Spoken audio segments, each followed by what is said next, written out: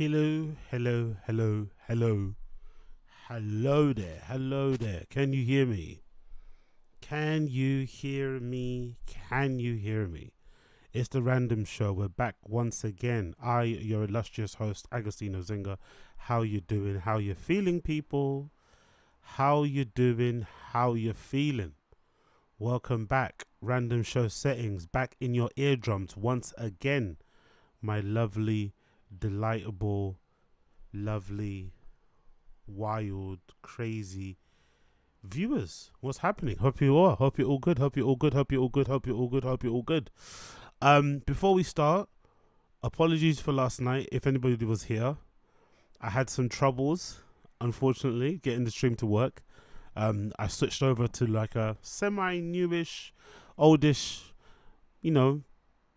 laptop and stuff wasn't working the way it should be working. I messed up some of the settings, but I think I've got it down pat now. I spent the last bit of this evening going through some fucking stream settings, so it should be okay now. It should be okay. It should be okay. It should be okay. But the only problem is that I think the FPS is a bit low. So this is gonna run, I think, without lag, but if you see me a bit jittery, it's just because the FPS is super low. But it should be fine. It should run smooth.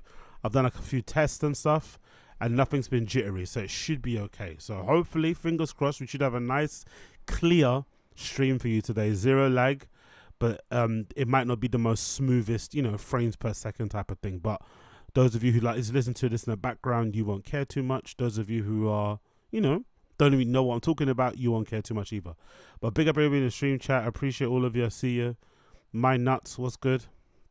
I'm starting now. My nuts, what's good? Hope you're well. Young old vibes, hope you're well. Joe from MIA, what's up? What's up? What up? Dallas Zinga is hilarious. Big up Joe Mibson as well. How you doing? Andre, I see you. Sarlux, what's good? What's good? What's good? And Liche Manuel, what's going on? What's going on? Yeah, exactly. Young old vibes. I went to the store to get some milk. Never came back.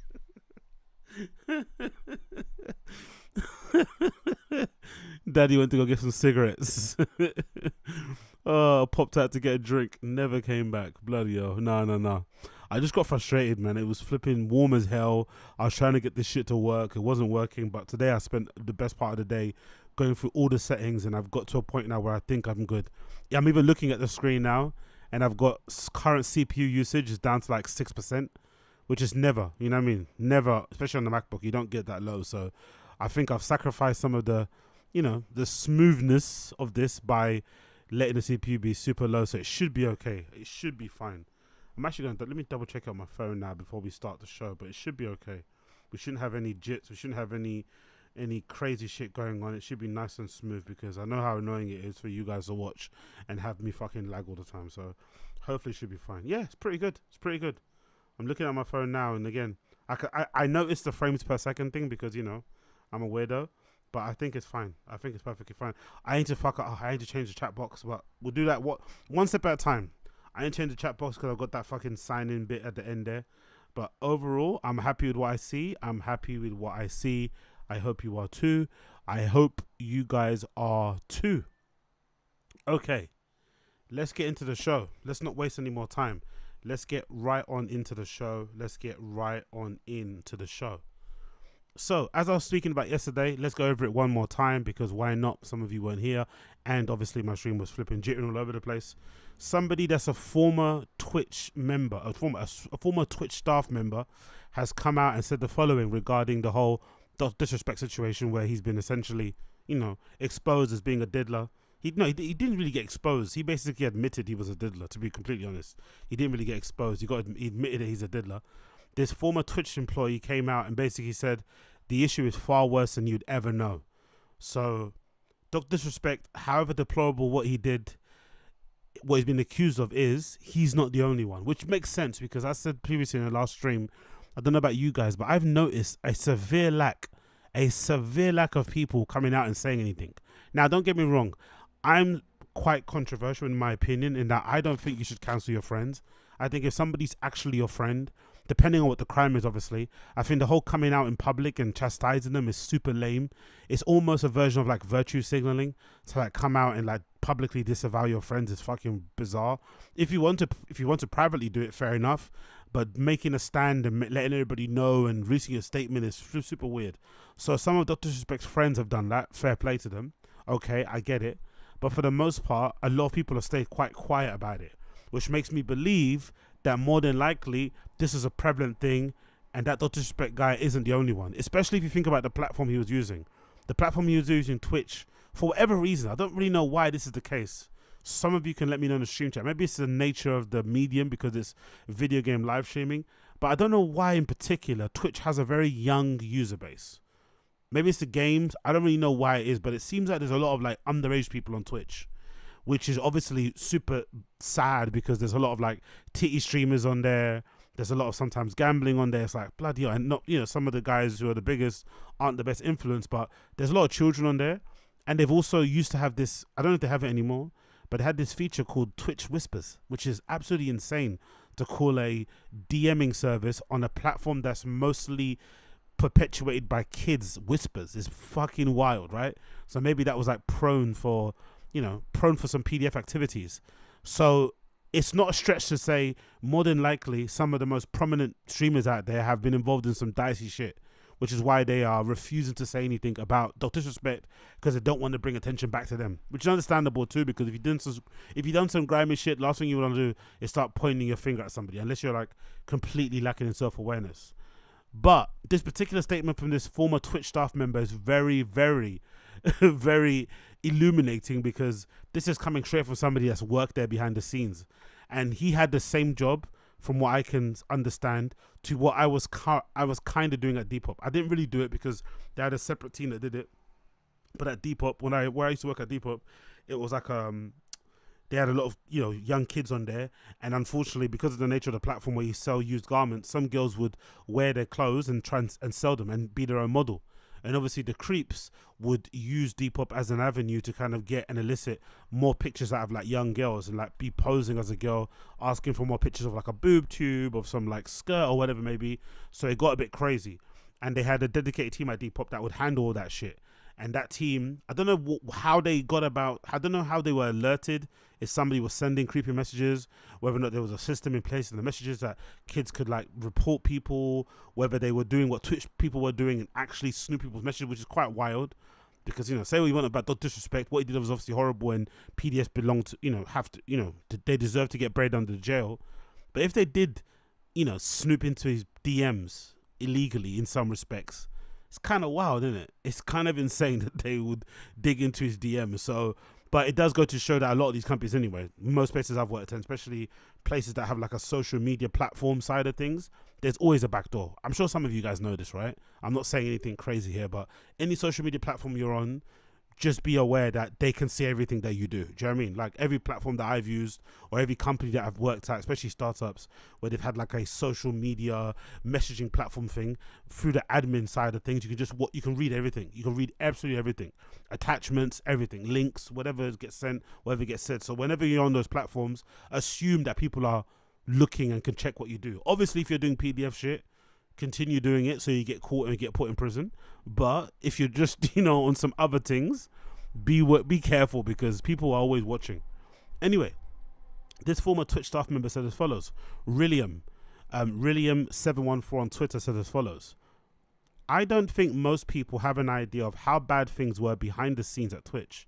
I literally worked in a department that had access to the most data and information. I saw private whispers. It was literally my job to investigate daily. I saw things every single day that I wish I never had to see. I always advocated for being a good human, always expressed with heavy emotion on my streams how Twitch let pedophiles run free every day. I signed an NDA, afraid to get in trouble, but I have to say something. I've been bothering me for so long. These sick fucks don't deserve to be free. It continues one more. Of course, I reported everything I saw directly to the authorities within minutes. It's also highly illegal to save anything related to these cases. Look up the CSAM laws.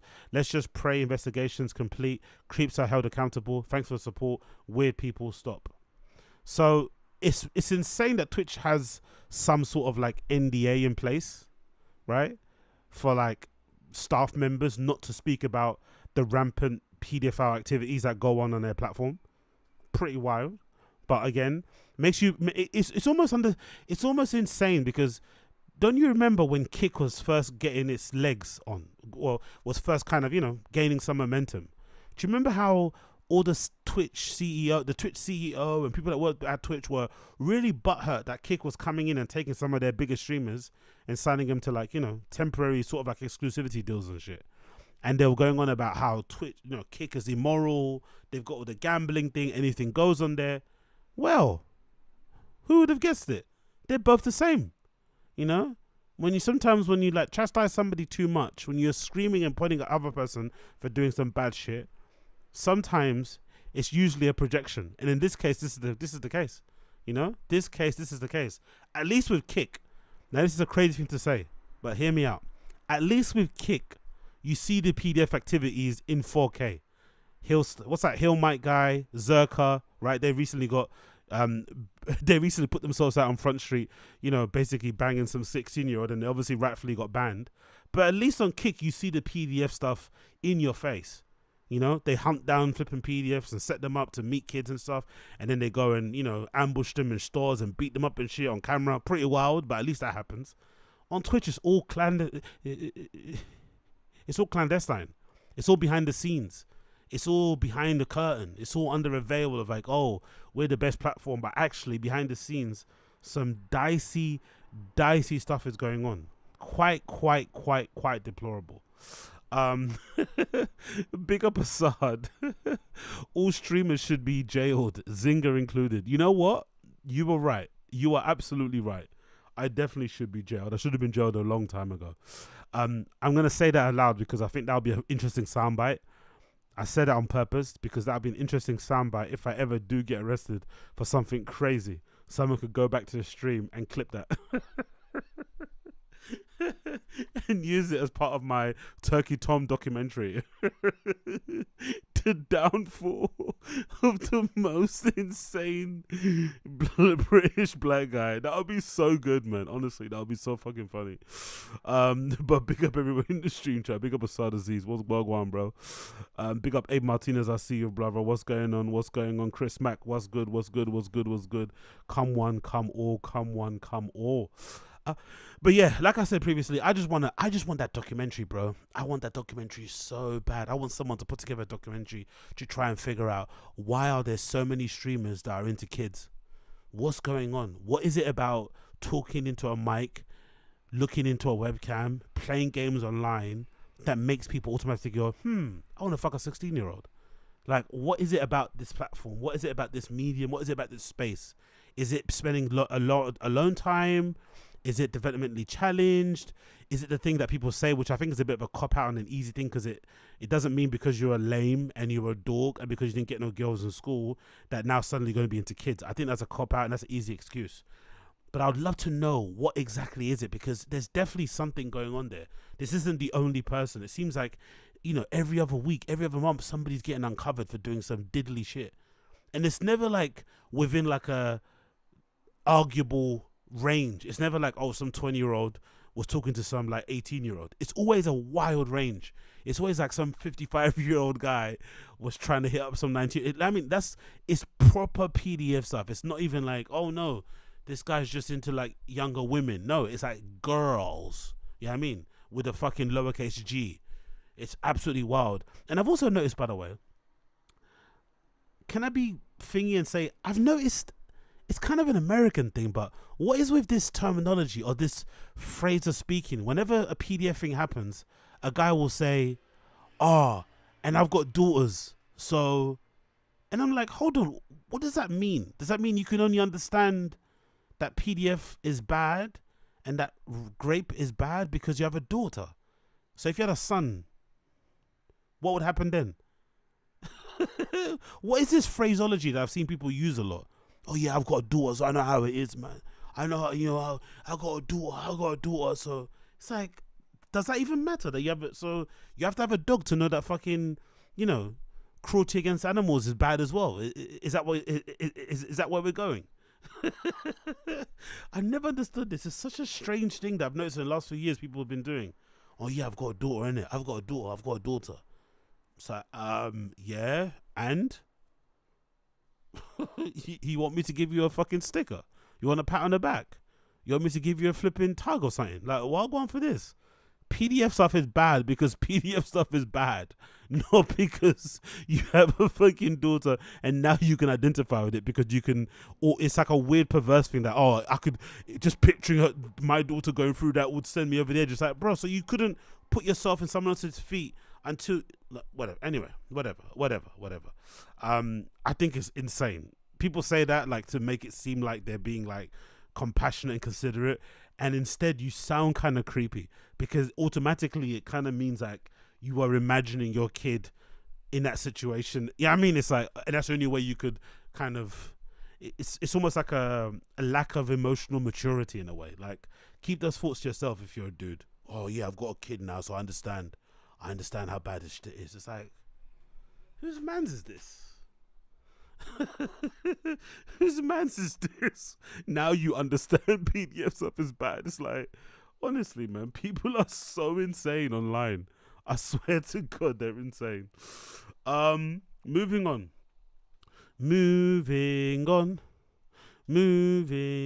What you guys saying? It's an empty thing. That's like how white people pretend to understand racial struggle. Just ask Tremaine. Oh, Assad Aziz coming through with an absolute bomb there. Big up A Martinez. New Jamari video about Dr. Disrespect dropped 1 hour ago. Wrong one. Oh yeah, I got to check that out as well. Jamari is my guy. I like him. He's got a good channel as well.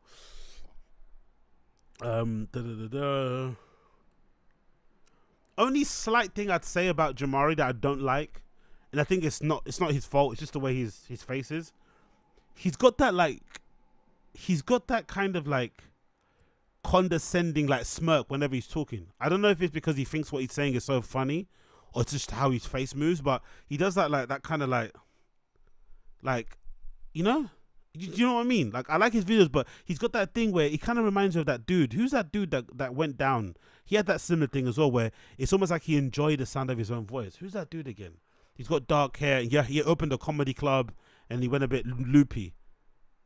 You know? Like, he does that thing, that little like just wait until they hear the next line, because it's all scripted as well, so you know he's already thinking about the next line anyway. So Jamari needs to chill with a little like smirks at himself, or maybe he just likes the way he looks on camera. Def Noodles, that's one. Big up Bronze Arm View, yeah. Jamari is starting to remind me a little bit of Def Noodles. This might be a bit of a long call. This might be a bit of a wild take. He's starting to remind me of Def. He's starting to act like his shit don't stink, you know? I don't know. I like the guy, but the little, I notice it. He keeps like smirking at himself, like on the camera, like, wait until they hear this shit. Wait until they get a load of this. It's like, bro, like, I don't know. But big up Jamari anyway. His output is fucking crazy. So big up him. His output is fucking crazy. Let's continue. What? Assad, I don't like Jamari because he's Taco Bell Mexican. I'm not going to lie. I thought he was Filipino for a long time. I legit thought he was Filipino. I didn't know he was, of Hispanic descent until later. Well, some Filipinos think they're Hispanic anyway, to be fair. But anyway, let's move on. Let me stop my Filipino hate. Let's move on. Bappa has to be crushed. His North Star sold his TRX. Are you guys familiar with this, by the way? I've only known this recently because of the fucking Reddit people and you guys in the stream chat. Allegedly, this whole TRX truck thing wasn't even an original idea. Like, this is something that he stole from Rogan as well, which is wild. I didn't know that this was like, I just assumed he got into the TRX truck thing naturally after being into luxury cars, because there is a narrative at the moment that he's now not making as much money as was in the past, which is why he doesn't drive Ferraris, why that Porsche that he said he would never sell, he sold. But I don't think that's true, because he still, he fucking wrecked a TRX recently, flipped it, because he doesn't know how to drive, and then he immediately bought another one. So I think he's still got, he's got good wonga. So I just assumed the TRX thing was just the next step in, like, I'm off the sports car thing, I'm onto trucks. But according to the Reddit, according to you guys in the stream chat, there's origins of it is that he copied a thing from Rogan. I'm like, wow. Yo, big up. Yeah, yes. Big up 20 Cent for being a supporter. Welcome. Wagwan. Thank you for joining the Flipping Collective. You are much appreciated. Wagwan 20 Cent. Yo, big up Coyle in the chat. What's going on, my guy? What's going on? So let's watch this video. This is Bappa has to be crushed that his North Star sold his TRX and Ford Raptor instead. And bought a Ford Raptor instead. Let's play this video. Good. Joe, you know what you need to get for us? Buy for us, just you get it and then send me pictures. Is the Mustang GTD. Oh, the GTD. I'm down with that. There's only 300 of them. Oh, really? I applied for it. What is a Mustang? Again, sorry, but I'm not the best with cars. What's a Mustang GTD? Mustang GT. What's that? GTD. Get us a Mustang GTD. Get us. Ooh, this is really nice, isn't it? God damn. Fucking hell. And people say that Brendan's running out of money and that he's going broke. This is the stuff that he's buying. God. So it's 240,000. Obviously, it's not as much as a Porsche. I understand you. It's not as much as a Lambo. But that's a fucking expensive car. But it's fucking beautiful. Look at all the vents. The vents almost make it look aggressive, innit? Really fucking aggressive. Look at the vents. On the bonnet, here, along the doors. This thing must like grip the road. The traction on this, look how low it is as well. This is fucking gorgeous. Wow. Wow. No offense, right? And I don't like to talk about the wife on here. But she has to jump on OnlyFans or something. She has to contribute to the household fucking income. This guy is allegedly gonna buy these cars. He's got her a fucking G-Wagon. She's got Hermes bags and shit. She gets stupid cosmetic surgery every day because she doesn't want to drink fucking water. Like, if you want to live that life, at least contribute something to the fucking bills. Come on, man. Get the fucking tatters out on OF or something. Like, do something, bruh. Papa's gonna literally KILLL himself. You know, to support that entire family. All 3 kids are allegedly probably going to go to private school. Like, that woman needs to fucking step up, man, and contribute something to the table. Like, god damn, girl, help a brother out. Come on, Ford, hook me up. They're going to do it. I just got a Hennessy Raptor R. Ooh, what's that? What's a Hennessy Raptor R? What's a Hennessy? Oh, Hennessy's the garage, isn't it, right? Hennessy, yeah, I know Hennessy. Hennessy's the garage that does really cool mods and shit. Yeah? It's like Barabbas. It's like Babaras, whatever, that make the G-Wagon. It's the same sort of thing, right? Yeah, Hennessy's the one that makes the cars. And he's the guy that came on Rogan as well. Blonde guy, kind of stocky looking. Cool. Yeah, they're iconic for this one, right? This 5-wheeler thing. Or 6-wheeler thing. Sorry, 5-wheeler thing. So Rogan got a Hennessy Raptor R. Oof, that's pretty tough looking too, isn't it? That's pretty tough looking too. That's the type of whip that you're gonna drive on the way to go and, like, you know, allegedly, you know, take out the parents of some kid that's bullying your kid at school. Right? Your kid comes home, snot all over his face, chipped tooth, bloody eye, and says some kid beat him up at school. This is the type of whip that you jump into in your slippers. You put the baseball bat in the passenger seat and you just drive over to the parents' house. You drive it right up into the driveway. You hop out, and when the parents come out, like, oh my God, what are you doing? Clang, clang. Hit the husband, clang. Hit the wife. The baby comes out, clang. This is the type of pickup. This is demon time pickup. Like, you can only be doing like acts of crazy physical violence in a truck like this. That's it. This isn't a truck to go to Erewhon with. This is a truck to go beat up some 10-year-old that's been bullying your 10-year-old. And then when their parents get involved, you run them over. Do you remember that iconic video of that neighbor, of those neighbors that got into an argument in the snow, and one of them just walked into his house casually, pulled out his strap and just like murked the neighbor and the wife was still being annoying on the ground, still fucking mouthing off on the ground. Typical woman, by the way. She got murked, right? She got shot many a times, and she's still like, you fucking. She's still being a Karen on the floor. So he obviously, you know, bang, bang, bang, made the job done. Oh, sorry, made sure the job was done. Yeah, exactly. That video was brutal. Yeah, that video, because it starts off so like, you know, it starts off so nonchalantly. Like they're having like a normal-ish neighborly dispute, and it just escalates so quickly. Let's go back to the video. That's wild. Yeah, it's being built right now. And you still have the GTD. I'm Hennessy getting rid of that. TRX. I'm getting rid of the TRX. Oh wow, yeah, the Hennessy TRX. Let's see Joe Rogan, Hennessy. Yeah, well, big up Theodore. Well gone, brother. This summer's internet drama has just been extreme degeneracy. Hopefully a tide of fun comes soon. I'm not gonna lie, brother. I don't think so. You know, I'm not to be macabre, not to be cynical, not to be dour. I think this is our new fun. I just watched a video from Kino Casino about Review Tech USA, once again using his family's medical situation and shit as a human shield for all the shit that he's going through. Allegedly now his mum is suddenly in hospital. And I was wondering to myself, like, this is our new entertainment. Degeneracy and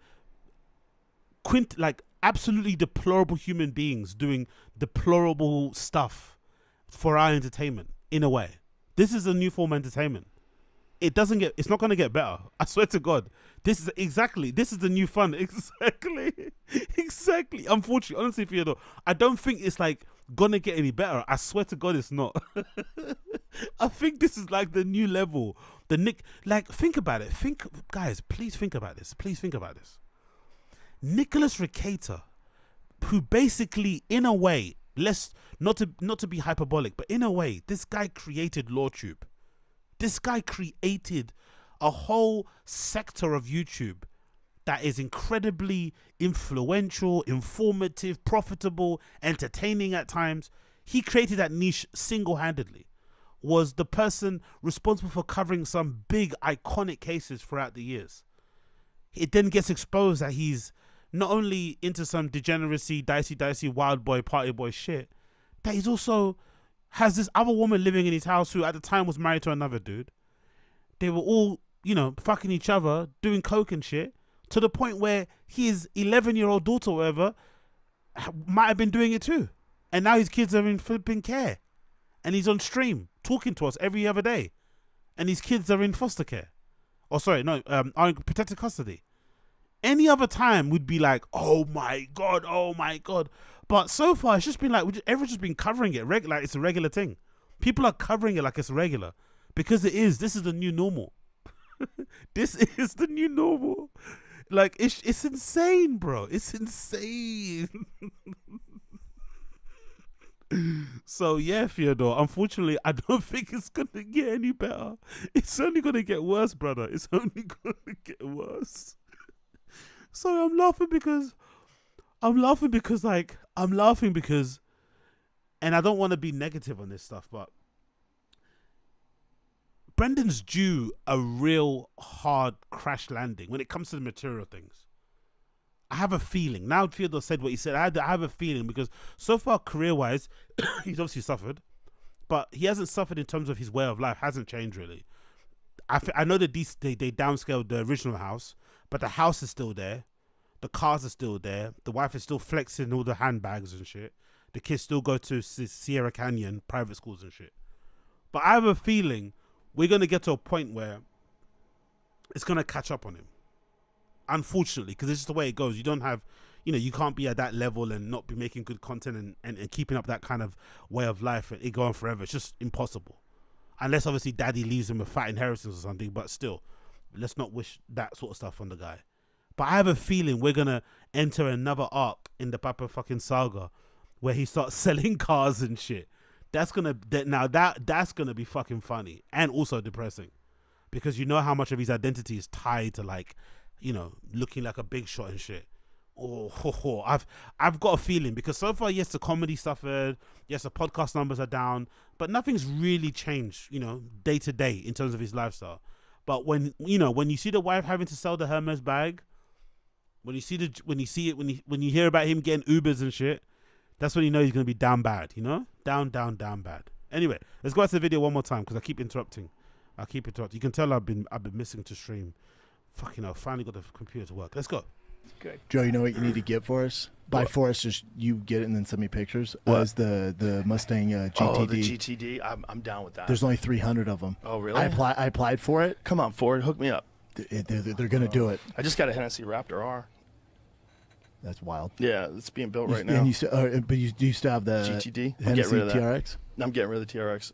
What's the GTD? He actually was a bit crushed in it. I know I'm reading a little bit too much into it, but he almost looked like he was a little bit upset that Rogan's not a TRX guy anymore. Oh my god, one more time here. That's wild. Yeah, it's being built right now. And you still have the GTD. I'm Hennessy getting rid of that. TRX. I'm getting rid of the TRX. What's the GTD? Right now. He looked away like he was trying to keep his tears in, or his tears in. He kind of looked away like, okay, cool. Yeah, that's fine. Yeah, it's completely fine. No, that's fine. No. Yeah, you can fuck my wife. No, it's completely fine. Yeah, you can take my kids. Yeah, no, completely fine. No. Oh, yeah, podcast. Yeah, you can take it. Yeah. No, it's fine. It's fine. He's so distraught. Oh. But Rogan's got some nice whips in it. Let's be fair. Rogan has some nice fucking whips, man. Let's call a spade a spade. Papa Rogan spends his money pretty well, innit?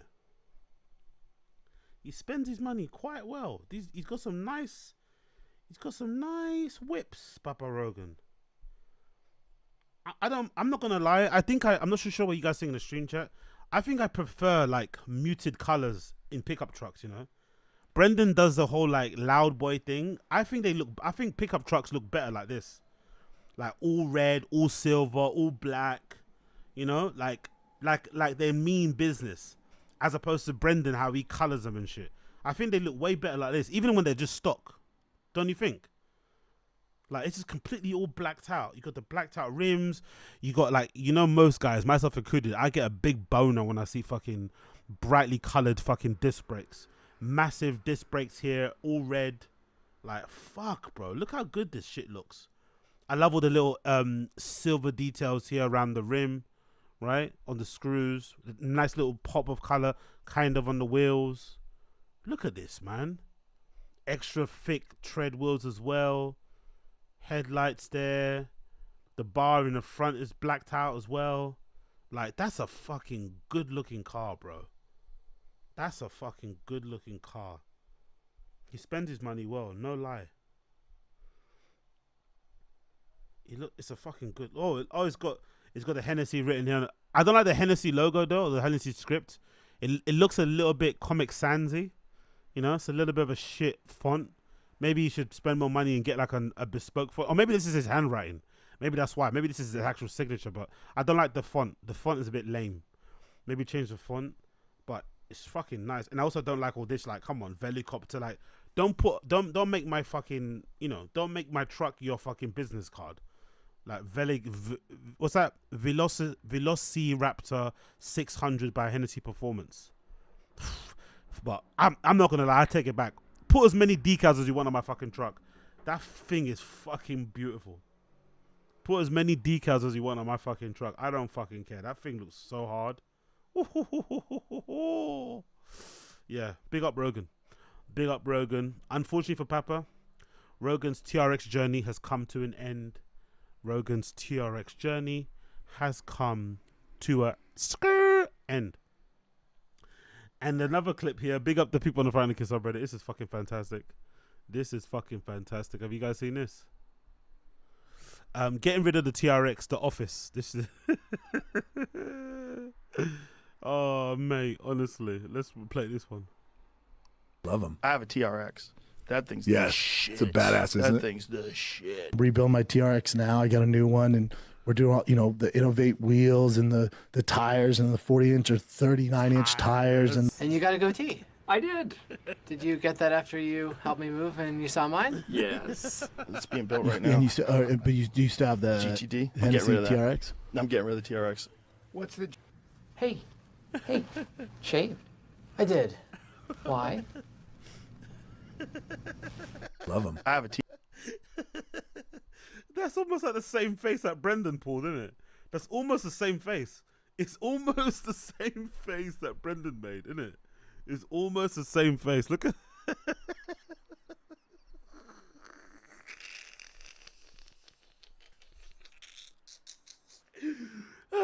He's like, why you do me like that, man? Why you do me like that? I thought we were boys. Why you do me like that? Why you do me like that? Oh, brilliant, man. Fucking hell, Papa, man.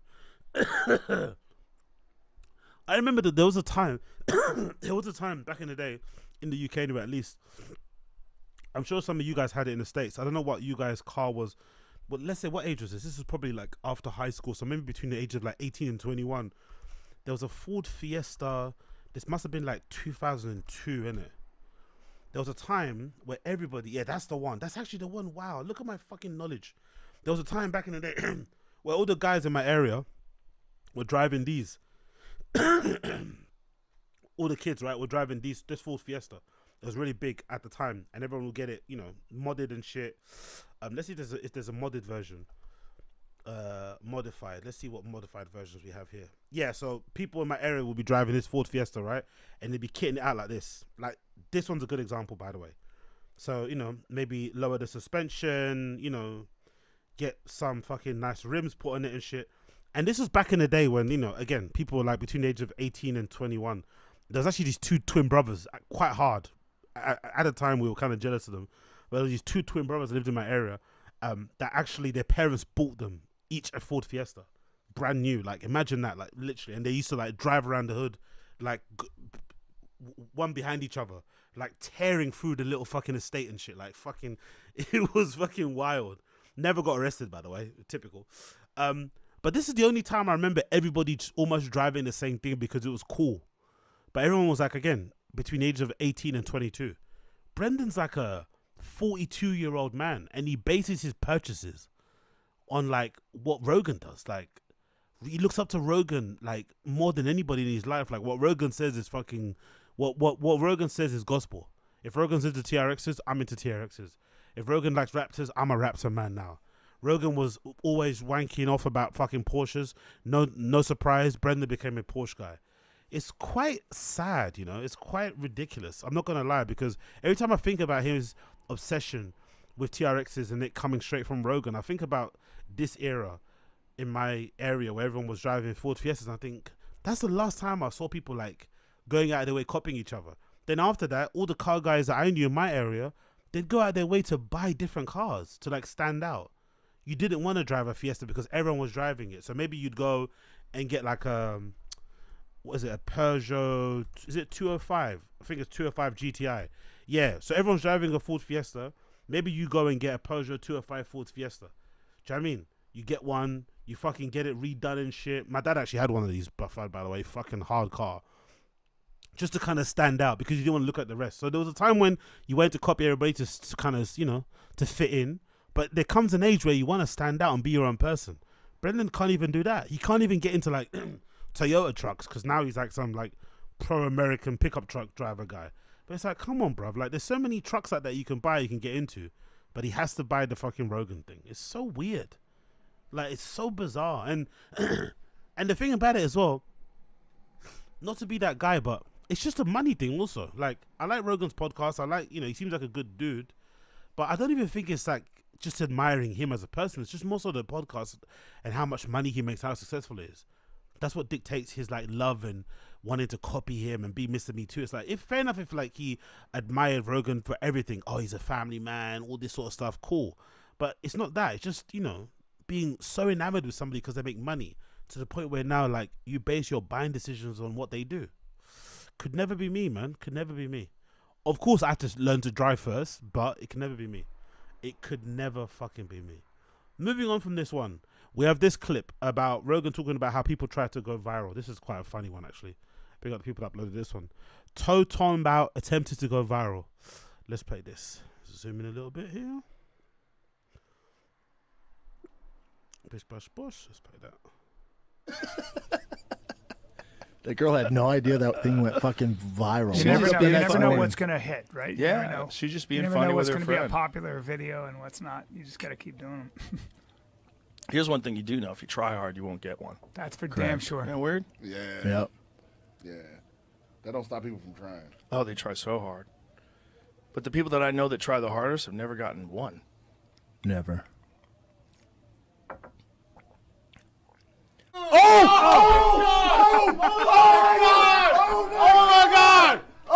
That's fucking. Oh my god. Dude, I played Duck Duck Goose. I lost my mind, started playing Duck Duck Goose, Yeah. and was pretending Brian was chasing me. Oh yeah, no.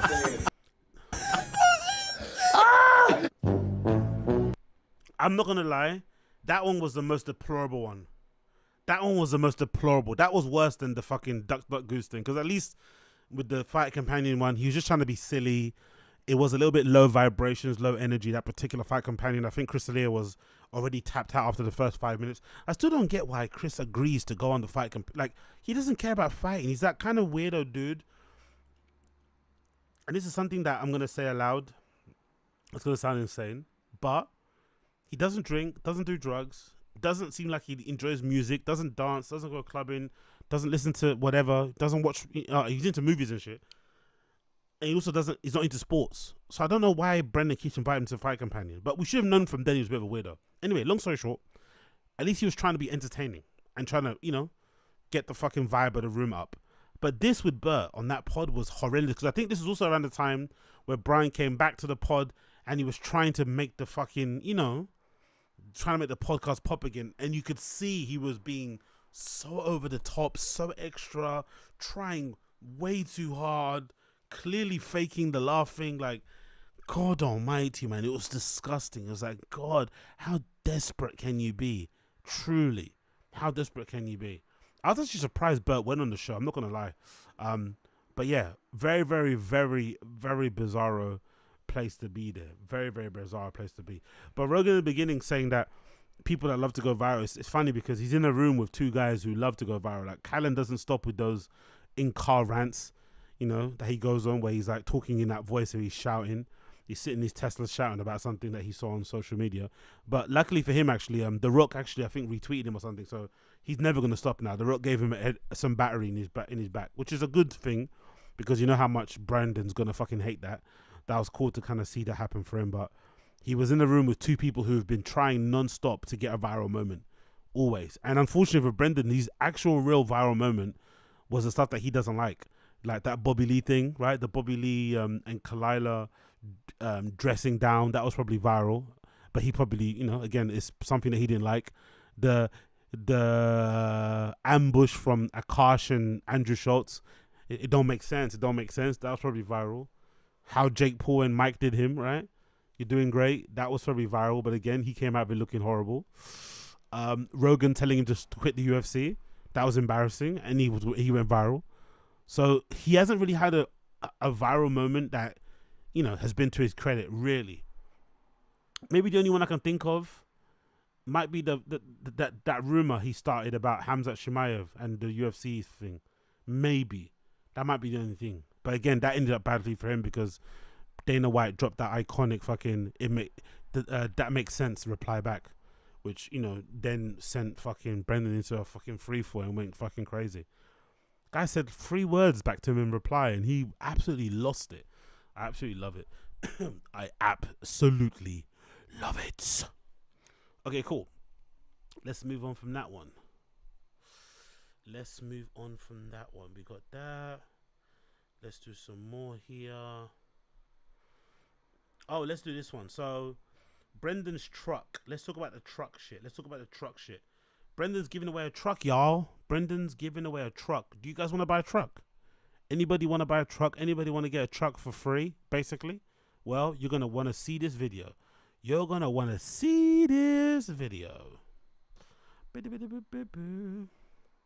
What's up, guys? Brendan Schaub here. I built the ultimate badass truck. If you like Raptors, RAIDER'S, that's cool. This is one of one. You won't see another one like it. And guess what? I'm giving it away. Look at this thing. You're not gonna see this anywhere else. It's a one-of-one F-150 Roush pre-runner. No stones unturned, linked up with the best of the best. Somebody's gonna win it.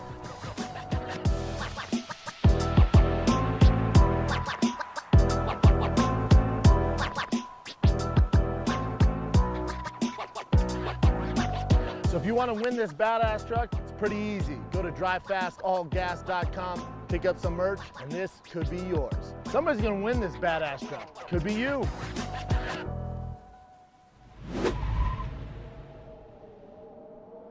So, first things first, the truck is really nice. The truck is really nice, but the first thing I think about when I see this truck is if it seems too good to be true, it probably is. If it seems too good to be true, it probably is. So the idea that you could buy a $40 t-shirt, right, a 60 quid hoodie and shit, and somehow be in the chance of winning a truck that's like, you know, 200k plus is a bit insane. Nobody really believes that. So most likely this is some sort of like ruse, some sort of like scam, right? Big up my guy, big up Theodore as well. Wagwan. In before Brendan's truck giveaway scam ends up on CoffeeZilla. Oh yeah, I'm hoping so. I'm hoping so. Not because I want him to get rumbled. I just want to see the squirm. I want to see the squirm.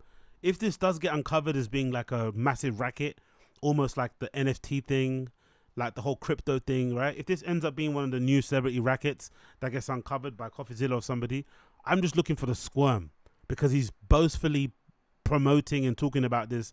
There's so much evidence of him speaking about this with pure confidence. I can't wait for the squirm and the cope and the excuses when he does get uncovered. Oh, yo, big up Uche in the chat. What's good, Uche? What's good, Uche? Wagwan, Brandon. Wagwan.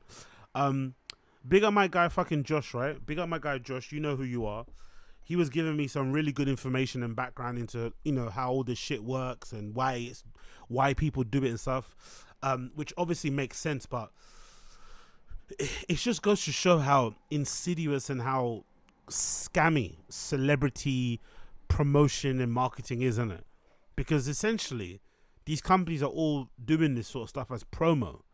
But in my opinion, I think if I'm, you know, I've worked in marketing before. I'm sure some of you guys have done advertising or marketing or know, you know, just how to, you know, fucking put shit out there on social. I'd much rather the company give me 10k working as a social media manager to invest into making some videos and shit. Maybe put some money behind some fucking paid promotion on social media. Maybe put a couple of grand on an Instagram ad. You could probably get way more value out of your money spending the entire 100,000, whatever it costs for you to make this car as a garage, into an Instagram advert promoting your business, or into like a little skit that you film on TikTok or something. You could probably get way more bang for your buck, way more, you know, clicks on your website, way more selling of merch, way more inquiries, way more people booking in their cars for fucking modification, whatever, than you'd get out of Brendan. He's not really that big of a deal. Like I saw an image, or I saw a video of some other dude on the Friday Kid subreddit. He looks like a bodybuilder guy, like a Bradley Mountain dude, and he's doing a giveaway. I saw another one of some other guy with long hair who looks like a surfer skater dude.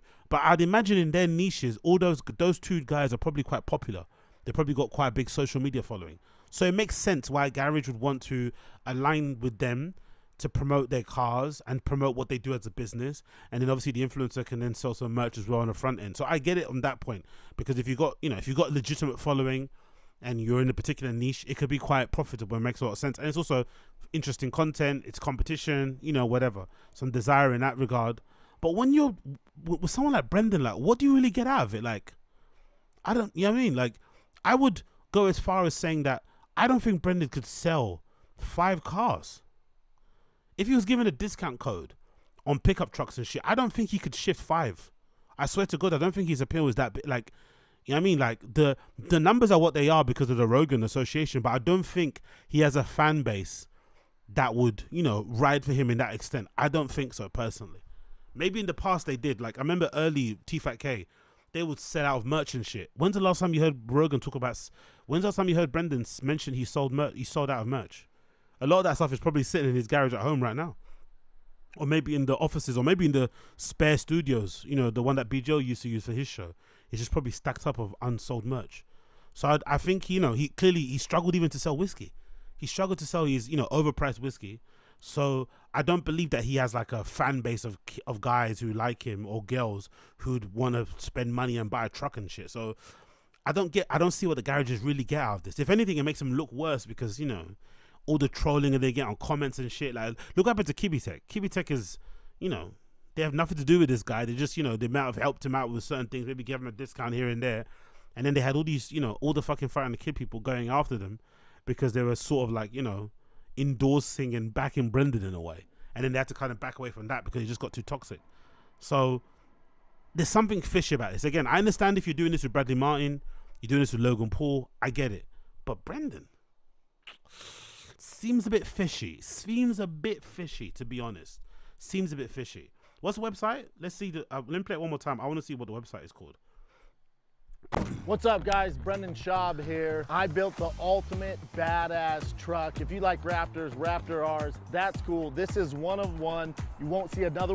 Yeah, exactly. Big up Brandon. The truck isn't going to revive his career. Very true. Big up Andy Ward. Truckfish baddies, stand up baddies. He's redacting this notes on limits. Exactly. It just keeps on going, mate. I would assume he just shows them the paid subs and views to keep up his image and get sponsorship. That's the thing, though. That's how bad celebrity endorsements have gotten, to the point where, like, just showing them those numbers is good. It's like, nah, man. Like, I don't know. Moldy merchandise in the garage. Exactly, Brandon. Another one like it, and guess what? I'm giving it away. Look at this thing.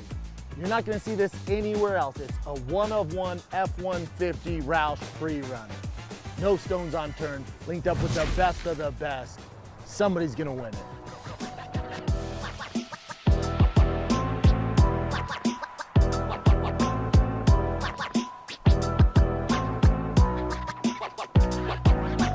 So if you wanna win this badass truck, it's pretty easy. Go to drivefastallgas.com. Okay, drivefastallgas.com. By the way, if I ever won this, I'd sell it immediately. drivefastallgas.com. I would sell it immediately. What would you guys do? If you won that truck, would you keep it or would you sell it? K for keep, S for sell. Let me know in the stream chat down below. What would you do? Openings. The site isn't even set up. The site isn't set up. It's just a standard template. You got the Shopify fucking tag at the bottom. Oh my God, bro. Come on, Baba. He hasn't even got it set up yet. Like, what are you guys saying? I'm seeing lots of S's. S, K. Okay, Shades Car will keep it. Fucking hell, bro. Sell it and put down payment on something reliable or actually cool. Yeah, exactly, Abe. Exactly. I agree with that one. I agree. Yeah, I think I'd do that too. I think the temptation would be just to kind of spend the money on it. But I think if you got some money for the truck, you're better off just buying yourself an actual car that you actually want. Maybe something that you could actually afford to keep as well, because, you know, I can't imagine what the insurance, especially for me. Imagine what the insurance would be like for me, a black guy living in like inner London, in a bad neighborhood. The insurance would be crazy. So yeah, how you gonna say go to the website when it's not even up yet? Exactly. Uche, sell fast. Exactly. Yeah, sell fast and fucking put that money towards the education, innit? Fucking hell. Fuck me. That'll be the smart way to go about things. My current truck is 20 years old. How can I not? Exactly, yeah. Fair enough, Shades Cal. Scooby-Doo, he was trying to launch it with his Rogan. That's what I'm about to say. He was trying to launch it with the Rogan spot, but he's so redacted. He didn't get it. Like, this is, again, I bet you any money. Scooby 2. I get you any money. If this subject comes up in the next TFATK episode about, oh, people complaining that the website's not opened yet, I bet you any money he blames the team. Oh yeah, my team, you know, with Rogan, we're running around. There's no team. It's just you. You couldn't get this stuff set up yet. You couldn't get somebody to sort out the fucking site so that people could see what the merch looked like. They can maybe pre-register, maybe have a splash page so they can see what the merch is. They can get a reminder of how to enter, when the fucking draw's gonna happen, closing date. Like, give them something to, you know, a sense of urgency. Create a sense of urgency. Say, like, you know, get in there quickly. Like, have a fucking running ticket, you know, a running fucking counter that shows all the entries coming in. Basic shit, bro. Basic shit. But he's such in a rush to get that Rogan bounce that he just set up a splash page that's got like an email subscription thing on there. For what? Do you know what I mean? Like, just wait for your social media posts. Like, why would you bother entering an email into this? There's no urgency, no nothing. He just put he made the fucking picture of the truck, the thumbnail, the background, sorry, of the website. It's just like a stock Shopify website too. It's like, come on, bro. You can't do nothing right. Guy can't do nothing right. Big up Brendan. He says, I'm telling you, he custom ordered it, can't afford it, tried to back out of the deal, compromised by paying for it. What? Hold on. If this is true, this is an insane thing to do if this is true. But it sounds believable. I'm telling you, he custom ordered it, can't afford it, tried to back out of the deal, compromised by paying for it in part and using the giveaway promo to compensate for the difference he can't pay. Fuck. Imagine that is true. You know why that's so bad? Because immediately, you know what I think about when I think about it? Big up Brendan for the fucking comment. You know what I think when I immediately think about that? That's gonna put him in bad standing with garages though, innit? I'd imagine. Like if you're somebody that gets your car modded by certain garages but you don't pay, or you're a hard person to deal with, I'd imagine in the garage modding community, you know, it's a small community, you know, word travels fast. That one could put you in good standing. People are going to want to avoid you. They're not going to do business with you. You know, like fair enough it's scammy. Fair enough it's fucking shitty. But it immediately makes him, you know, out to be the bad guy. So a new community, it's like a shame. A new community he's just getting into that he says, oh, I like it because it's a community aspect. Everybody's cool. He just got into this. Right? And he's already pissing people off. He's already rubbed people up the wrong way. He just got into his community. Only Papa could do this. If what that guy Brendan in the stream chat said is true, this is hilarious. Oh, he's acting as if like he did this from the goodness of his heart to give back to the fans. Oh man, you've been supporting me so much, man. I want to extend the olive branch. I want to, you know, thank you guys for supporting me. So I put this truck together with some of my favorite garages and we're going to auction it off and shit. Like, nah, the actual truth is you fucking made that for yourself and then you backed out of it. Because I could see that happening. Maybe he did this. Maybe this truck was made at the same time he had his original TRX. Then he crashes his TRX. And now the money that he would spend on this truck, he now wants to spend on a new TRX. That could be possible. That could be fucking possible, you know. I can see that to be the case. So maybe that Brendan in the stream chat has this. Maybe he's right. Maybe there's something. Imagine if he did that. That's so scummy. I guess for the garage, they don't care because they're going to get their money either way, right? I guess they don't give a fuck how they get their money. Just want their money. Oh, fuck.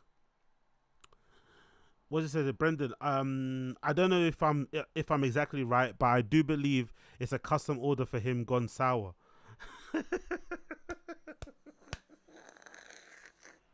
He's so dumb. That's why I've never been the biggest fan of the like investigative, deep diving, trying to uncover things about Bappa. He's so redacted. Just let him be him. Just give him space. Give him room. He's going to fuck shit up and he's going to make it fun for us to watch. You don't need to do anything. No gay ops. No gay ops. Just let him do what he wants. Give him space. Give him all the time in the world and he'll eventually fuck it up. God, bro. Honestly, this pickup truck community, as GAY as it sounds and as it looks, those guys seem pretty chill, man. You know, they're all about beers, trucker caps, you know, their wives, their children. It's kind of family orientated. It's a little bit culty because I think a lot of them are Christians and shit. So there's a little bit of that going on there. You know, maybe it's a little gateway into fucking becoming a born again Christian. Who knows? But it's a good community of regular people who make money and have fun and drive their cars on the weekend and look after their wives and go hunting and all this sort of shit. So after leaving the comedy scene, you'd think that'd be a good way to go, a good place to go, isn't it? Okay, let's get out of Hollywood. Let's go hang out with these dudes. And he still finds a way to fuck that up. Fucking hell. Can you imagine the stuff these garages must say about Brendan behind his back? Big up Saws. Just want to shout out one of the better SCHAUB compilation channels I've found, at Amart Audiovisual. Only a few videos but their editing is fantastic. Could be some fun family watches. Oh, thank you, Andrew W. Yes, I'll add that to the list. Let me search on my phone here because I can't multitask on this computer. So let me search for it on my phone right here, my friend. Big up Andrew W. A-Mart. Was it A-Mart Audio Visual?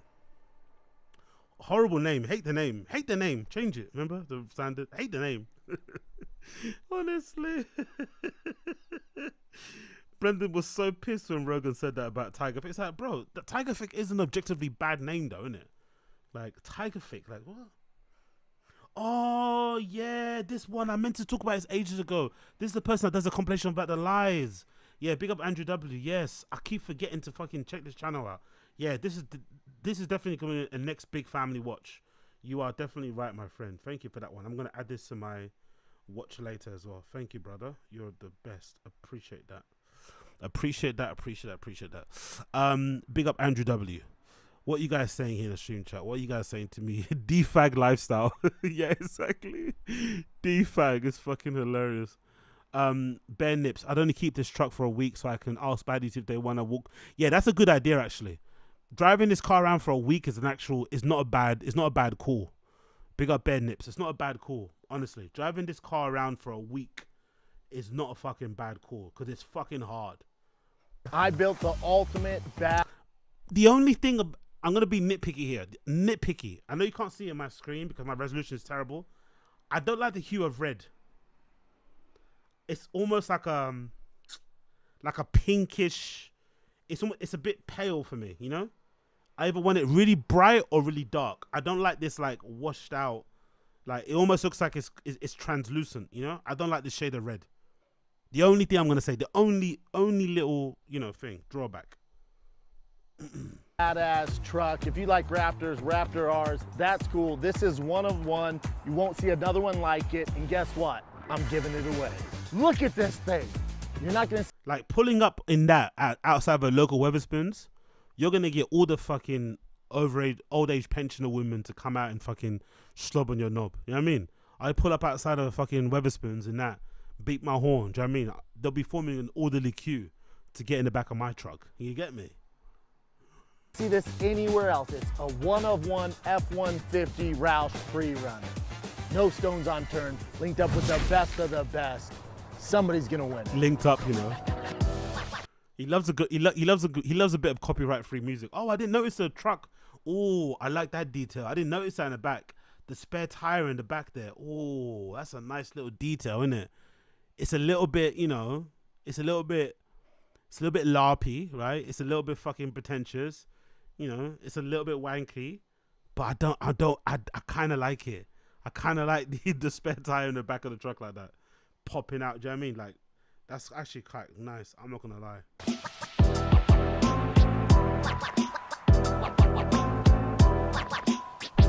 Yeah, Zaki Bare Nips. Yeah, the red.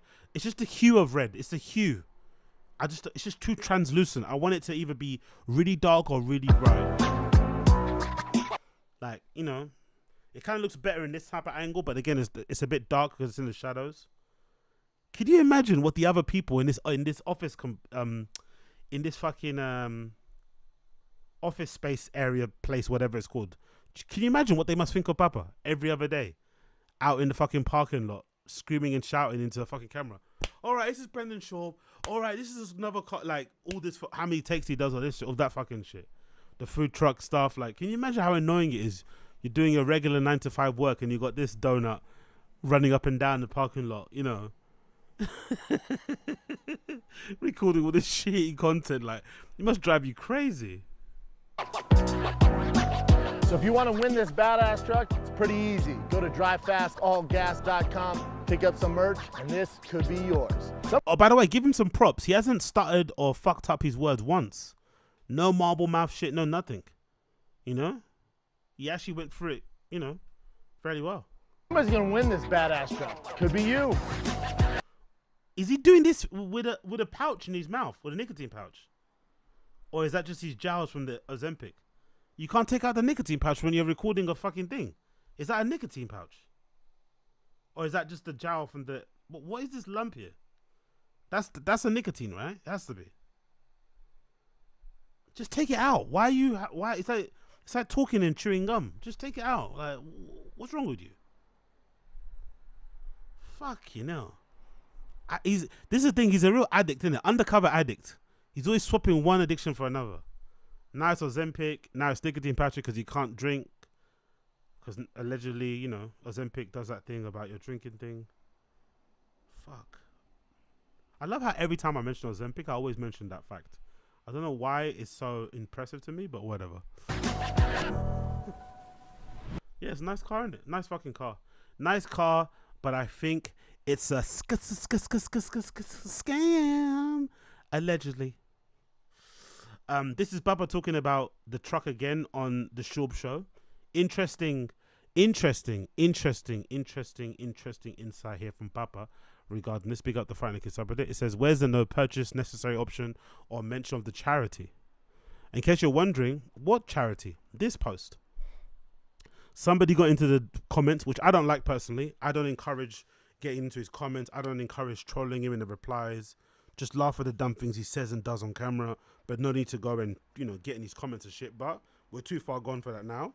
Somebody got him and said as follows: which charity will the proceeds from this raffle go to? And Bappa, like an idiot, replied, because now he doesn't have BGL, so he's on his fucking, you know, thing, always talking and shit. He replied back, a hero for veterans. Patience, young grasshopper. All details go live July 8th. Appreciate how concerned you are about charities, though. So he's almost mocking him a little bit, right? Like, I don't know why you're mocking a guy and being condescending when you said the money would go to charity. Now, he hasn't mentioned it a lot. To be fair to the guy. He hasn't mentioned it a lot. He's mentioned it sparingly. But I guess there has been some inkling or some suggestion that proceeds of this raffle will go to charity. I personally don't think so. This is definitely, you know, if what Brendan in the stream chat saying is true, maybe it's to pay off whatever he has left to pay off for the truck, or maybe it's just a way for him to make money, or maybe a way just to kind of promote himself and get, you know, because if you're smart, you might say a way to enter the raffle is also follow the account, right, of like all gas, all farts, all gas, whatever. That might be a thing, because some raffles do that just to increase the follower number. So you basically use the raffle as a way to kind of increase your followers. So he could use that as a rule, but I haven't seen that just yet. But the raffle thing is obviously to make it, you know, seem like he's a good dude and it's not just about making profit. But I don't know, man. I think this is going to come back and bite him in the ass. There's no need to even talk about this if it's not going to be the case. And then the guy replies back and says, seems like a very worthy cause and I'm glad to see your non-profit organization. Hey, big up NJ. Sub-high school level behavior. Can't stop dipping, even to do the BS job that keeps him fed. Exactly. One of the Western Hemisphere's bigger morons.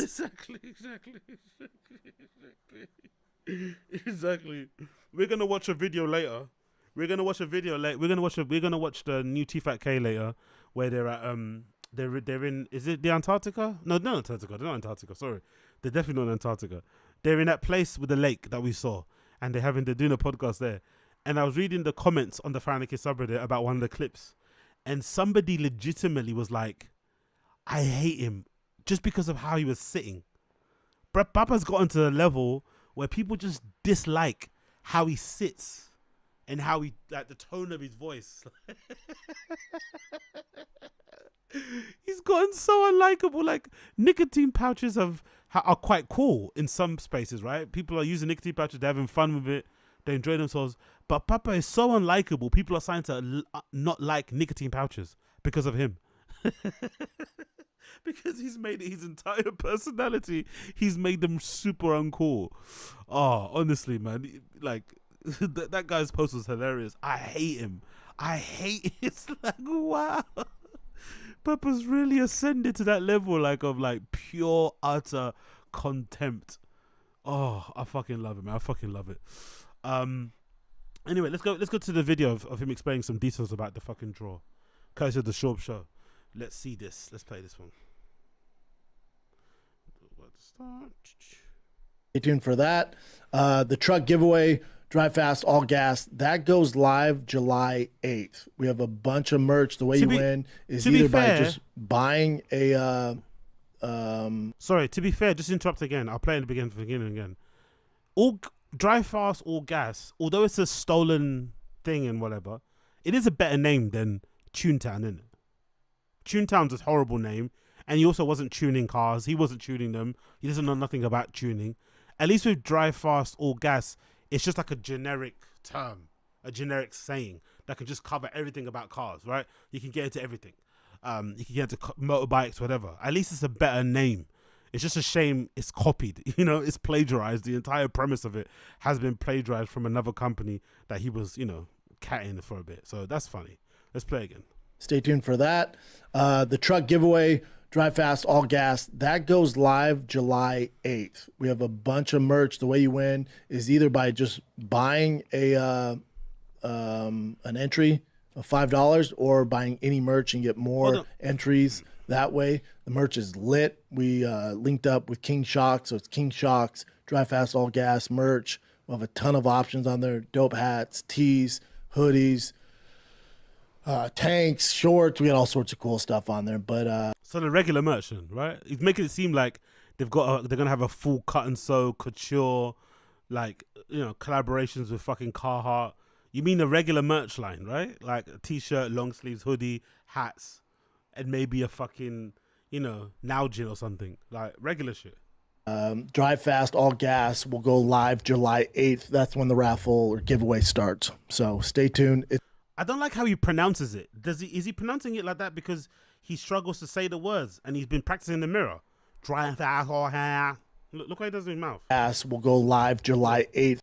Hoodies, tanks, shorts. We got all sorts of cool stuff on there. But Drive Fast, All Gas will go live July 8th. Drive Fast, All Gas will Drive Fast, All Gas will go.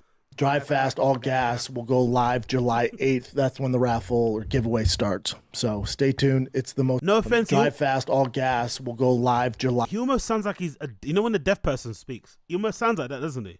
He almost sounds like when a deaf person speaks when he says that. Drive Fast, All Gas. No? All sorts of cool stuff on there. But Drive Fast, All Gas will go live July 8th. That's when the raffle or giveaway starts. So stay tuned. It's the most bad. Big up Uche. Trug walk, sug cock. Trug walk, sug cock. I honestly, there's not many words that make me chuckle, but cock is one of them. It's such an aggressive word. Cock, you know, like cock. There's something about that word. It just fills me with so much joy. Maybe it's adolescent, my lack of fucking maturity overall, but the word cock, you know, cock, you know, sucking on cock. Like, it's just, even when you say the word cock, you feel like you got a cock in your mouth, innit? No? Right? Right, fellas? Right, fellas? Right? Badass truck of all time. Make sure whoever wins this thing, you actually use it for what it's for. It will shit all over Raptor R, TRX's stock. It will do what it's meant to do. So this thing's loaded. Partnered up with Roush, King Shocks, Kibby Tech, Blitzkrieg, McNeil Racing, Raceline, MP Exhaust. This thing's pretty wild. SOS is, I'll get the truck back at the end of this week. They're doing a custom race interior on it. This thing's gonna be fucking wild. And it can be yours for as little as $5 or a price of a t-shirt. And subscribe to the YouTube. Yes, you have to subscribe to Drive Fast All Gas YouTube. Come on, get the fucking rules in place, bro. At least stress those in the beginning. Hey, in order to enter, we're gonna have people even lie and say we hired a firm. They're gonna be cross-referencing everybody that's subscribed with people that enter. So make sure the subscription that you make under the thingy is the same name that you enter in the raffle to make the job easier. Like, stress the rules to drive the engagement. At least we create a sense of urgency. Doesn't even know the rules. Oh yeah, true. You have to subscribe. Basically, you don't have to subscribe, but it's just funny. Formerly known as Toontown. So if you're not a subscriber and you're elected the winner, it won't count if you're not subscribed. So make sure. Imagine the fucking backlash if he followed through on that. Imagine the backlash if he followed through and the person that won neither followed him, TFATK, Drive Fast All Gas Instagram account, or the YouTube. Imagine the fucking backlash that he would get if he decided not to give that person the truck.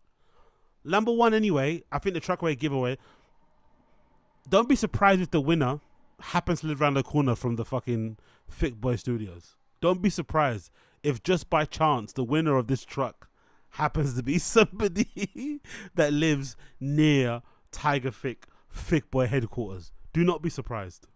You subscribe to Drive Fast All Gas in order to solidify your win. All right? That's July 8th. It's going to be a fun summer, kids. Love you guys. Stay safe. Enjoy the fights this weekend. 303. I'm out. I don't know about you guys, but I think there's something fishy going on here. And I'm just waiting for it to play out the way it's meant to play out. But if you want to enter, feel free. Do what you need to do. But I'm just watching from afar with my arms crossed, judging like a good person does on the internet. Just judging. Because why the fuck not? Because why the fuck not? Okay, cool. Continuing on. Let's play some YURIY clips. According to AD, YURIY's leaving LA, guys. According to AD, YURIY and Riley are leaving LA. They're finally leaving. They are traveling somewhere up north to start a new life and get away from the trolls and the haters and COMPA Raider and LUSH One and anybody else that wants to attack or come after the Slumdog and his fucking queen. So AD called YURIY on stream randomly. AD's now on Kick, I think, as well, streaming on there. So check him out. And he called YURIY, and YURIY confirmed the news live on his Kick stream. So let's watch this clip of YURIY talking about his big move up north with Riley. They're finally leaving LA.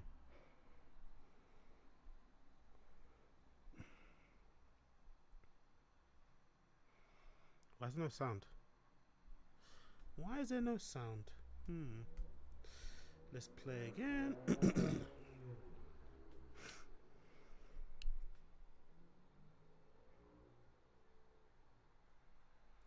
Why is there no sound? Why is there no sound? Okay, cool. Let me find it again. Let me find it.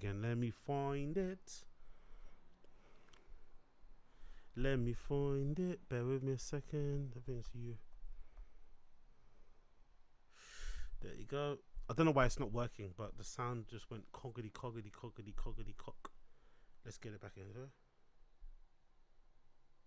Did I download it without the sound? Or is that just me? YURIY? Yeah, there you go. Cool. Let's go again. Let's do it one more time. Bish bash bosh. KREISCHER, hold up. I'm on Kick right now, man.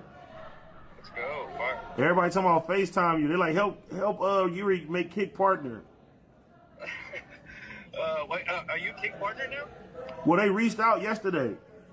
Oh, let's go. That's fire, bro. Yeah, but you know, bro, everybody asking about the scooter streams. I feel like you forgot about it.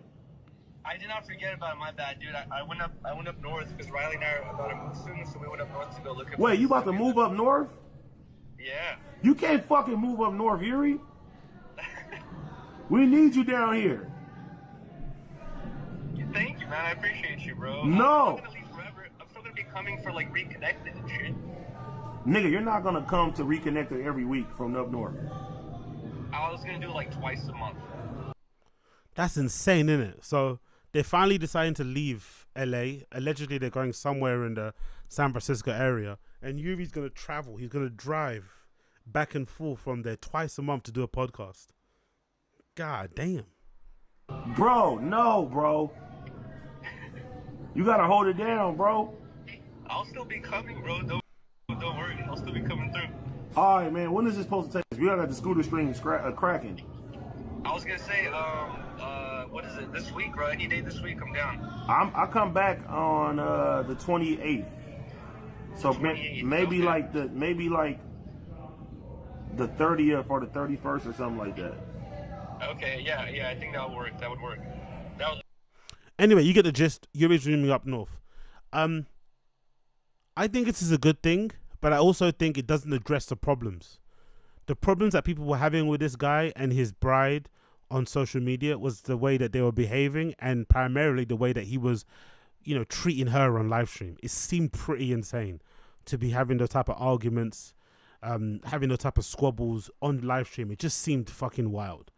The internet has decided they only have compassion for Riley because she's attractive. I just think it just looked bad as a dude to be arguing with your woman like that on live stream, especially over the petty stuff that they were arguing about. It's really insane, especially because it looked like at some point he was clearly trying to push her buttons to make her upset. She was doing the same thing to him. They were really, really toxic. And that was primarily the reason why people like myself, anyway, were checking out Yuri, because for the most part, not to be mean to the dude, but, you know, he's not the most interesting dude. Doesn't really create the best content. I'd say out of everybody on fucking Reconnected, he's probably the least, you know, liked on there, I think, especially nowadays. Even Potlord's starting to get a little bit more love and appreciation. But I don't think he kind of brings much to the table. So unless he's arguing with his woman, no one really cares about them too much. They had Tent Talks, which was pretty good, I think. Tent Talks had potential to be a good platform for them. But I think Tent Talks, their podcast they did together, only works when you kind of like them as a couple. Once you got to see how they were acting with each other behind the scenes, it kind of soured Tent Talks. You know, you can't, I don't know. Couple content is nice when you think the couples are in love. Family content is nice when you think the family is functional and not toxic and shit. You know what I mean? So I think once you saw the way he treated her on stream, it was hard to kind of like, you know, cheer them on with Tent Talks and shit. Obviously, Riley as well suffered, I think, from all the, you know, stuff that she was getting online, because if anything, the way Yuri treated Riley online actually affected the way that she was viewed online. I don't think she was getting as trolled as much as she is now, and it's mostly because of how he treats her. Now, again, the trolls online can be a bit intense and a little bit weird and stuff, and get a little bit and do a little bit too much. But I think Yuri kind of has to take responsibility for the way he treated his girlfriend on stream. Is a direct correlation, I think, to how the internet treats them on stream. So maybe this move away will stop some of that. Personally, I don't think it will, because it almost seems like instead of changing their behavior, they're just cutting things off. Like, now Riley doesn't want to appear on stream anymore.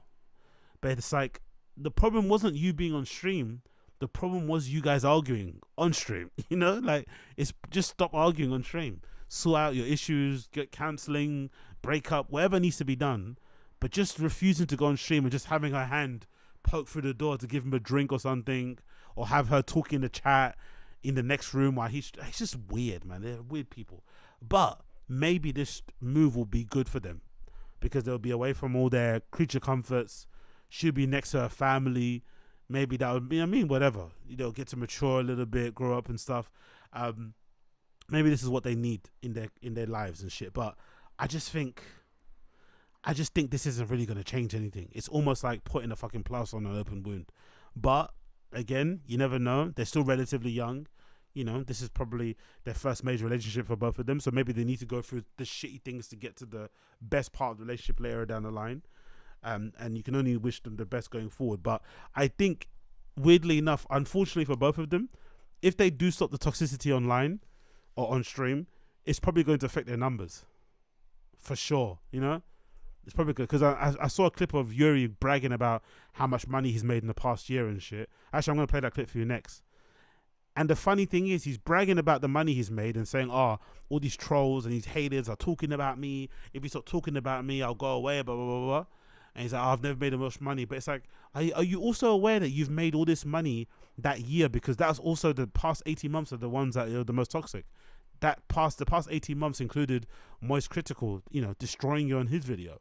That might have accounted for all the increase in money you've got, because people were tuning in to see when the next crash out would happen. So anyway, weird thing to brag about, but again, you never know. It could work out for them. So fingers crossed for them. Moving up north, it probably could work out. You never know.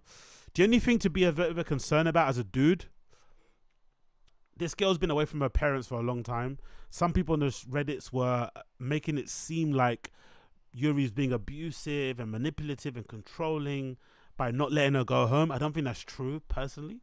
But if it is true, and now she's going home, you have to be a little bit concerned, innit? If she's closer to home now, closer to people that she actually loves, respects, listens to their opinion and stuff. So if they get to see the toxicity in real life, maybe he won't have as much control on her as much as he did before.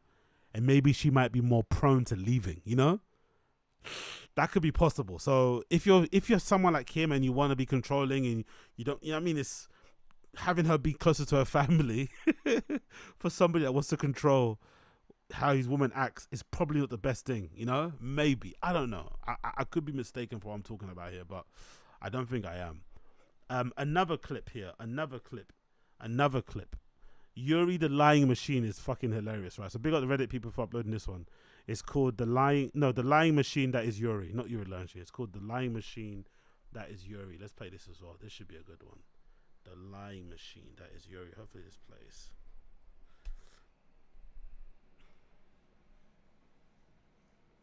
Yeah, what's going on with Streamable? All my Streamable clips aren't working for some reason now. What's happening here? Is it this? Do I have to refresh it? What's happening on my Streamable videos? Okay. Let's do it again then. Let's go somewhere. Let's do the Lying Machine. There you go. For some reason my Streamable videos aren't working. I don't know why. Is that what? Oh, guys. Yeah, there you go. Cool. There we go. We got the video. I'll just get it back on the Reddit. There you go. Boom.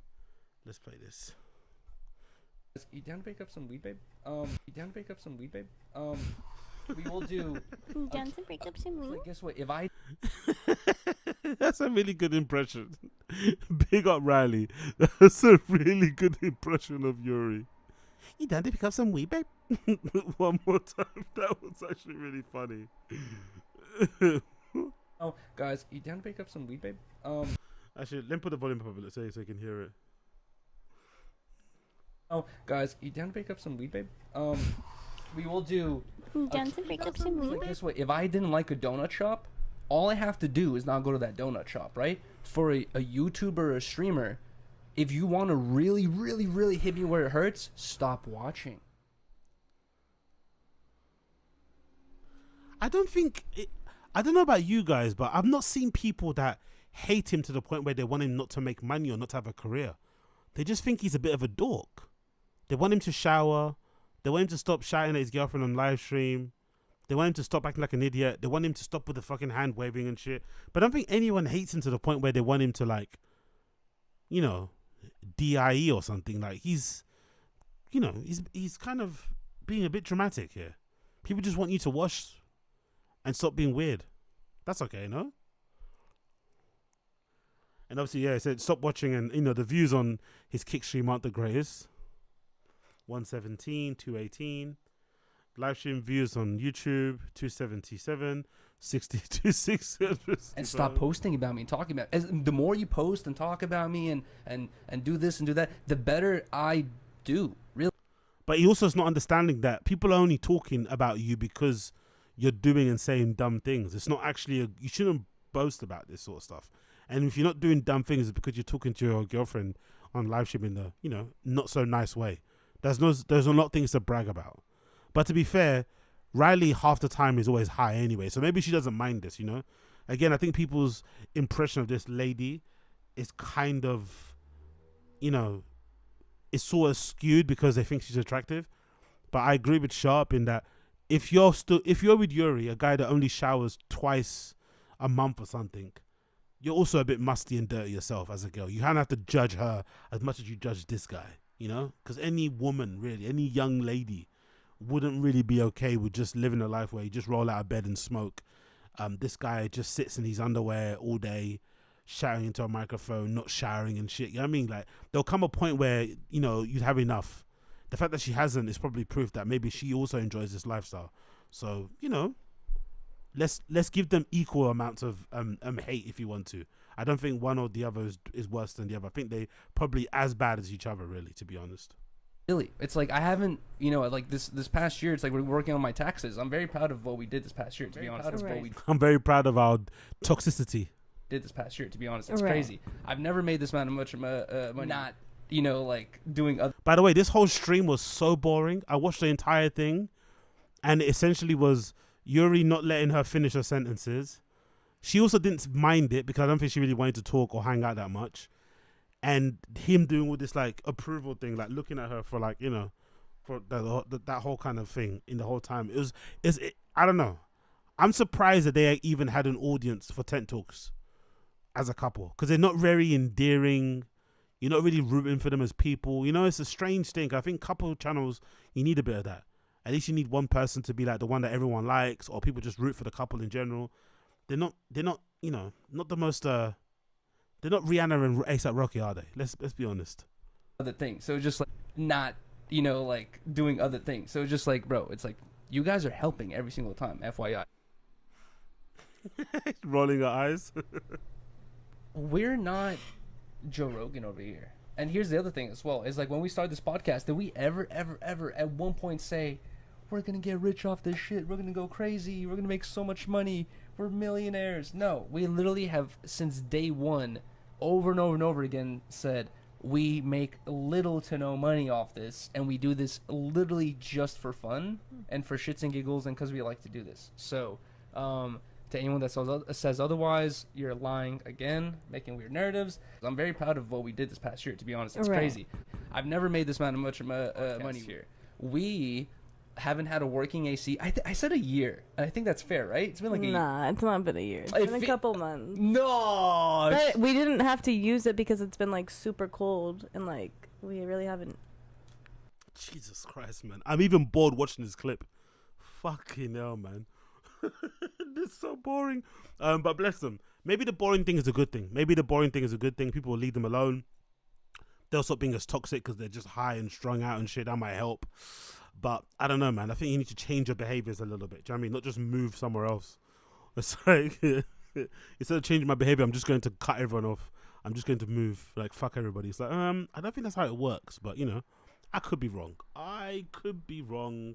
Let's see how it goes. There's also a narrative out there. I'm not sure if you've seen it. There's a narrative out there that allegedly, because their cat died, innit? Their cat died. And there's a fucking narrative out there that they may have inadvertently killed their cat because the AC was broken in the apartment and they didn't get it fixed or looked at for a while. And I guess one day the cat croaked. Again, I'm not sure if that's true, but that's a narrative currently existing on Reddit because they refuse to talk about how the cat passed. They spent the first half an hour of the podcast talking about how hurtful and how painful it was that their cat died, but they wouldn't talk about how it died. So some of the people on Reddit were being like, what's going on? If you're going to talk about it, talk about it. But they were going out of their way not to mention how the cat died, and people are trying to line up the fucking thing. It's like, wow, imagine being that irresponsible. NJ Ranger, you're going to hell. Cats and cats, man. It was a show cat. It was a show cat. Exactly.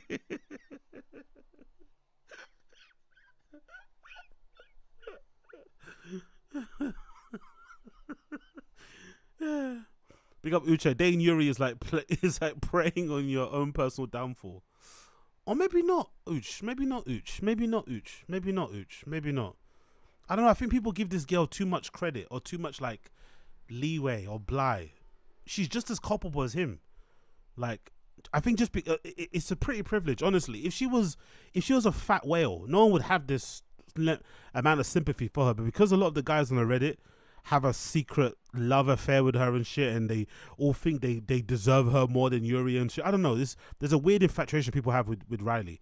I think they kind of look past it, but if you're a girl at her age dating somebody like YURIY who doesn't shower and shit and who goes around harassing people on the street for money to pay his rent, like, you're a bit of a weirdo yourself, to be fair. You know what I mean? Like, is she really worth saving? Like, not to be offensive, but she, don't know the girl, but she comes across like just as much as a bum as he is.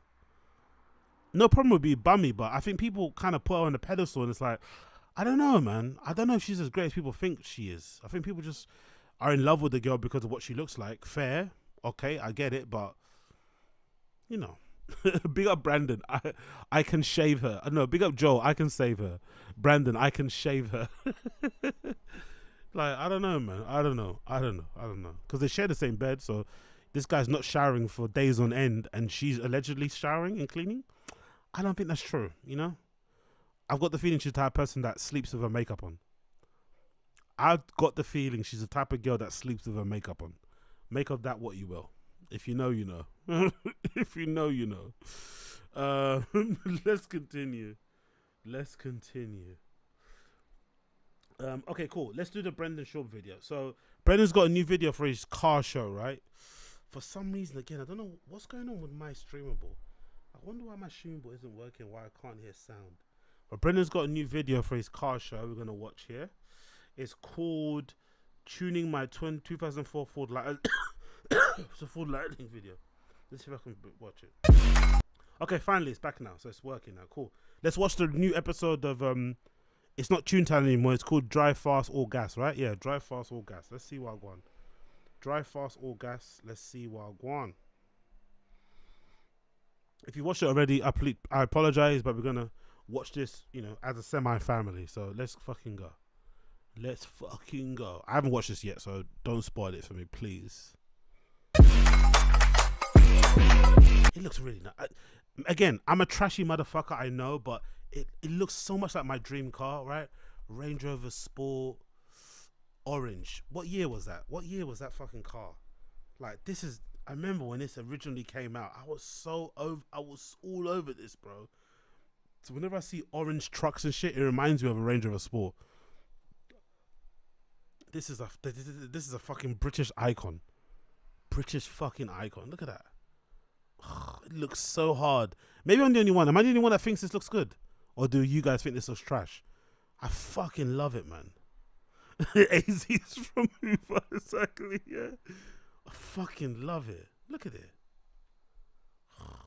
Anyway, what year was it? I don't know what year the first one was, the orange one. It might have been that one. But regardless, doesn't matter. Doesn't matter. Let's go back to the video.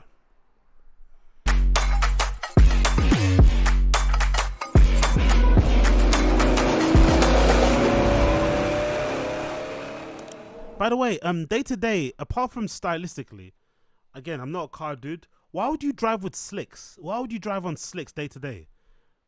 On your daily pickup, on your pickup truck, that's your daily driver. Why would you have slicks? Is there an advantage? Maybe because it lives in California and there's hardly any rain. But why would you want to drive with slicks? Is it better for fuel consumption? I don't know. Let me know in the stream chat if you know.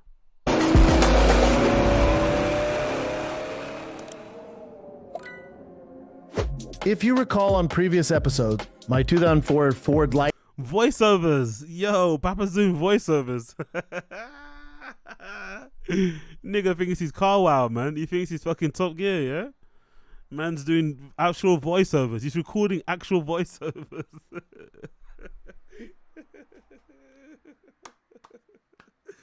Papa's actually.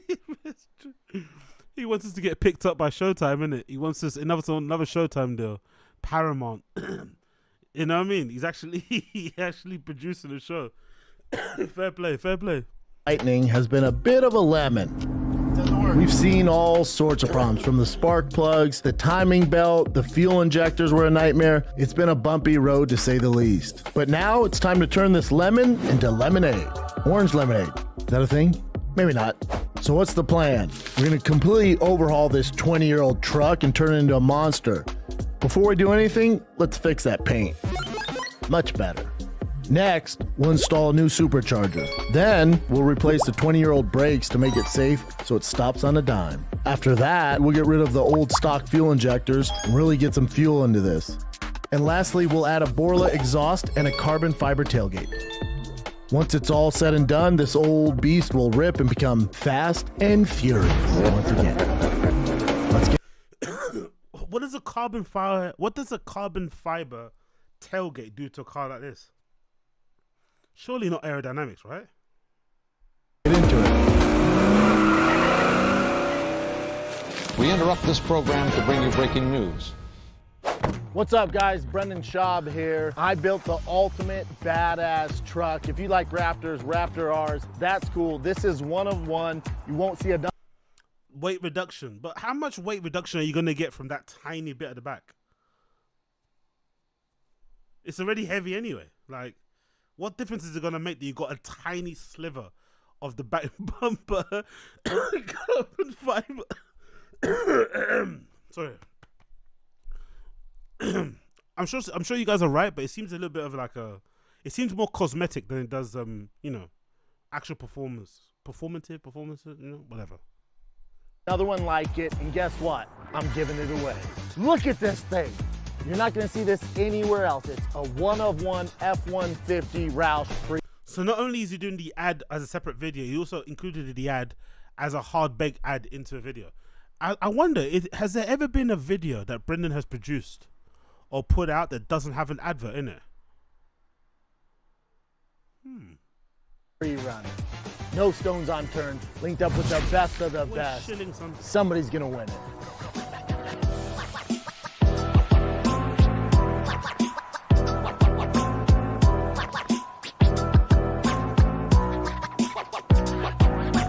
So if you want to win this badass truck, it's pretty easy. Go to drivefastallgas.com, pick up some merch, and this could be yours. Somebody's gonna win this badass truck. Could be you. All right, guys, big day for the Generation 2 Ford Lightning. It's fast-ish, it's 20 years old, so we're trying to update it, get it ripping and roaring. So we reached out to Whipple. They sent us the 2.9 blower, the whole kit, the intake, the pulleys, the whole system. And then also we have from Snake Eater, the fuel injectors, which you gotta get fuel into this monster, so that's gonna help there. And then if you're gonna go really fast, you gotta be able to stop, especially you saw what I did to my TRX, so stopping's very important. So hold on. He thinks does he think he flipped his truck because he couldn't stop it? Is that what he's seriously saying? He thinks he only flipped that truck because he couldn't stop. What? Wow. Okay. That's one way to retcon the situation. That's one way to, you know, deny any fucking personal responsibility. And also deny the actual facts of the matter, which is you don't know how to do donuts and you try to do one on the pickup truck that's 4-wheel drive. It's obviously, what's it called? It's risen as well. It's on higher suspension. You turn the steering wheel, put your foot on the throttle. Where do you think the car was going to go? Brakes. Big up NJ Ranger.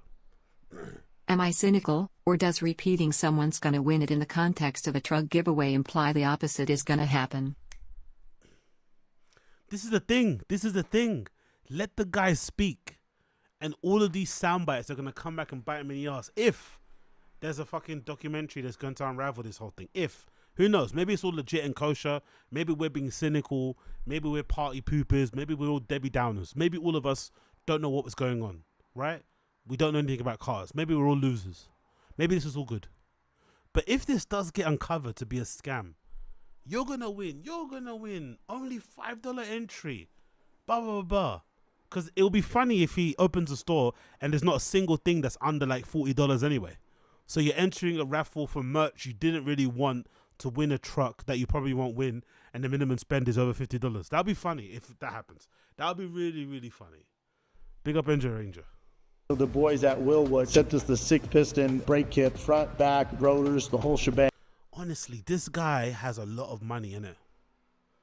He has a lot of money in it. Because all of, like, why is he doing it? I don't know why it just came in my head now. What's the point of all of this? What is the point?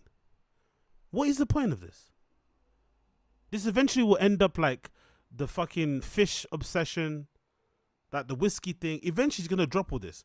What is the point of getting into this stuff when it's just like a hobby to pass time because you're not doing fucking stand-up anymore? It's like the amount of time and money this guy wastes.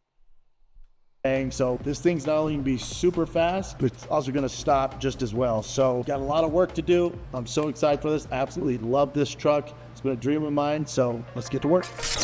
Another fake dream, by the way. Same way with stand-up comedy. Wanting to make it in football. Football didn't work out. Then he created this dream. Oh, I always wanted to be a stand-up. My idol was fucking Jim Carrey. No, it wasn't.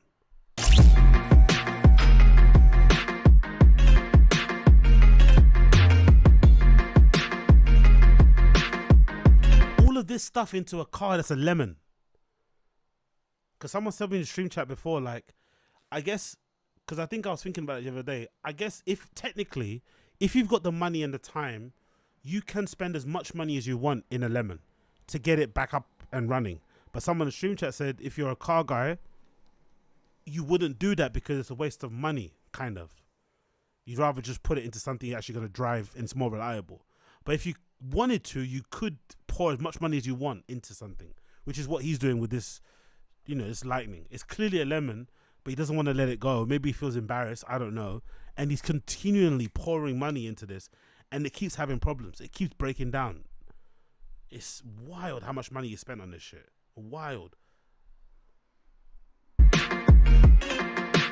going to start by taking off the coolant reservoir. Oh, there's that guy. We're going to move into the rest of these. Oh, he's got a nice trim today. He got a nice fade. There's that guy. That guy that said to him, "Hey man, drive my car if you want to see what." I think they went to the garage and he had a TRX, with a similar type of mods that Brendan wanted. He said, "Hey man, like a normal car guy." This black guy said to him, "Hey dude, I've got a TRX that's similar to one that you want. Have a drive around in mine and see what it's like." And a regular car dude would be so happy. Like, someone, "Hey, do you want to have a go on my bike?" Like, "Yes, of course I do." And he's like, no. So not only does he not drive a lot, he doesn't like driving other people's cars or seeing how they feel and getting a, you know, he's not really enthusiastic about that. And also doesn't fix or do anything on his own car except for like decals and change the steering wheel. It's like, bro, don't you want to learn how to like fit an exhaust? Don't you want to learn how to like fit suspension? Like, figure it out. That's part of the fun of being a quote unquote car guy. Fucking it up, figuring it out, then fucking it up, then taking it to a garage and learning. That's part of it. Nah, he just takes it to the garage and puts the car down and walks away. Or in one clip, I think he sent it to the garage and he just sat on his chair on his phone, texting baddies while the fucking Mexicans were actually doing all the work. Covered in oil, and he's fucking brand new in his car merch. I fucking love it. Proper stolen valor, innit? He goes to garages to get his cars done, just puts his card behind the till, and then just buys the merch and walks out and looks like a car guy, but does no car guy things. I love it. Hoses and lines. Whipple supplies us with all new everything else. What we're going to say from this is going to be like the MAF sensor and the other sensors and different things that work with the factory PCM. And other than that, the rest of the stuff's getting... This fade looks hard as well. It's a good fade. See what I mean about Americans and fades? He probably went to a regular barber, and look how good the fade is. Honestly, the haircut places in London are so shit. This is probably the standard place. It's a good fucking fade. Very good. Ripped out.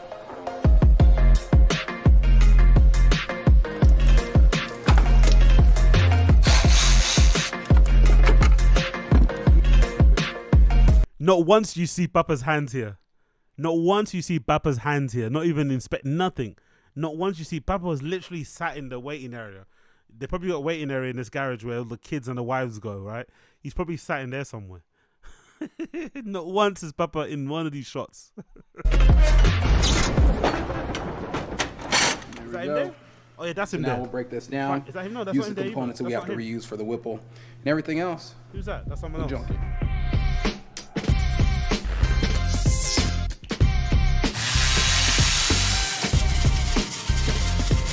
Like, this is so much fun. Why? I don't know if this is allowed in garages. I don't know if it's allowed. Don't get me wrong. I don't know if this is allowed.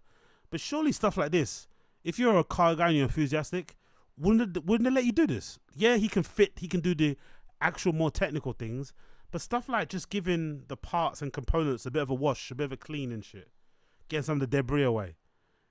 Couldn't you just offer couldn't you volunteer to do it yourself so you can like learn and figure stuff out?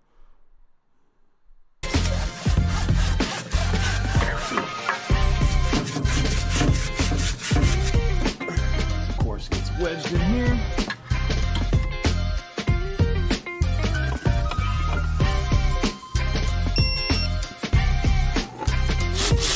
I'm sorry, but I could stand here watching this guy doing this all day if that was me in my car. This is some typical bona fide straight male shit. Like, it's going to make your dick hard, stuff like this. So the fact that he's not even in this room while this is being filmed, it looks like, it's so bizarre to me. Any guy, like, you know, dudes who fucking stand and watch fucking people on building sites doing shit, this is pure man shit. You'd want to just stand there and watch the guy doing things, ask questions, be annoying, you know, get some tips for some other stuff, like show him a video. Like, he's not even there.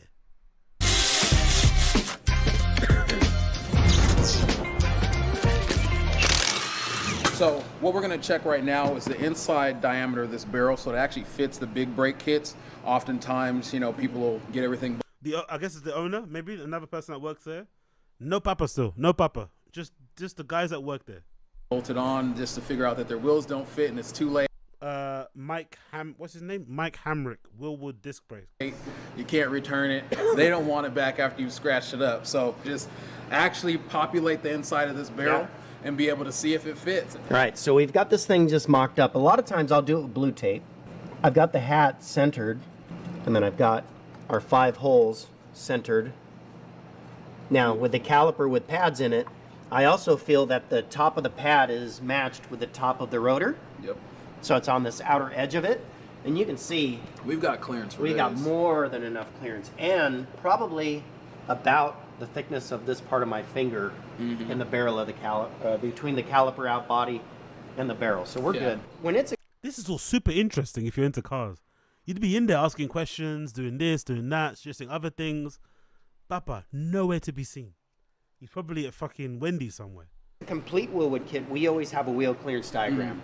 This being a TCE collaboration kit, he's already done so many of these trucks that he's confident, Todd over there, that this kit's gonna fit. All right, so as you guys see, it fits great. We could actually probably even go with a smaller wheel, but 17s are going to be perfect for this project. So on something like this, you can always reach out to your guys over at TCE using amazing Willwood products to be able to put together any custom kit for any project. Didn't even exist before for this Lightning, but we can make sure anything can be done. So we appreciate you guys coming out here, checking this stuff out for us, and now we know that we can continue on with the project, and we'll bring it on to you guys pretty soon. Yo, big up Abe Martinez. You know, you're right. It's not. Don't get me wrong. It's not the most riveting content in the world, but I just mean in terms of like the experience of getting your car modded and worked on. If you're actually into cars, you'd be there, you know, while they're doing it and participating, being inquisitive, being curious. He just doesn't. That's what I'm saying. It just doesn't seem like it. You know, it's like these guys are literally presenting the show. He's not really the host. Like it doesn't, like, you know, it's your channel. You're not really the host. You're not really asking the questions. These guys are just talking into the camera more than you are. It's odd.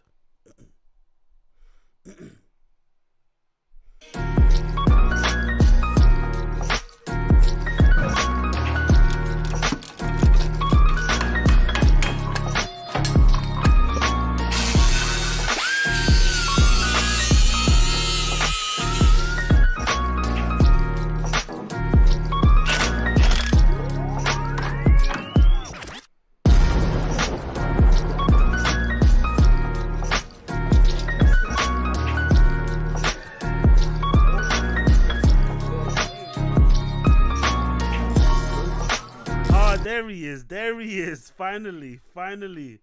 You can see him because of the horrible fucking tattoos of his kids as fucking zombies, right? Look at that. Look at that gaudy tattoo of his literal children as decaying zombies with their brains exposed. I don't know why that's cute, but I guess. There he is. There's fucking Papa. Finally he's doing some work.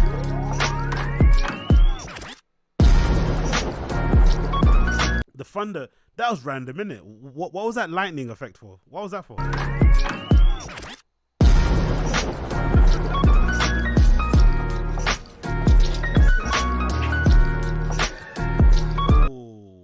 Ooh. There's some good jokes that could be said about that, innit, eh? There's some good jokes that could be said about that, innit? There's some good jokes you could fucking say about that, but I won't. There he is.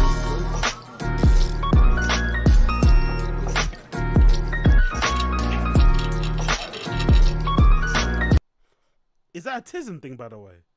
He moves his mouth. He's always moving his mouth when he does, like, even when he's writing, he sticks his tongue out. Is that like a redacted? Is that like some redacted thing? His mouth is always like moving. Like, what is that?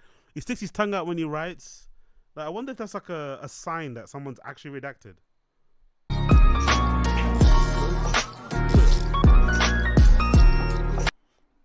It's always something. He's always got some involuntary twitch in his mouth when he's doing stuff, like focusing too much, like malfunctioning.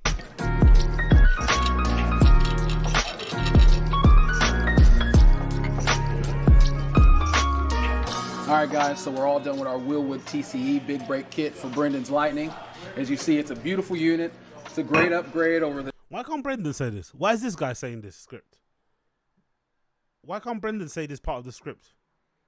And is he being paid to host the show? Why can't Brendan say, hey guys, so we just got the hardest part done. You see me do some tough work as well. Blah, blah, blah. I don't make a joke out of it. Why is this guy presenting the show? The guy that's working on the car. Like, why isn't Brendan asking him, hey, so what have we done so far? Where are we at now? What stage is this? This ancient, heavy, archaic, and literally underperforming 4-pot setup that was in here before. We have their big break 6-pot setup, way larger rotors, drilled, slotted, and it's going to be able to finish us off really well. We also upgraded the lines to stainless steel lines on the inside, on the inner, and then along with that, we were able to redo the backs as well. So, as you see in the backs, similarly put, we've upgraded from the old rotor and this puny, pathetic caliper that's really only good for a parking brake almost, but that's been a big upgrade, so that'll be able to help him stop and keep everything going. So shout out to Willwood, shout out to TCE, and of course the guys over at Fusion. We couldn't have done it without them in the 11th hour. They definitely helped us get this product to where it's at, and from there, you guys will see it on the road. All right, fam, time to pick up this beast from Borla. As you can see, they installed a custom exhaust setup, and this thing looks incredible. It's a thing of beauty. Why does it sound like AI? Does it sound like AI? What's that? All right, his spins a beauty. It sounds like, why does it sound like AI? Did they get an AI voice to do Bubba's voiceover? Whoopsie. You guys will see it on the road. All right, fam, time to pick up this beast from Borla. As you can see, they installed a custom exhaust setup, and this thing looks incredible. It's a thing of beauty. This thing looks incredible. It's a thing of beauty.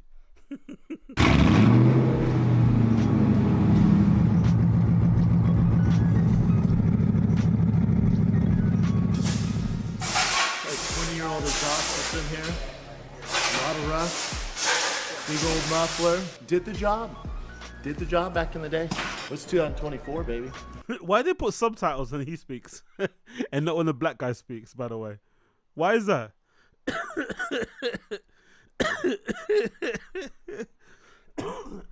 Sorry.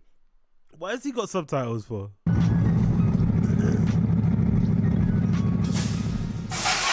20-year-old exhaust that's in here. A lot of rust. Big old muffler. Did the job. Did the job back in the day. It's 2024, baby.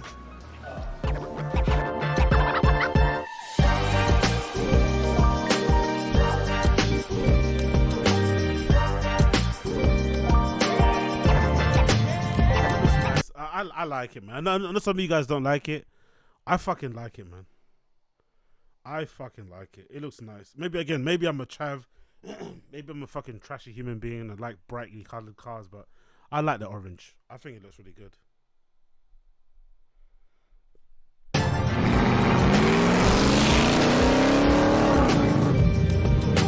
Wow! 20-year-old truck! Nothing better. Nothing is freaking better. Nothing makes me happier than that noise. And you guys want to go towards electric. You need to drive this thing. Change your mind. I'm out. Borla. Shout out to Borla. Absolute best. All right. All the repairs are done. We did it. We had a few issues along the way that took us a couple of months altogether, but we made it to the best part, the dyno. Let's head to my guys at Full Throttle Customs and see what she does. What's up, fam? We're at Full Throttle Customs to finally tune, get this Whipple right. I would be happy at anything over 600 at the flywheel. We'll see. That's a lot of horsepower in this little truck, so we'll see.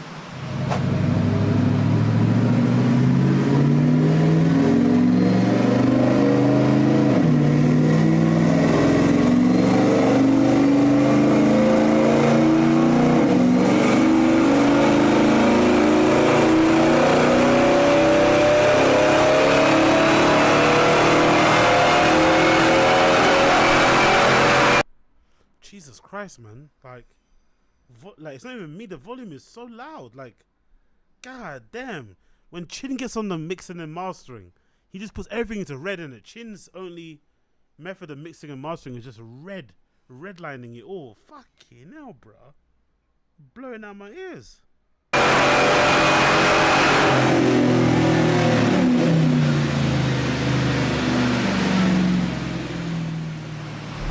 All right, it's done. Mission accomplished. We did it. I estimated around 600 horsepower. We're actually about 640. That's about 440 to the actual wheels. So the Whipple did its job. The inner chiller did its job. Here's the problem, though. I don't get to have fun with this bad boy. If you can't hear, it's pouring rain.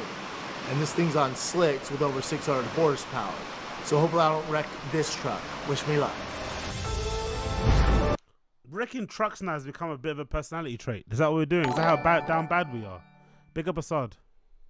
Papa did a voice recording instead of talk in the shop because it would expose his ignorance. Not a real gearhead. B subtitles are from Chin Vlogs. Yeah, true. Good point. He didn't want to maybe say too much in front of the actual car guys and gearheads. He felt a bit embarrassed, a bit shy.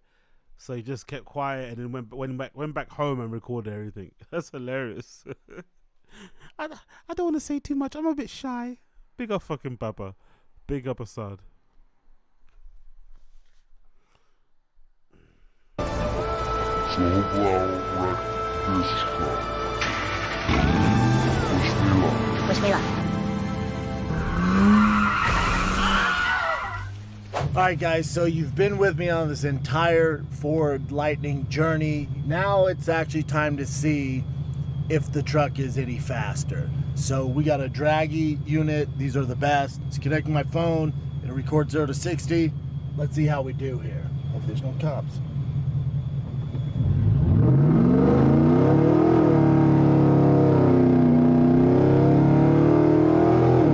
Looks a bit slow to me, isn't it? That looks a bit slow, doesn't it? That looks a bit slow to me, isn't it? Slow start. Or am I bugging out? It looks like a very slow start. Hope there's no cops. It's not going anywhere.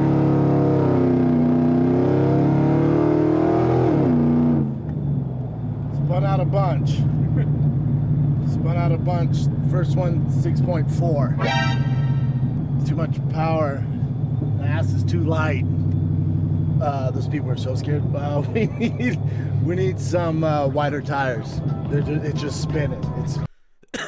We need what? So it's not fast enough because it doesn't have wider tires, or the car's just slow as fuck, and maybe 20 years old. I don't know. God damn it, that was a slow. Go back one more time. He was acting like he was driving it fast, but it wasn't going anywhere. Unit, these are the best. It's connecting my phone. It'll record 0 to 60. Let's see how we do here. Hope there's no cops. Don't worry, you're white. You won't move.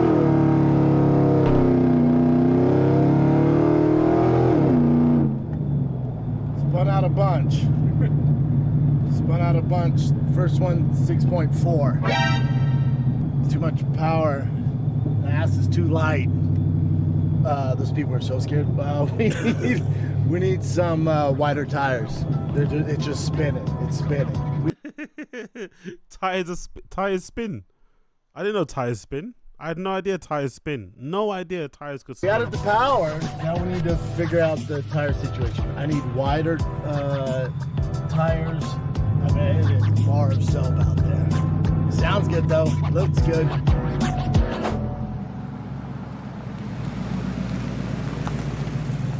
All right, guys, Project Lightning is coming to an end. Saw me pick this bad boy up in Phoenix, Arizona with my son when it was the Silver Surfer. Had way too much chrome on it, had a fuel pump issue. What was wrong with that, man? That was a nice color, actually. What was wrong with the silver? Get some really nice rims on that. You know what I mean? Maybe change out some of the lights. I don't know. Or maybe get the chrome redone. The chrome was actually quite nice, isn't it? Looking back at it now. Actually a pretty good color. Like, why did he change it? Oh, keep doing that. With my son when it was the Silver Surfer, had way too much chrome on it, had a fuel pump issue, and now we're here. It's orange, it looks mean, it's show quality, and we're here for a photo shoot with Street Truck Magazine. It's the end.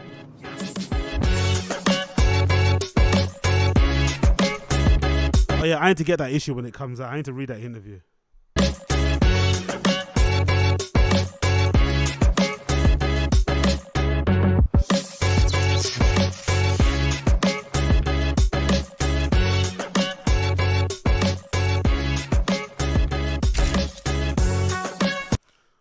about you, but this is again maybe me. I'm too modest and too shy.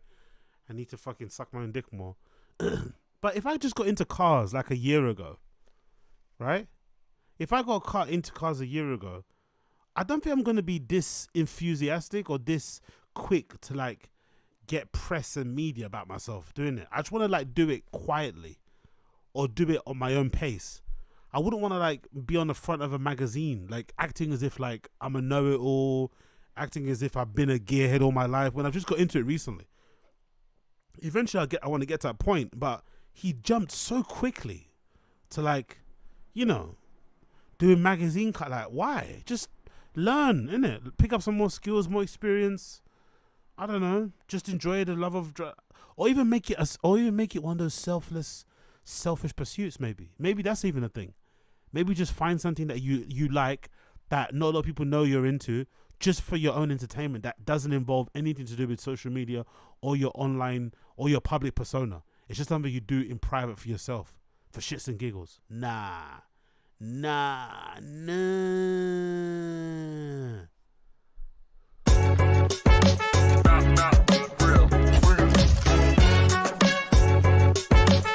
Big up Assad. Damn, I just noticed AZ shape up. Look at Big Bro with the fresh cut. No wonder he's not wearing a head wrap today.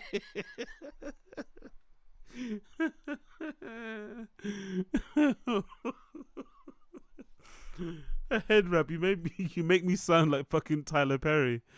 A fucking head wrap. Oh, big up Assad.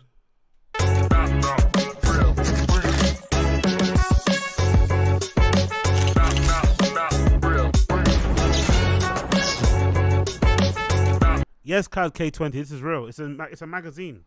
What's it called? It's called something, right? What's the name of it? It's called Street Trucks Magazine. Let's see if the issue's actually out. Street Trucks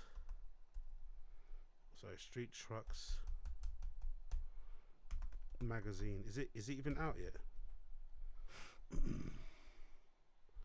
I think last time I saw it, I'm not sure if it's actually out. I need to buy a copy so I can read this interview. I might do a live stream on it. Let's see if it's available. Yeah. Can we purchase? Okay, it might be available. Magazine. Subscribe. Where's the actual magazine? It's a shop. Single issues. I don't want a subscription. I want a single issue. I just want the one with Brendan on the cover, please, if possible. There it is. Oh, it's actually out. Yeah, nice. Okay, I'm buying this then. I'm definitely buying this. 100%. 1 million. Okay, I believe it's been open. I'm gonna buy this. I need to fucking read this shit. I need to read this shit. Cool. I need to read this shit. Shit, he's the only person on the cover. The last person on the cover was a woman in some jean shorts. He's the last person on the cover in a while. This lady here. I hope that's a car. That would be so swaggy if she drives around like that. Hopefully that's not just some like, you know, some whore they picked up off the street. Hopefully that's actually her car. If that is, that's so fucking cool. But the last person on the magazine cover of Street Trucks was this woman. The issue from January.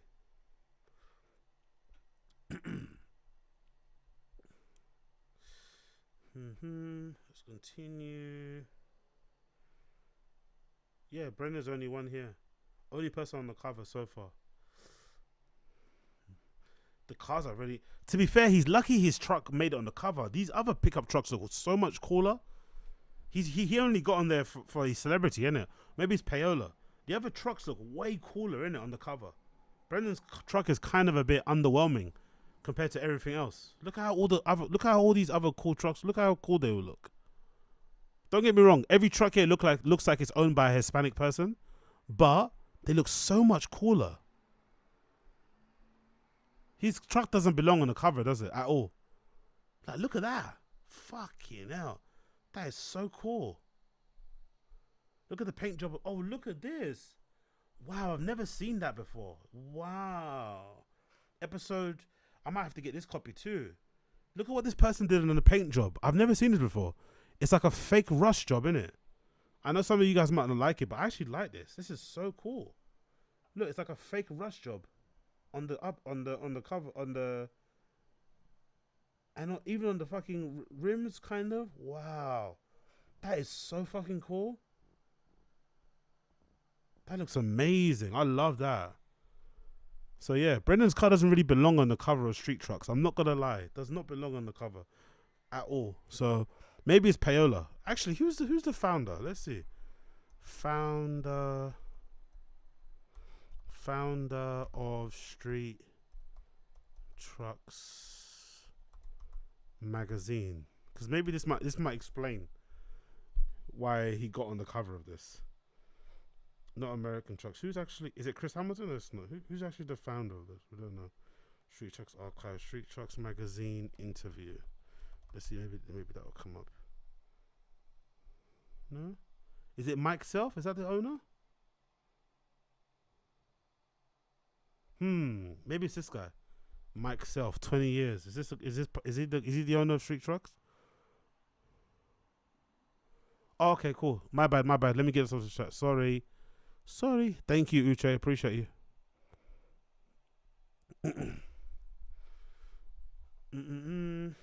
Is this the guy? Freelancer, former editor. Okay, no, this is editor. Okay, it's somebody else. I want to know who's actually the owner of this, bro. Freelance. It feels weird to write about myself since I'm usually writing about all of you, but I asked to tell you guys about my history with Street Trucks. Here it goes. I'm lying here on the saw back underneath one of my latest projects, about to slip into a set of lowering blocks. Then it hits me. This is how it all started for me, with a set of lowering blocks underneath. Do you think Brendan has ever changed a tire on his car? Do you think he's even changed a tire? Changed out a fucking tire? Do you think so? I'm not too sure. Let alone get underneath his car lying on his back. I don't think that's possible. The last time I did this was 16 years old. I had just bought my first mini truck after seeing a local mini truck car cruise up in and out down the street. I had to lower my truck. A quick trip to Pep Boys for some plies, and I was well on my way. By the time I was through with high school, I had owned a couple more mini trucks and bought a new second gen S10 right after graduating. What's an S10? S10 truck. What is that? What's an S10? What is that? Oh, a Chevrolet S10. Is that okay? Is that what they do a truck? Oh, that's a lovely shape. I'm driving that stock, bro. Give me that stock. Ooh, this is fucking mean. Could you imagine the amount of fucking, chicas that have been fucking finger banged in the passenger seat of this? Could you imagine the amount of fucking aggressive finger banging that's gone in the front of this somewhere? Parked up in some bush somewhere. Just chugga. Can you imagine? God damn, this looks good. I love that. Wow. An S10, yeah? All right. By the time I was through high school, I had owned a couple more mini trucks and bought a new second gen S10 right after graduating. According to the dealer, it was the first one to be sold in California, which, if true, is pretty cool. If not, I've been living a lie all these years, so we'll just pretend it's true now.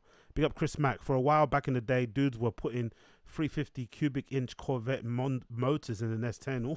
Ooh, I don't know what that means, but my dick is hard, Chris Mack. Okay, you giving me a boner, brother. So officially, even if you're not gay, you are gay now. Big up Chris Mack. I was spending as much time and money as possible on things on truck. By the same time, I was trying to figure out what I was going to do for my career. One thing never changed though. Whatever it was, it involved wheels.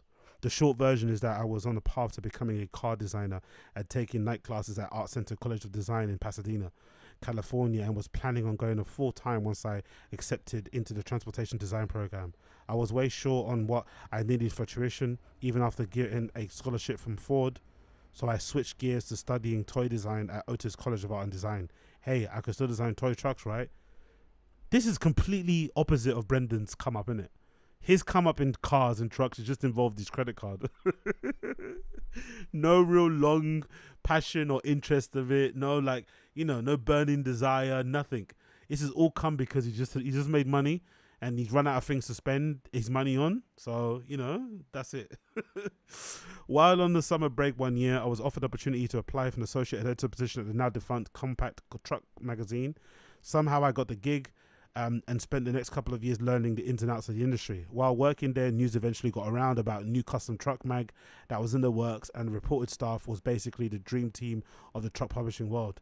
Not too long after, I started seeing some familiar faces at the shows and conspicuously absent for a while. Steve Stilwell, Brian McCormick, Courtney Howlow were all of a sudden everywhere. It seemed as if they were all wearing clean white shirts with yellow and blue Street Trucks logos on them. And before I knew it, Street Trucks was everywhere, and it was instantly the raddest rag around. So these people might be some of the people that are involved. So who's Steve Stilwell? Because I need to find out. I bet this guy with Street Trucks is involved with fucking Lex or TFATK in some way. So that's the guy in it here. That has to be him, because I'm not on LinkedIn, so it won't come up for me.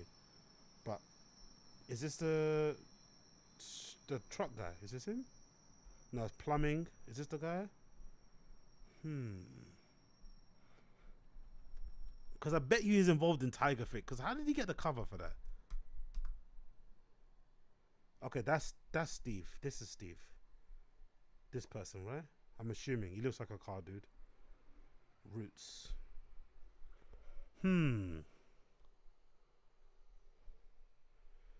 Here we are. Hopefully putting 2020 a bit far. Let's what's Steve saying here? Is that him who wrote this? Along with Steve Stilwell as the main inspiration behind it, Classic Trucks magazine was launched. Yeah, okay. So, I think there's a connection. I don't know what it is. I'm not going to go through it too much, but I think there's a connection. But I'm definitely going to buy an issue. I'm definitely going to buy the one with obviously Papa on the front, and that one with the rusty looking effect car, because that looks fucking cool. And I want to read the interview. I want to read what Papa had to say about his truck in the June 2024 issue of Street Trucks. That's going to be a funny one to check out. Oh, they got some merch too, right? They got some merch. What's the trucker cap look like? Is the trucker cap cool? Yeah, I guess so. Nice colors, but I'd imagine I don't even drive a car and I'm wearing a fucking Street Trucks, trucker hat. I don't have a license. Yeah, I've got. I mean, I'll be worse than Brendan. I don't even have a car. I'm just on my bike cycling on my little fixie with my Street Trucks hat on. Breaking like a defag. Oh God. Bum. Okay, cool. What are you guys saying in the stream chat? Let's move on. Dude is in and out of jail regularly. Hilariously called it. I'm telling you, S10s equal criminalities. Yeah, exactly. Why does merch always look cheap? Because it's usually just the money. It's different because I think because of my interest in streetwear and fashion and shit, if I ever was to design merch, it would be like good merch, stuff that I would wear myself. But I think when you're just making merch for the sake of it, you're not doing it as like, because I think a lot of people too, I think someone mentioned in the stream chat, somebody mentioned that they bought podcast merch just to support. You don't even wear it. You just leave it in a packet just as a way to kind of, support the person that you like. So I think a lot of people do that. They just have the merch as like a, as just a nice bit of nostalgia or whatever. But it's not something they're going to be wearing day to day. Maybe that's why they skimp on the quality of it. But personally, if I was doing it, I'd actually make good clothes or make good little things and shit, which you can easily do. I think you just just need to invest some time and money into it.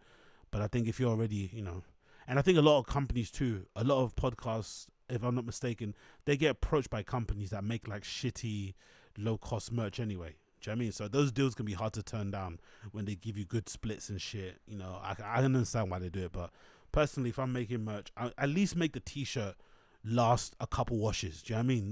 Not some shitty tee where you put it in a wash once and it fucking disintegrates. Do you know what I mean? At least make it durable. At least if you're gonna be charging people $30 for a t-shirt, come on.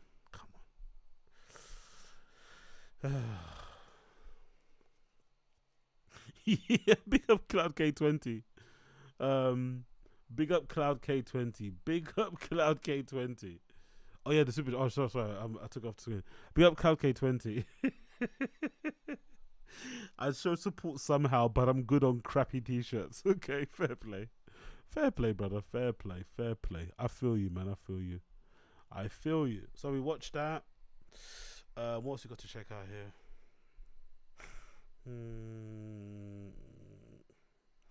We watched that. Oh, you want to see Kate Moss tweaking? Of course you want to see Kate Moss tweaking. Of course. So Kate Moss was at Paris Fashion Week looking very tweakish. She looked like she was enjoying herself, right? And I was thinking to myself, I would love to see a podcast with Kate Moss and fucking COMPA. I would love to see a podcast where Kate Moss and COMPA tried to sit down for more than an hour without fidgeting. That would be so fun. Look at this video of Kate Moss at a fashion show recently. Yes, come on. Sit back. Okay, please, this way. This way.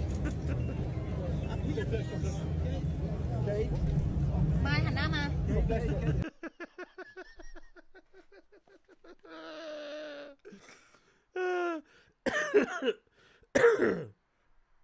Yo.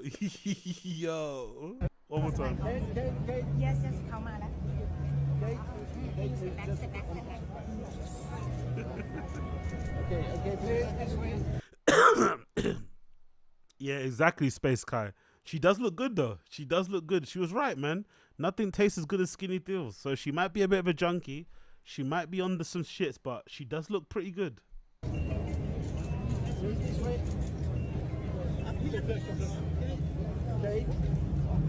And she's like 50 now as well, isn't she? She's like an older woman, so she looks really good there.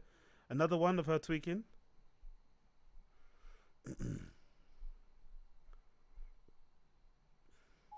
Gina, you're wearing sweatpants. It's Monday. So? So that's against the rules, and you can't sit with us. Whatever. You can't sit with us! You can't sit with us! You can't sit with us! Gina, you're wearing sweatpants. It's Monday. So that's against the rules, and you can't sit with us. Whatever. You can't sit with us! You can't sit with us! You can't sit with us! And there's another one too. The final one was her falling into bushes.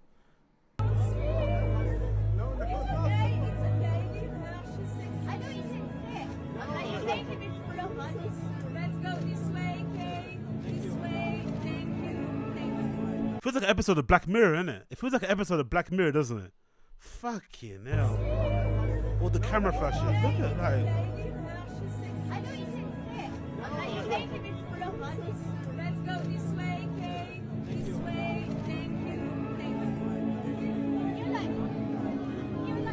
Jesus Christ. Look at that. They got the full lighting rig. She fell over and landed in the bush by accident.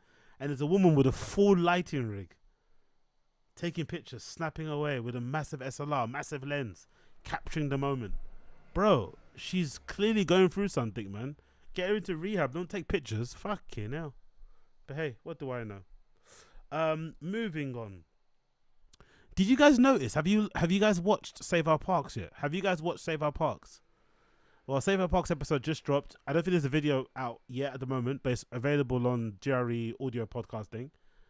The start of that pod, bro. Compare the start of the recent episode of Save Our Parks to the latest episode of Fight Companion. Rogan is clearly way more happy hanging around with Mark Normand, Shane Gillis, and Ari Shafir. Look how happy he sounds when he's talking to them. It's pretty fucking sad, man.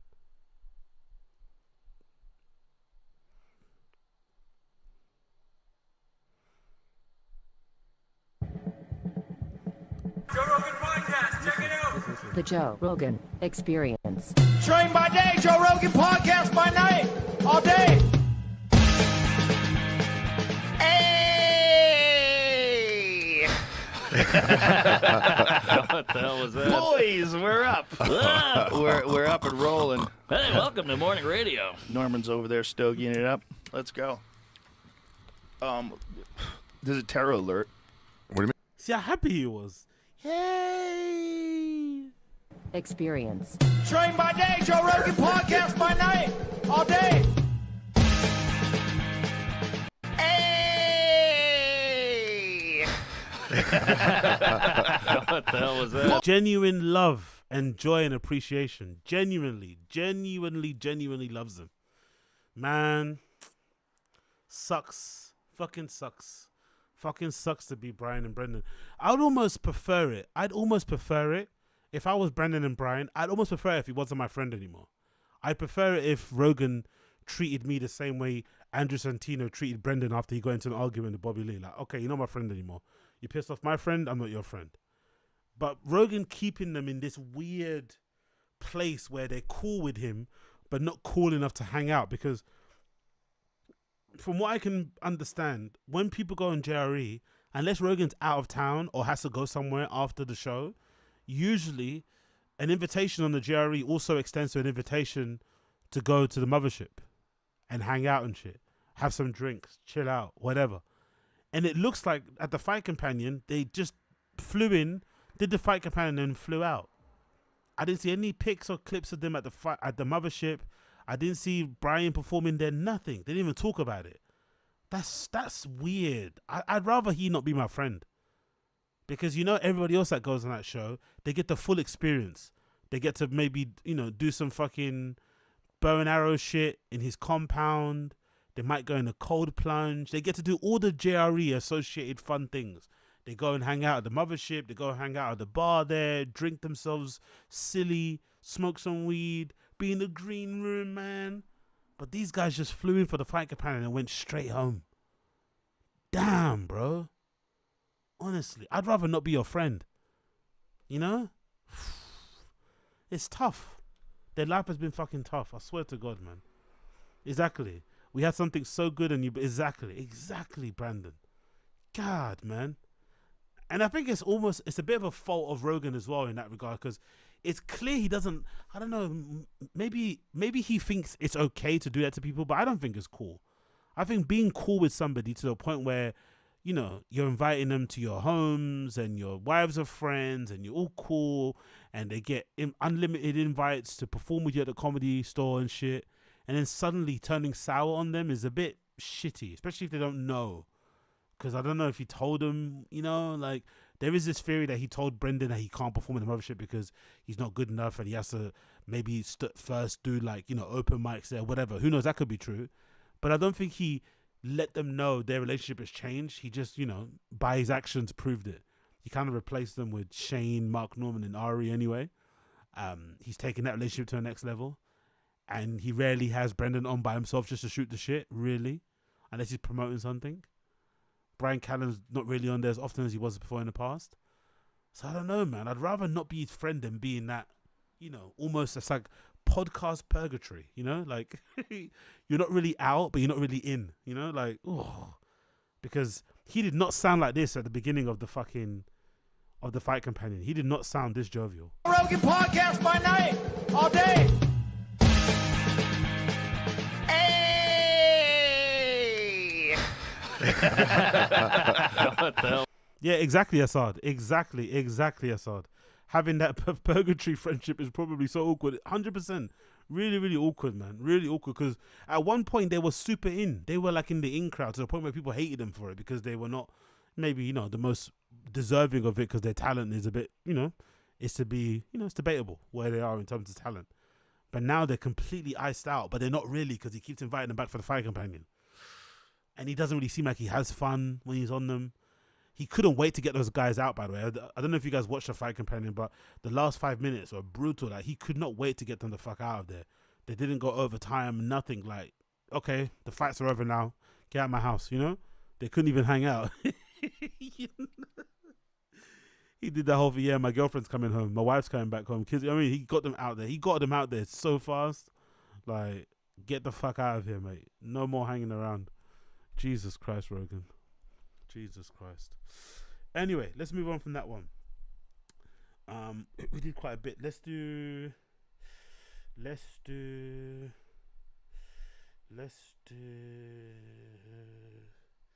this. Let's do one BERT and then we'll go on to Brendan. Bert Kreischer. Woohoo! I clipped this the other day because I watched the whole thing, unfortunately. And I'm now starting to notice that thing that everybody's noticing, and something Podcast Cringe pointed out, that all the episodes of Two Bears, One Cave just turn into a therapy session for Bert. Instead of them being an opportunity to talk to the guest, interesting tidbits and shit, be funny, it just ends up being Bert airing out his grievances, his issues, and the guest trying to work through them with him. So it just turns into his show. Like, he's getting interviews. Like, bro, you have a guest on. You have to share the limelight a bit. Strange. But I noticed it more with this particular episode with Will Compton. So Will Compton from Bustin' With The Boys was on, and it literally turned into like a cope session about Bert's, you know, idea of how to be a father, and him dunking on stoicism, which was hilarious, by the way. Him completely representing what stoicism is about was fucking beautiful. But this particular clip was the best one. This particular clip, I titled it, Bert Kreischer hates good dads who enjoy hanging out with their families and take an active interest in their kids' lives. I think that's a pretty, that kind of covers why I think this clip is fucking hilarious. So listen to Bert Kreischer come to terms of why he hates good dads.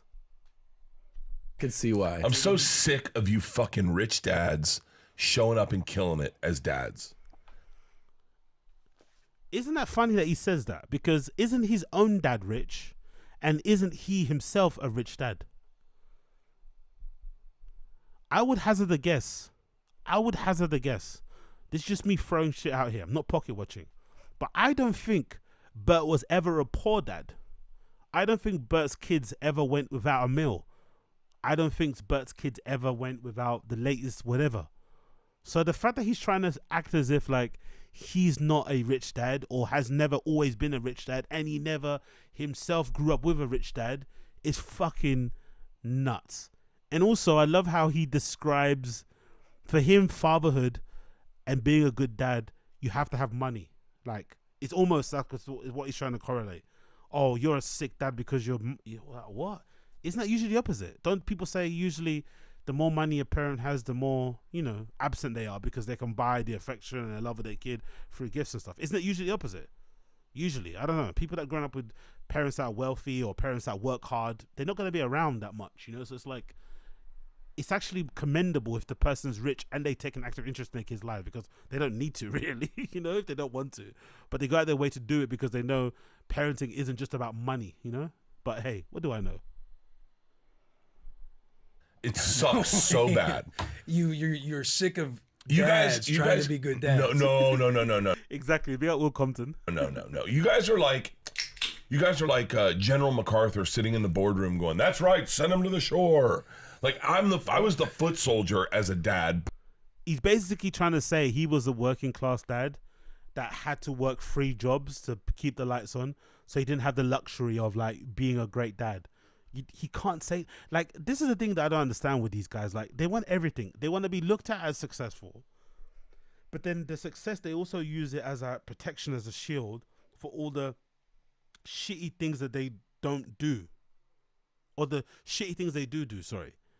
It's like, bro, if you're able to make your own career doing what you want, surely with that you can kind of make your own schedule that will then allow you to be more present in your kids' lives. So you have no real excuse. And you also have the means to take more time off to be a present dad if you want to. You don't because you don't want to. Not because you're not rich enough. It's because you don't want to. Broke as fuck. And I'm watching all these dads kill it, and I did not kill it. Do you know what? If I had kindergarten graduation and you offered me to be on Bustin' With The Boys, you know how quick I would have been on that? I would have been like, fuck her. Know. I was a fucker. That's a problem. So he says if his kid had a kindergarten graduation, which is a bit dumb anyway, right? To graduate from kindergarten and celebrate it is like, celebrating somebody getting an honorary degree. But fair enough. But he said he would pick going on Bustin' With The Boys over going and see his kid graduate kindergarten. That therein lies is the problem. Like, you know what I mean? Like, you don't need to go on Bustin' With The Boys. They're not paying you. It's not really going to change your career in any way, shape or form. You're already quote unquote a made man anyway. Why would you pick that over going to see your kid in a once in a lifetime situation? Like, why? You wouldn't have said fuck her. I would have said fuck her. I would have said fuck them. He would have said, sweetheart, I don't know if I can. what do you think I should do? He would have just said, I got to go to do this thing. Yeah. Yeah. You guys kill it, and it fucking frustrates me. Now. Thanks.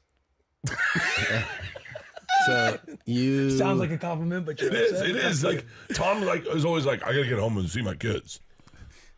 It's true. He's always like, they're gonna fucking be there forever. Yeah. Wow. So Burr, again, he's probably leaning into this because I think they realize my theory is this. I think the numbers have been tanking recently, right? The numbers have been tanking, right? So I think what happened is this. They're now leaning into the things people hate because they know people are going to watch it more now because they want to hate watch the things that annoy them. So I think they're purposely leaning into that, or at least Bert is. Tom isn't. He's not doing all the rich guy talk stuff. He's not doing all that. He's kind of curbed that. He basically stopped talking about money completely ever since he got called out and shit. But I think Bert's leaning more into it now just to be, to kind of get the views up again. But this probably is a bit of a real emotion as well, They're going to be there forever. It's like, but aren't you the same guy that is always crying about your own mortality? Worried that you might die before you've enjoyed all the trappings of life? Worried that no one will remember you for being like the great party monster that you want to be? So now it's like taking your family for granted, but then also wanting people to cry when they hear the news of you passing away and turn it into like a big celebration and all. It's like, what? Weirdo. Family's a higher priority for Tom. You know what I mean? Is it though? That's only Tom can answer that. But some people prioritize family. Let's prioritize it. Okay. Would you enjoy playing one more season in the NFL? Would you enjoy that? Yeah. Okay. You get the call tomorrow from Robert Kraft. Here's the deal. We got a hole in the. Well, go on, Josie. What's going on? This showed me how fucked Bert is in the head. I don't really think he's that. I don't know. Part of me enjoys how unapologetically fame hungry he is. I kind of enjoy that he's just upfront with it because the rest of them kind of pretend, but at least he's upfront with how desperate he is to be liked, to be adored. He wants everyone talking only about him when he's in a room. He doesn't really like sharing the limelight, really. Even the fucking Fully Loaded tour. Yes, he brings people on tour, but it's mostly he brings them on tour so that more people can see him, It's all self-serving. The amount of videos he uploads, Instagram stories like a fucking teenage girl, like millions per day. Like, I actually don't mind the fact that he's that unapologetic about it. As fucked up as it is, At least he's honest. Like, hey, I just want to be rich and I want to be famous. Actually, he probably cares more about fame than money. Money is obviously a good tool, a good thing, good resource, but he probably wants to be stopped every 2 minutes on the street, more so than have millions or billions in the bank, for sure. He wants somebody he wants people to recognize him from the moment he leaves his house all the way to get to the venue, from the valet to the airport to the fucking taxi rank. That's what he wants. At the Patriots organization, we have a whole. It's $20 million. Big gap we gotta fill. It's 20 million. I don't know what they get paid in the NFL. You get $20 million. I got paid minimum, so it'd be $150,000. Probably 1.2. Big up Uche. That's fucking hilarious if true. My friend went to a Fully Loaded tour and left during Bert's set. That's so criminal, especially after what I just said about him wanting people to see him. That's fucking hilarious. Big up Brandon. Waiting for Bert and Tom's sleeve tattoos. Oh, that ain't gonna happen. Maybe Tom. Maybe Tom's more likely to get one, but I don't think Bert would. 0.2. Wow. Just to put pads on a sit? Well. You just said there's a big hole in the team. I'm assuming I'm playing. Okay, that's why I said, okay. $7 million. Okay, $7 million. But we need you stat, and we're going to need you. Do you leave the family and just focus on sports one more time? Not now, No. Bert can't believe that answer.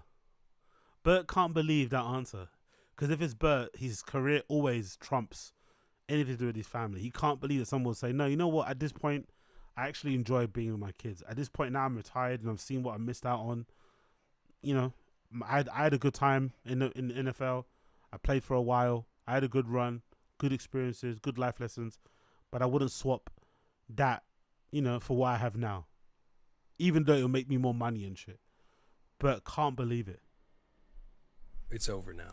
But wait, at this point, let's say I could play. Let's say you're physically capable. But would you have the conversation with your wife of like, should we move to, let's say in this scenario, New England for a season to do this? Yeah. You would have that conversation. Yeah. Like, let's say I was in the middle of my career and this situation popped up. Absolutely. Yeah. I mean, you'd move the family to wherever it was. Where for whatever you're doing. Especially if it was like a great opportunity. Absolutely. Yeah. Now that we have little old Rue, 2 years old, she just turned 2 in April. Because I see it as like, I'm like grateful that I had kids after my career, because now that I have her and I know how invested and like obsessed I am with her, I don't see how guys do it. Yeah. And they're gone so much and have to commit so much to something elsewhere. Yeah, especially these like, in your scenario, I know a couple guys who it's like they have their home base, they have their schools they like, they have their community, and then, they get whatever, the fucking Rams call them and they have to go to LA, but they like having their family in Nashville or whatever. Right. And it's like, it really disrupts the whole family dynamic. Yeah. Vets who have families that would be in OTAs, like OTAs is Monday through Thursday. Every Thursday they'd be on the earliest flight out that they could after practice to go spend the weekend at home. That sounds like the opposite of most comedians. Most comedians put as many dates as possible on their tour in as far away locations as possible to not make it viable for them to come back and see their family on the weekend. Or some of them book shows throughout the weekend. Remember when Joey Diaz kept talking about, oh yeah, no shows on Sundays and shit. That was like his rule so he could go back home and be with his family. That was like a big thing for comedians. Like, what? You're not going to do a show on Sunday? Nah, man. Like, you've had Friday and Saturday fun. Maybe even Thursday. Like, get on the first flight home on that fucking Saturday evening or early Sunday morning and go see your fucking family. That was like a big revelation to most comedians. Like, what? Why would you do that? Because most of them, when they're on tour, it's boys' time. It's lads' time. You know what I mean? Like, they do not want to go back. So to hear stories about professional footballers who have the pick of the litter for all the slaws out there, right? They have every fucking IG baddie that they could want, that they could choose from on the road. But some of them that have families would go out of their way to travel back home, probably at great inconvenience, at great cost, just to go hang out with their family for the weekend and then go back and do it again and again and again and again. Yeah. And then they fly back. That's a lot. It's taxing on you too, for sure. Yeah. It's a lot. It's a now, grind. don't you, like, right now we're in OTAs right now. Do you feel like, man, it's so nice to not be doing them? Yes. Of course, right? Yes. What's OTAs? OTAs, off-season, optional, organized team activities. Anyway, you get the point.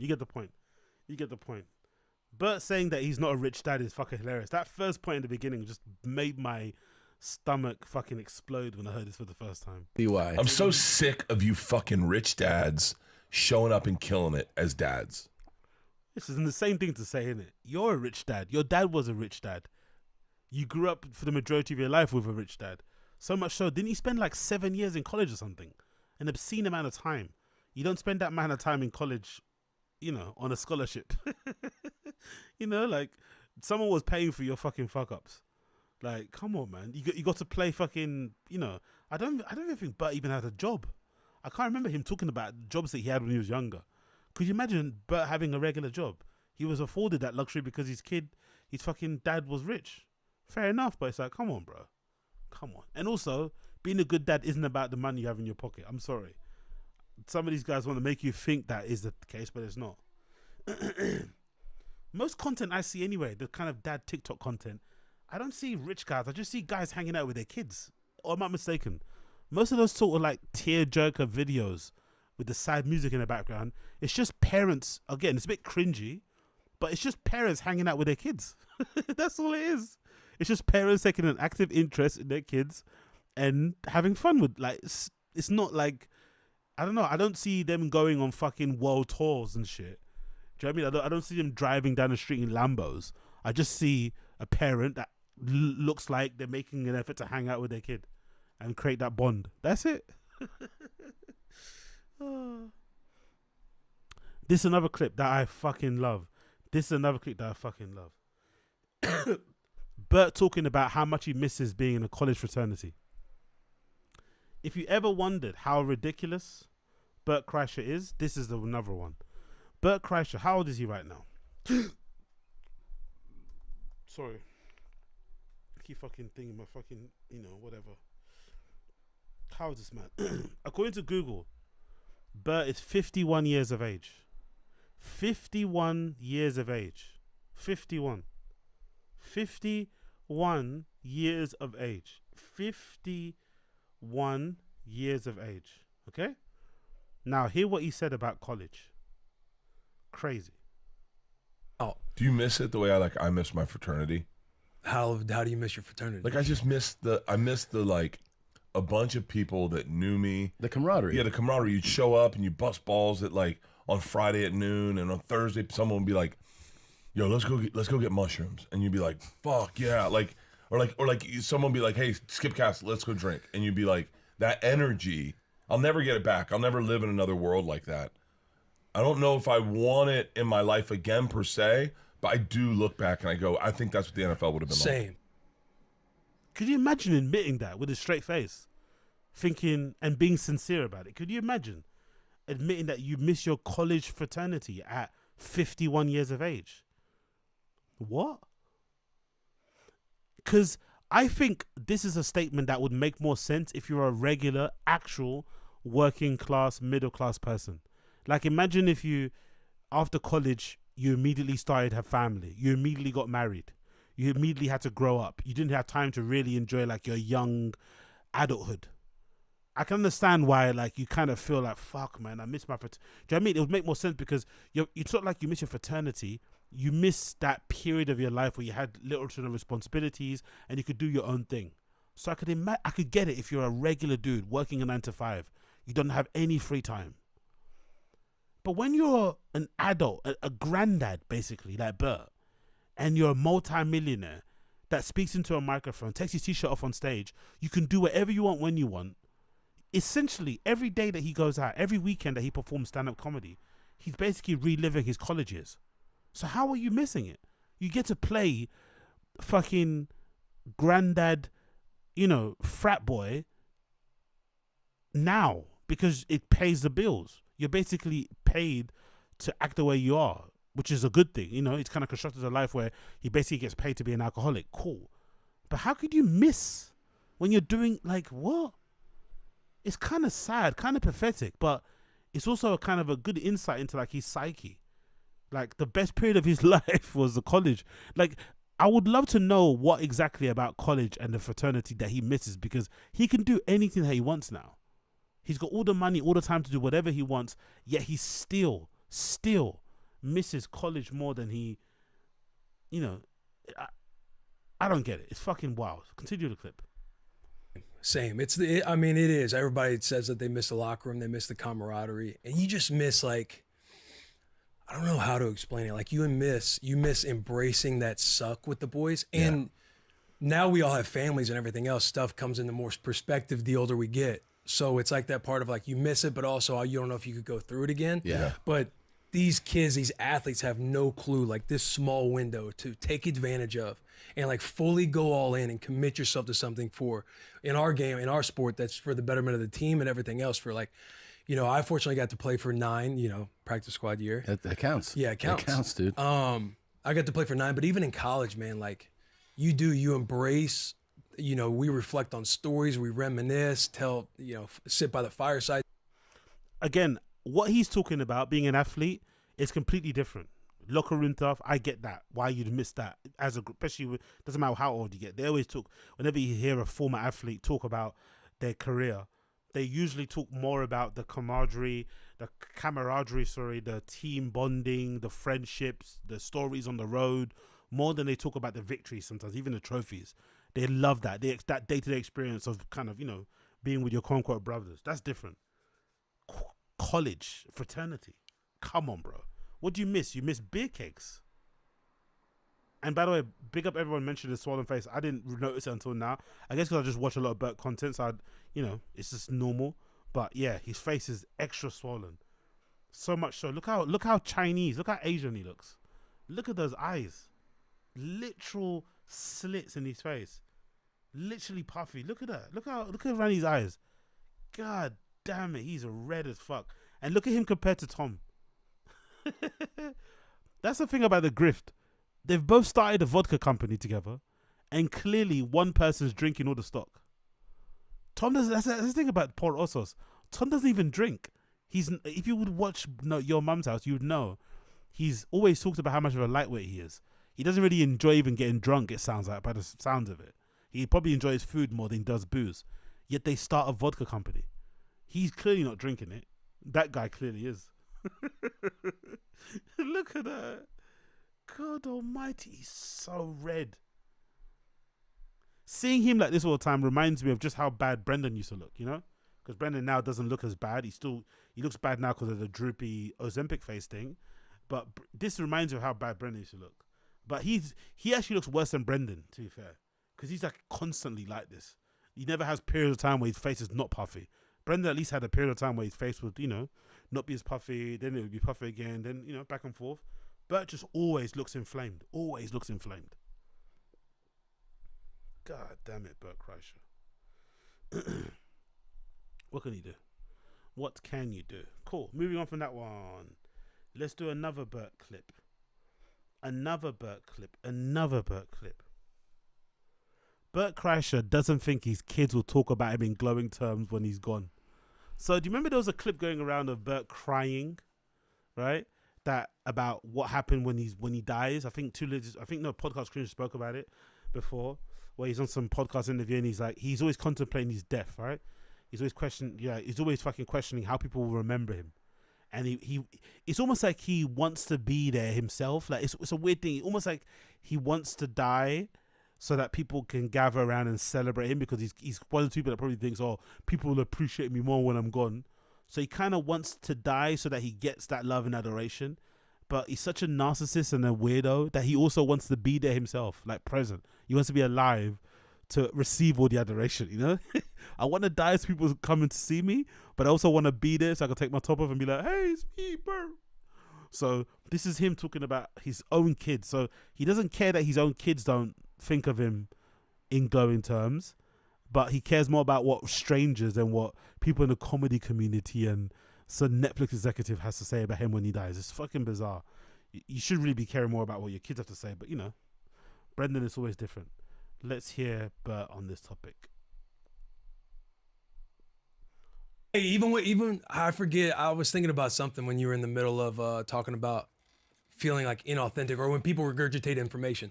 The minute you started talking about the power of no, I'm just thinking fuck. I kind of felt like that imposter of I am just trying to practice something or regurgitate something, and it's why do I end up getting there? Because we were kind of talking about fatherhood and everything else, and I feel like I get to these points.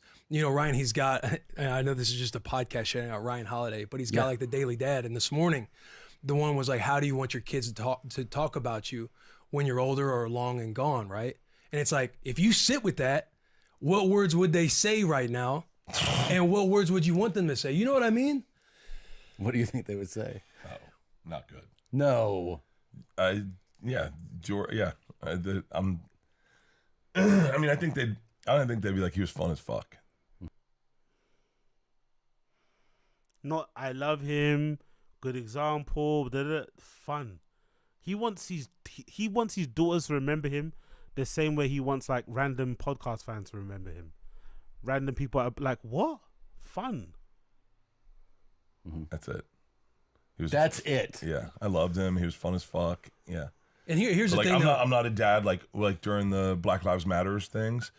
Georgia wanted to go protest. Let's talk. Georgia wanted to go right. protest. I just want to make sure that I said absolutely not. You're not getting into those. I'm not getting you into those. At first, when he said this, I thought he was gonna go down the route that we all thought. Absolutely not. Fuck the black people. Fuck George Floyd. He was on PCP. He was on meth. He killed himself. If you didn't do nothing wrong, you got nothing to hide. You shouldn't resist the arrest. I thought he was gonna go down that route, thin blue line, but he didn't. What he actually meant was that he didn't want his daughter to go to the protest and end up getting arrested and being in trouble because of the shouting and screaming and shit. Not because he doesn't like black people. Funny way he started the sentence, but it sounds like he was, but yeah. Protest things, crazy shit happens. You're my daughter. She was like, Dad, I want to protest. I want to be out there in the streets. I was like, baby, you don't know, but that was also who my dad was. Don't get out there. Crazy shit happens. Yeah. You know, you're going to get arrested, get a felony, you'll never travel out of the country But you again. were also like, Blue Lives Matter. You should go do that one. Yeah. He posted the blue square on Instagram. Yeah, he did. I remember But like, that. I think there's a cowardice to me of like, I don't talk about politics. I get being cowardly on a podcast because of money. Obviously, I would never do that. If my convictions were strong, if I really believed in something, if I wanted to speak about something, whether it affected me or not, I would speak about it, even if it would damage my pocket. Cool. But other people are not like that. You can't expect them to be like that. You can't judge them for that. But it's okay to be like, you know, mindful of your business. Your business pays you. Your business puts your kids through college. Your business pays for your house. Your business pays for your wife's lifestyle. Everything. I get it. But not wanting to have that conversation with your kids is so insane. I get not wanting to do it on the podcast. I get wanting to avoid all of that. But if your kids are wanting to have that conversation, because I think his kids, but for lack of a better term, are woke, right? From what it sounds like. They're very progressive, very liberal, very, you know, understandable. But I also think his kids are like struggling with like, because it must be difficult. People don't really identify that because they're rich, but I think rich kids and poor kids have a lot in common, right? You sometimes suffer a lot growing up in poverty, and I think as a kid you also suffer growing up in the luxuries of wealth. So I think when you're a kid, because I think Bert mentioned it, like his kids used to hate him dropping them to school. He had a BMW, I think like a 3 Series or something, and they didn't want him to drop them off at school. They wanted them to be dropped off at the end of the road so they could walk up. So their kids are struggling with like their place in the world, with having a really successful dad, but then also kind of being in, you know, a little bit away from all the issues that everyone else has because of their skin color, because of how they grew up and shit. So they're trying to come to terms with it, and they're grappling with all these societal issues that are happening in real time, and they're trying to figure it all out, right? And I think it's kind of cool, you know. They're quite socially conscious, cool. So this is an opportunity to have like a good conversation. I don't know, privately with your kids. I don't know what position you take. Who gives a fuck? But the fact that Bert is so scared to say the wrong thing, even to his own fucking kids, or not even the wrong thing. I think personally is this. I think this is the honest thing. Now thinking about it, I think he's just completely unaware of everything going on around the world that doesn't involve him. He has no opinion on it. Literally has no opinion on it. That's the truth. He has no opinion on anything that doesn't involve him. That's why he doesn't want to talk about it. That's why he's telling the kids, under no circumstances are you going to talk about this shit. I don't want to hear it. Keep it yourself. Crazy, isn't it? Absolutely crazy. He doesn't want to talk about it at all. Oh, mate. Big up to NJ Ranger. I don't think it read this out because I think he might have used a swear word here. It says, this wishing to be at your own funeral thing is mad. All the more, sorry, it made, oh, sorry, now it's coming up. Sorry. This wishing to be at your own funeral thing is made all the more ironic because Bert said he won't read books, calling them Huck Finn novels. Tom Sawyer famously attended his own funeral in the preceding novel. I'm NJR. Thank you for your... Thank you for your time. NJR coming through with his intellectual well-read hot takes. Fucking hell, NJ Ranger. I'm NJ Ranger. I'm NJR. Thank you for your time. Big up NJ Ranger. Oh. Yeah, big up Z. If my dad was a loud drunk, I wouldn't want him in public with me or by himself either. I think he mentioned something really sad too. I think he mentioned like he had tickets to go to a show. This is the kind of difference between them two. He took his kids to watch some band perform somewhere, and he wanted to get them VIP tickets to go to the back, but they were like, no. They want to be in like, you know, in the fucking, on the ground level, right, with everybody else. And he couldn't figure it out. Like, why don't you want to be in a back, you know, hobnobbing with the celebrities, with the fucking singers and shit? It's like, no, we want to be in the fucking where everyone else is. He couldn't get his head around it. Like, why? You're rich. Why do you want to be the commoners? So it's like there must be a real contrast in their opinions in their household. It must be very tetchy place to grow up, you know? But you've got a dad that enjoys all the lappings of luxury and wealth and richness and stuff. And is very, you know, is not the most aware socially of things going on around the world and shit, and doesn't take any interest in knowing at all, zero, and is so cowardly, he won't even have a conversation with his own kids in his own house privately about it. And then having kids that are clearly aware of their privilege, trying to grapple with it and trying to make sense of it while they're seeing kids around the world getting blown up and they're getting driven to school in fucking Lambos. You know what I mean? I can see why the kids are fucking with their heads, but Bert is not the right person to talk about this sort of things because he doesn't get it. Well, what's the problem? We're rich. That's a good thing. I never talk about politics. I don't do it just because, like, I go, I don't want to alienate anyone. But like a brave Marcus Aurelius would be like, talk about your fucking politics. Maybe, but that's all right that you don't want to. Get mixed up. So I don't think my daughters. I think my daughters would be a little more proud of me if I stood my ground and I don't know. Guess what? Look, he's mocking it. He's mocking his daughters for having a point of view. He's mocking his daughters for believing in things and, you know, fighting for people who are maybe can't fight for themselves or speaking up for the voiceless or whatever, right? Bert is mocking these kids for being socially conscious. I fucking love him.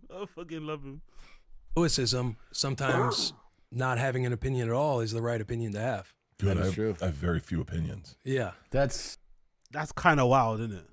To admit that. I don't think he does have. He has very few opinions when it comes to things involving society, politics, and shit.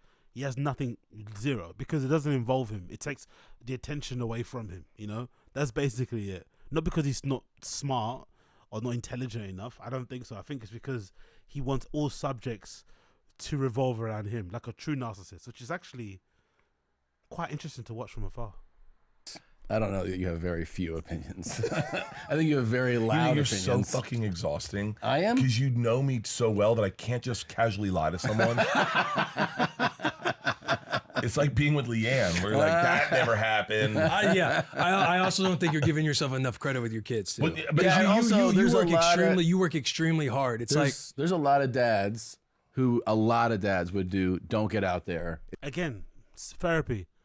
Trying to make him feel good about being a dad. It's like, what is this podcast? Isn't that person the guest? Why aren't you asking them questions? Why are you trying to alleviate Bert's fears of being a shitty dad? Who gives a fuck? It's dangerous. You're not an unusual guy for that. But like, there's a thing, I don't, maybe I'm not articulating this correctly, but like, maybe I connect more with the poor dad than the rich dad. But you're a rich dad. The poor dad has no other option but to work to keep the lights on. No other option. You can do whatever you want when you want. You have no excuse not to be present with your kids. Not that money is the most important thing, but if that's the case, if you're thinking being financially, you know, big up Assad, appreciate you, brother. He's like an alcoholic Forrest Gump, aloof and rich. Exactly. Alcoholic Forrest Gump is hilarious. But yeah, I love how he's equating money with fucking father, like with being a good father. Like, such a bizarre thing to think about, isn't it? So if you can't put your kids through college, you're not a good parent. If you can't buy them their dream car when they're 16, you're not a good parent. If you can't afford to let them go on vacations to fucking Paris, you're not a good parent. Like, what? You know what I mean? And I'm not saying you guys are rich, but I'm saying like, you guys are.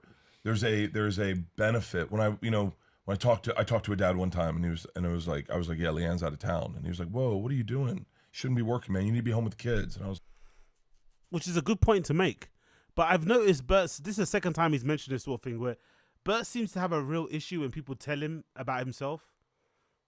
It gets under his skin. Like he mentioned that time when somebody, like an agent or a manager, told him to lay off the booze, and he was like, you worry about your own fucking life. Like, he gets very touchy when you try and tell him stuff, which is weird because he talks about himself, you know? He openly talks about how he thinks the drinking he's doing is sometimes can be a bit much. He talks openly about how he thinks he's a bad dad, but if you say it to him, he gets really tetchy.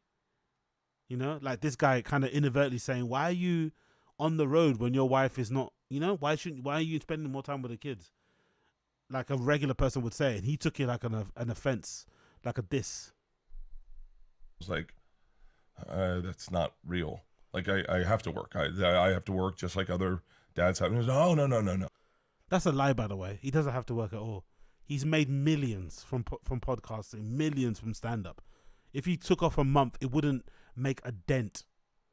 As Chris D'Elia once famously said, it wouldn't make a fucking dent. He works as much as he does because he enjoys it, and sadly, because he doesn't like hanging out with his family. He prefers to be on the road, drinking, talking to strangers, and that's the thing that Stavros made a good point about. Big up fucking Stavros. Stavros made a good point because he's a party boy like me. And party boys, for the most part, when you go out, it's either to do tons of drugs or to fuck some chicks. Usually. Sometimes they can be separate, sometimes they can be together. But when I usually go out, and again, I'm horrible at it, it wouldn't even be to fuck chicks. It'd be honestly to do as much drugs as possible with as many strangers as possible and just have a great time doing it. But Stavros made a good point when he was on Two Bears One Cave.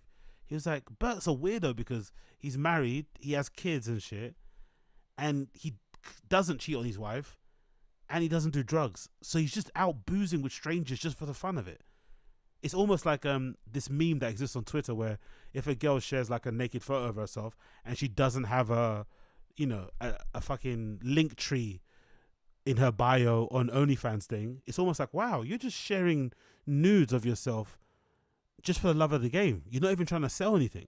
It's just for the, like, you woke up in the morning, you liked how your tits were sitting in the mirror and you just shared them with the world. That's almost like commendable. Like, fuck that. Fair play. You're not even trying to shill up a subscription. You're just doing it because you want to share your tits. And this guy is literally hanging out with people after shows, drinking every fucking day just for the love of the game. But then he has a whole family at home that he could be hanging out with. He doesn't want to hang out with. So he's actually worse because he could easily take time off to be with his family. He doesn't need to work as hard as he's doing. He's doing it because he enjoys it and because he doesn't like to spend time at home. That's the truth of the matter. When my wife's done, when she's out, I am 100. I cancel everything. And I remember casually saying like, "Wow, no nannies." He's like, "No, we have the nannies." And No. That's the thing, Joe. That's true. It's a good point. Basically, Bert is an alternate universe AZ, but that's what I'm saying. Like, I can't imagine going out just boozing and not doing any drugs. You know what I mean? It's a weird thing. Like, maybe some of you guys do this. I don't. And whenever I think of alcoholics, most of the people that I know, even my family that are alcoholics, most of the boozing is done at home. You're not going to bars to go get fucked. You're just drinking all day long at home or wherever you are locally. This guy's going out, quote unquote, partying just on booze, not doing any drugs, apart from, I don't know, Xanax or something, or weed, or hard drugs anyway, and also not fucking randoms. It's like, what are you doing outside at 51 years old? Like, go home, bro. Like, rein it in a bit. you're like, well, then that's not real. Yeah. But I think I love how it doesn't count. This is a great point that he made. Only Bert could make this point. The guy that said to him, why don't you spend more time at home now your wife is away, and pick up some of the slack, he's saying that because that guy has a nanny, it doesn't count. It's like, no, but I'm still at home though. Yeah, I can have some extra help, but it's still like, what? One more time. Nannies? He's like, no, we have the. I am 100. I cancel every. That's not real. Like I have to work. I have to work just like other dads have. No. When my wife's done, when she's out, I am 100. I cancel everything. And I remember casually saying like, wow, no nannies. He's like, no, we have the nannies. And you're like, well, then that's not real. It is still real though, because they're still present. They're still there. Having a nanny doesn't mean they just look after your kids full time. Maybe they're picking up the slack. Maybe the nanny's there, I don't know, doing the washing, maybe helping out. Maybe you're fucking them. Who knows? But just because they're there doesn't mean you don't need to be there. That's a strange thing. Like, in his head, if you have a nanny, it means you just leave the house. It means you're not in the country. You can still have a nanny and you can still be there, present with your kids.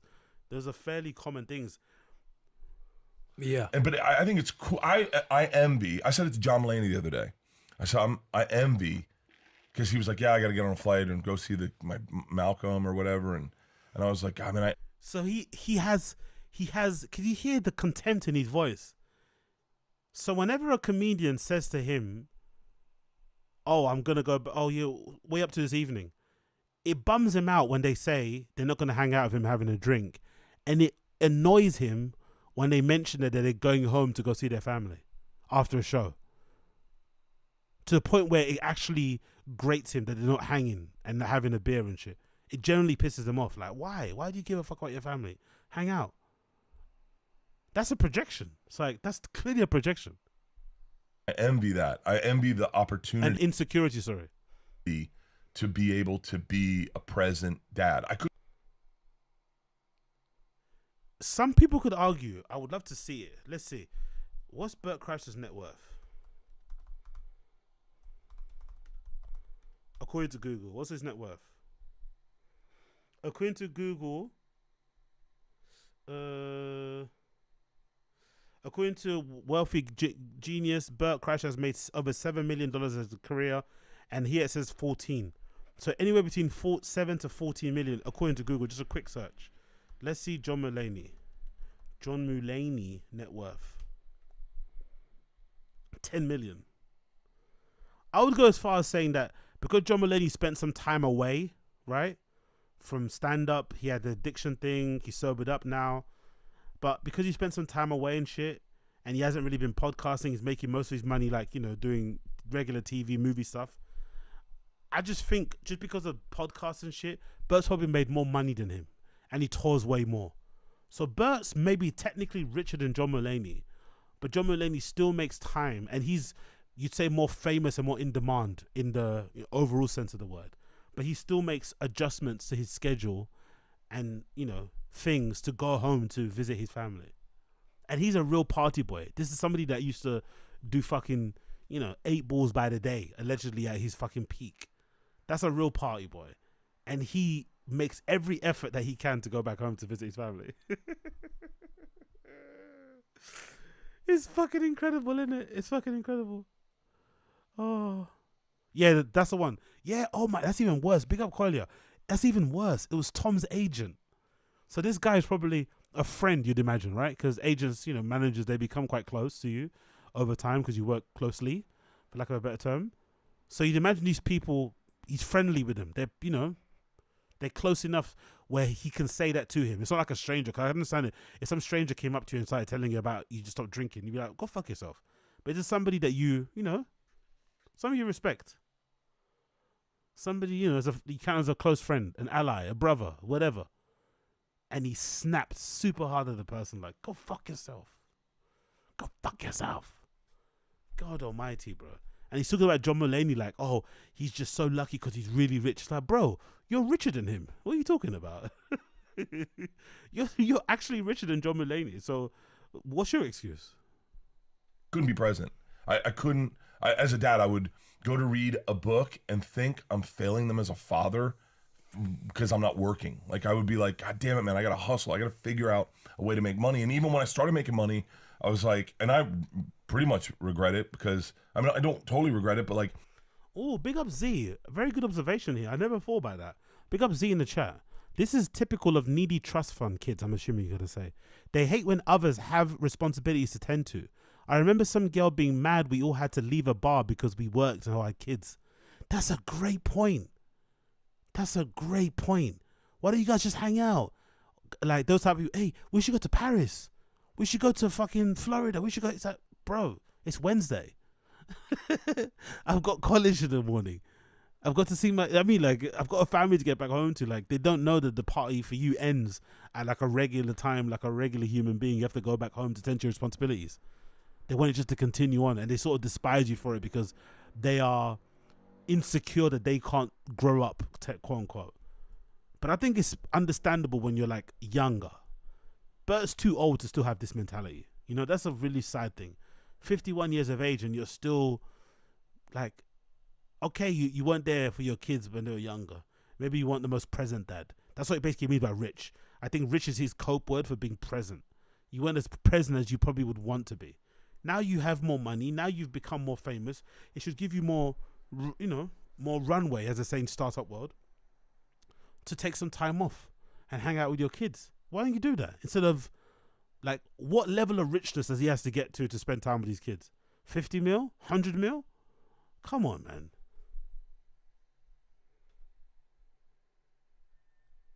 It was the last few years of them in college or in high school. And I was like, I have an opportunity to make money. I'm on the road every fucking week. I'm going to do it. I'm going to burn so I can make money for them. And I wish maybe I'd been like, you know what? I don't know. I didn't have that self-awareness, maybe. I think every parent wants to make money for their kids and work hard and them go through the suck so that way their kids don't have to go through the suck. But then even then you're thinking, well, how do I make sure they kind of have the same kind of makeup the right way if they're not going through hard times? Like, I think it's a constant battle at all times. And that's also why I don't think you see it now, and maybe your kids don't see it now. Like, you're not giving yourself enough credit because everybody thinks that way. Everybody wants to bust their ass for their kids. And in due time, and one day when they have kids of their own and everything else, they're going to understand the protective side of everything. They're going to understand why dad worked a lot and tried to put food on the table. And maybe there are things that if they resented with you or that they don't want to do or don't want to see, they'll add that in. But it's not that it's not that it's like, oh, I hated that about my dad. Like me, I love my old man. My dad, he's probably watching this. I love my dad, but he was hard on us younger. He worked a lot, commuted. He still commutes an hour to work every day, commutes an hour home, like just a middle class working guy, wouldn't be at dinner, like all this stuff, wouldn't be at our games on weekends. He would watch his favorite sports. He'd go to my football games. He'd watch Cody wrestle because he loved wrestling. But when it come to baseball and anything else, he wouldn't be at those games. Because those games are not interesting to him? Yeah, it's not like, yeah, he just, awesome. he'd just be saying. I like your dad a lot. That's awesome, dude. I like your dad a lot. Like, he'd come home and he'd go change and you'd find him out in the garage just drinking beer, just listening to classic rock. Like, wouldn't be in the house all the time. And look, I love my dad. Like, I know how much he loves me and is proud of me, and I know how much I love him and how much he means to me. But also, like, you see examples of like, okay, I want to be this way with my kid growing up because I knew I didn't necessarily have that from my dad. Like, I think of all this stuff, like stoicism, everything else. Like, my mother, and if I get emotional, it'll be normal. I'll cry. But yeah, I don't know. I find it fascinating, man. I find it fascinating. This whole like work hard grift that they all lat upon about, like, it's almost like it's a way for them to cosplay as working class as well. The working hard thing, like to identify with the common man. It's like, but you don't have to work this hard. You've worked hard in the beginning of your career so you can not work as hard towards the end of it. You're working hard because you enjoy it. Just say you enjoy it. And you also don't want to spend time with your family or your own thoughts, which is also okay. But don't LARP as if like, if you don't go and do another arena, you'll miss a mortgage payment. Let's be real. Let's be real. Let's be fucking real. That's not the case. You know what I mean? You're not launching a fucking shitty vodka brand because you just love vodka so much. It's obviously a grift to make more money. Just the money they got from whatever, because clearly some company approached them to do that vodka brand, right? Like a white label thing. They just stuck their branding all over it. Just the money they got to promote that vodka and pretend like it's theirs is probably enough, you know, to take a year off or maybe a couple of months off. At least that would cover that. But no, you need to be on the road. Why? Because you like being on the road and you don't like to be at home. Fair, but then don't try to like make good dads feel bad and try and like, you know, move the fucking goalposts and say, oh, because they're rich, that's why they're spending time with it. Like, what? You're rich too. Why don't you spend more time with your kids?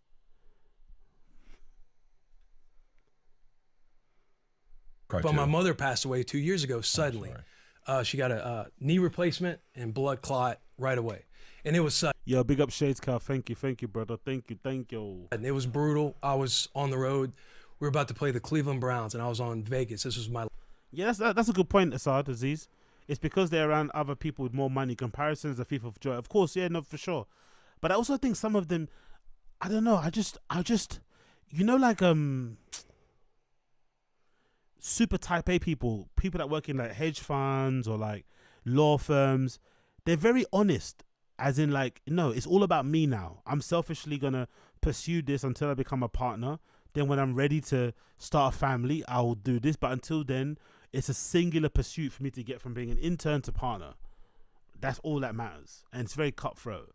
I think these comedians have this like LARP, this cosplay of being family men. But the truth is, they don't really give a fuck about their family. They want to maybe have kids so they can brag about having kids or show them off on Instagram. But they only really care about stand-up and other stand-up comedians.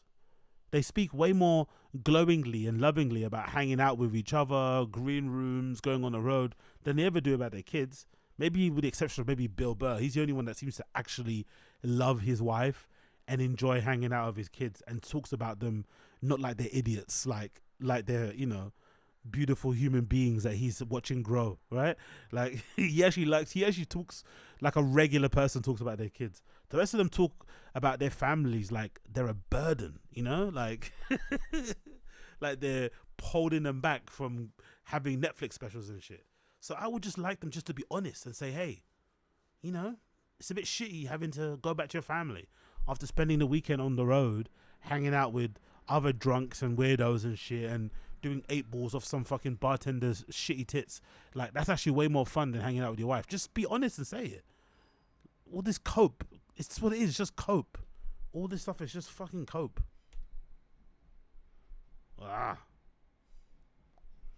Last year, besides just sends me home and stuff. But when I was thinking about that question with Ryan Holiday, and I'm thinking about, all right, the best way to do this versus like, what do I want my kids to say about me is, how would I speak? What does parenthood look like to me? And to me, I think of the example of my mother.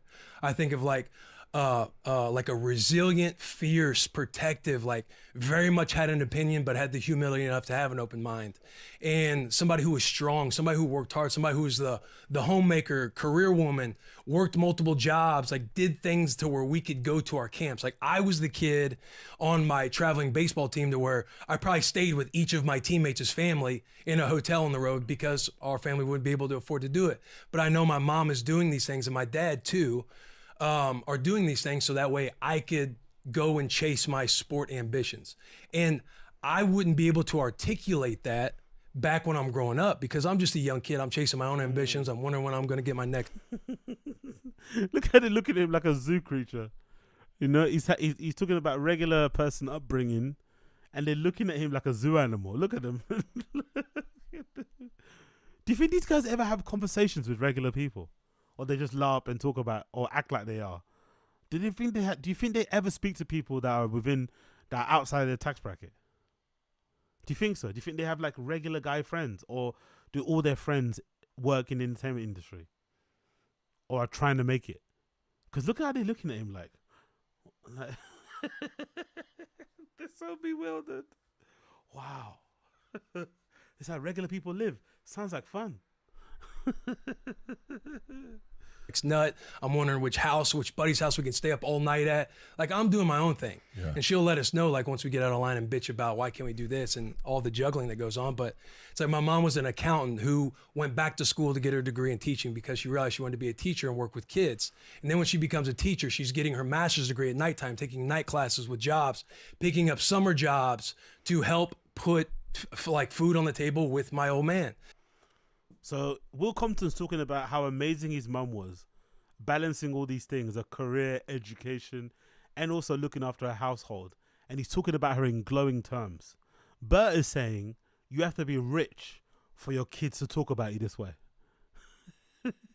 In Bert's head, your kids can only talk about you this way if you're rich. This sounds like a mum that didn't have a lot, but was making the best that she could out of what she had. Pushed the kids, looked after them, gave them love, maybe filled in for the dad's lack of maybe, you know, affection and shit, like sometimes dads do. But in Bert's head, you can only be a good parent if you have loads of money. Okay, Bert. My mom was the one who would change a belt in a car. There wasn't a job around the house that she couldn't do. She looked after my finances and everything when I first entered the NFL up until she passed. And she did all of these things. And I wouldn't be able to actually sit with myself and articulate that going through it at the time. But now that she's passed, right before Rue was born, and now that I'm a, this is where it'll get a little emotional, but now that I'm a father, I'm able to think about those things on how she impacted me that goes beyond her, that I didn't necessarily know at the time, but I understand now. And so it helps my intention with being a father and really all of it, right? Like being a leader for busing, being a good teammate, being a great friend, being a husband, being a dad, like all that stuff matters because I'm able to now articulate from the framework of like, you know, my mom did this. And again, Dad, you know I love you and he knows I feel all the same stuff. But those are the things I pull from when I'm finding frameworks or I'm finding things that like, okay, I don't want to be on the rat race or chasing ambitions all the time. It's very much a part of me. I'm a success-driven cat, but I know I have to keep myself in check with, you know, it's like when I learned about the power of no, it's like, oh, wow, this is a framework that's sitting with me, resonating with me well. How do I put that into practice? Not to ultimately say, hey, work on the power of no, whatever you're doing is not it. You should be doing the power of no, no, not at all. It's just like, those are the things that kind of have shaped and what I sit with and think about when I'm laying my head on the pillow and being like, why am I bothered by traveling so much? Or why am I bothered by being home for multiple weeks in a row? Like, what do I need to do? They do not understand this level of introspection. They do not understand they could not even fathom this level of introspection, self-awareness, you know, like they just don't get it. Like, what are you thinking? These things. They just self-doubt. Like, what? Nah. Oh, big up Will Compton, man. Big up Will Compton. That was a fucking enjoyable clip. Big up Will Compton. Big up Will Compton. Moving on. Let's play the recent TFATK. Let's play the recent TFATK. So they went to, they went to Alaska, right? So let's see. The Alaska fun. I love that this episode of the recent episode of TFATK is only 30 minutes long. Guys, these guys couldn't be bothered to create or record a podcast that was at least an hour long. 30 minutes. What the fuck is 30 minutes? What's the point of that? Guys, look at us, bud. Huh? What's the point of 30 minutes? What's the point of that? Half an hour. Absolutely wild. Now, the scenery is fucking beautiful. Where they are, it's fucking legitimately picturesque. But 30 minutes. You couldn't think about watching or talking about something of substance for more than 30 minutes. Maybe reflecting on the year, maybe reflecting on the other side of 1000, being thankful where you are, all this stuff. Nah. This feels like, and I think most likely that sponsor that's sponsoring the pod, I think it's at this lake, right? Wherever it is, they probably paid for this.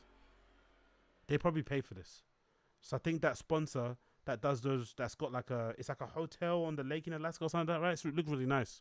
I think we checked it when we were doing the TFATK watch along. They probably invited them down there and comped it. So, you know, it is what it is, but I don't know, man. 30 minutes is insulting. It's diabolical. You might as well not release this, but what do I know? Let's play it. Buddy, we're here at the Sportsman's Cove Lodge. We're in Alaska. The water is, don't kid yourself, right behind us, the water's super serene, but do you understand that orcas have come right up to the dock? That's how wild it is. How many whales did we see today? 2. See, I would say... See, 1 or 2? No, because it was 6. Hey, hold on. So the viewers went like this. Hello. No, it was 6. Oh. We saw whales breaching. No, we did. We saw them doing it and flipping literally around. Jumping in the air, flipping. That was pretty cool. Don't say 2. Even if it's true that it's 2, you say 6. Just ruin your story. Yeah, it's 6. Hey, let's be honest. Also, if our eyes look heavy, we're not the biggest outdoorsmen. We're not like Lex. We're not like our tour guide. That's right. We're not. That's a bear. There's a bear. So there's a bear right there. See the bear right there? See that bear right there? So on the podcast, we're looking at a bear right out there. That's a bear. You see the bear, guys? Where? Straight out there. Okay, you'll see it move. You see there's a brown little thing right there where all those little trees are? Watch, it'll move. That's a bear. I see it. Yeah. So we're looking at a bear right now as we're doing the podcast, way out there. That's a bear. We've seen, that's the second bear we've seen. We've had deer come up to the lodge. Yep. Deer. How many pouches does he have in his mouth right now? Did he have some of his cheeks as well? How many pouches does he have in his mouth right now? Fucking hell, lumps and bumps. Just spit it out. Exactly. Big up Andrew Tate, marble mouth. Like, you can't, he struggles to enunciate anyway. He struggles with his pronunciation anyway. just do them before for your kick that you need, the nicotine kick. Fair enough, the little rush. But then spit them out when you're about to do the podcast, brother. Like, we can barely hear you talk when you've got nothing in your mouth. You got literally like a script. Look at it. It's all over the place. Fucking hell. Lumpy bumpy. Come up to the lodge. Yep. Deer, bear, it's crazy. So we're really in the wild, man. It's awesome. We're in the wild. We had a blast. We're not exactly like Steve Ranella or Cam Haines. Like our eyes are heavy. Yeah. We woke up at 6 Alaska time, which is 5 Pacific time. That's correct. And you go straight to the boat. Well, we woke up at 5. I woke up at 4:30 Alaska time, which is 5:30. Yes. Yeah, but either way, it's just a long day. Yeah. Because you hit the boat about 6:30 a.m. and when they say you're fishing all day, absolutely work shy, allergic to any type of effort. If it doesn't involve rolling out of bed, wearing your flip-flops and sitting in front of a couple fucking Shure microphones, they're not interested. Anything more than that is hard work, back-breaking work. They might as well be laborers. Oh, we have to wake up at 6 in the morning. Oh, my God. Get out of here. People do that every single day, man. hey, you're they're not fishing lying. all day. You're fishing all day. Yeah, we fished for halibut, and you caught an 80-pound halibut. I got an you won award the for it. award for the biggest halibut. 75-pound club. And it wasn't coming up easy. Of course he shows it off to the camera. Of course he shows it off. A little hat. Of course. You were I was cranking. exhausted. The pole broke. The pole broke. The fishing pole And I snapped feel like off. all bullshit aside, I deserve the award because the pole broke and I went, I got it, and I caught it. Nope. You were like, you want me to do it? And I looked over, you have 2 fingers on it. I did hold it like that. Yeah. Even that wasn't very... Yeah, because, you know... It's not very, like, manly. No, like when you did that. No. And I feel like I got too much sun, so I'm a little tired, and I overate at dinner. Yeah, fishing, it's a lot of energy, right? And reeling those big boys in, because we had 2 biggies. Yes. Now, 2 biggies. Chin's got the touch. Chin. Tiger has the touch. My son got the most fish out of That's any actually a of us. true story. Your 8-year-old 10 fish. son caught more fish than anyone else. I didn't catch any salmon. Lex caught salmon. Lex got an award. I caught 1 salmon and didn't know I had it on the reel. I just saw one jump out of the water. He goes, reel! I was like, oh, that's mine. So that was it. Yeah, Tiger caught 10 legit fish. I could, when I say I didn't get a bite on salmon, I didn't get a bite. Fishing's, I think that why this is so cool, because you're catching actually big fish. Yeah. But when you don't catch, like salmon, notice I went inside. Daddy went inside. You have a shelf life. I shut Your it down. back started to hurt. I have a pulled muscle in the back. Yeah, and then, let's face it, it got a little wavy. So we were doing this a lot. And then you just got you got what's called bored. No, I didn't get bored. I just Yeah, he did. He got bored. To the defensive, he definitely got bored. No network out there. Can't be texting baddies and shit. Can't be checking social media. He definitely got bored. the back, and I'm too big. There's nowhere to sit. He was like, "Oh, sit on this." I'm too big. I'm too big. The man mountain over here. I'm too big. All fishermen are 5'5", by the way. It's plastic container. Yeah. I'm like, okay, well, that's an even more nightmare for my back. Yeah. I'm gonna go inside and watch my kid catch so the you fish. went inside the cat. Yeah. Just watching your son get excited was awesome. Oh, yeah, he loved it. It was And then, by the way, the captain gets more excited about catching a fish than anybody. He got, get out of the way! Give me the gun! Give me the hook! Give me the gaff! You know, so he shot that huge flounder right in the head, or the halibut. I guess the thing I didn't know either is when you catch all the fish, when you bring them on the boat, they're not dead, right? So then you take a mallet, you take a club. You take a cudgel. That's called a cudgel. If you've seen videos of seals getting clubbed, that's what you got to do. They're not dead, right? What did he think? Did he think as soon as you take a fish out of water, it just dies? Did he say that? What? Anyway, he got, get out of the way! Give me the gun! Give me the hook! Give me the gaff! You know, so he shot that huge flounder right in the head, or the halibut. I guess the thing I didn't know either is when you catch all the fish, when you bring them on the boat, they're not dead, right? So then you take a mallet, you take a club. You take a cudgel. That's called a cudgel. If you've seen videos of seals getting clubbed, that's what you got to do. Yeah, you pound it. Didn't he have fish in his, like, what? Its head. And my son liked that a little too much. It was a little alarming. Well, because we told him to hit it and keep hitting it hard. Yeah, he kept hitting it. And then he was like, oh, okay, let me take my all-star muscles here. And then I didn't realize it only takes one hit, and when you do hit them, they're dead, but their muscles still twitch. So it was a Charles Manson scene in that. A lot of blood. A lot of blood. A lot of blood. Now, the orcas, we also saw a bunch of seals, and the orcas come up and they kill the seals, and the captain told me that he saw. I've got a feeling Helter Skelter was the first and last book Brendan read in full. That's why he just can't stop talking about Charles Manson. You know? It's like he just references it all the fucking time. Helter Skelter was the first and only book he's probably read front to back in his like adult age. It's like stuck with him. You know what I mean? That's why it's constantly fucking referencing it.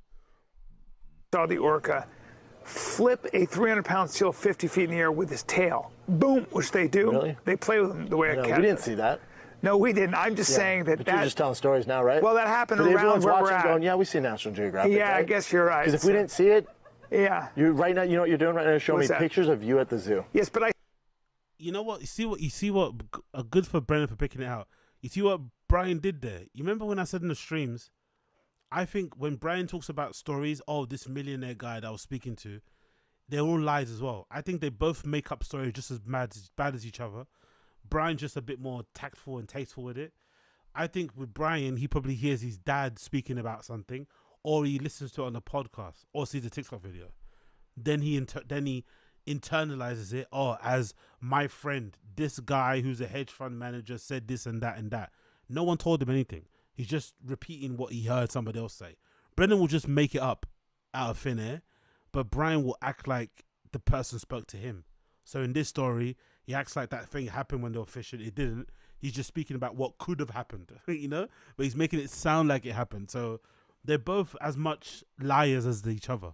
Don't think one is more worse. No. They are both just as bad as each other when it comes to lying. They're both pathological liars. Right? But I did see it breach. Nah, no, you didn't. I didn't. You didn't see killer whales. I said orcas, and then I saw a whale tail, and he goes, "No, it's a humpback." Yeah. But if I hadn't seen the tail, I would have said we saw orcas today too. Yeah.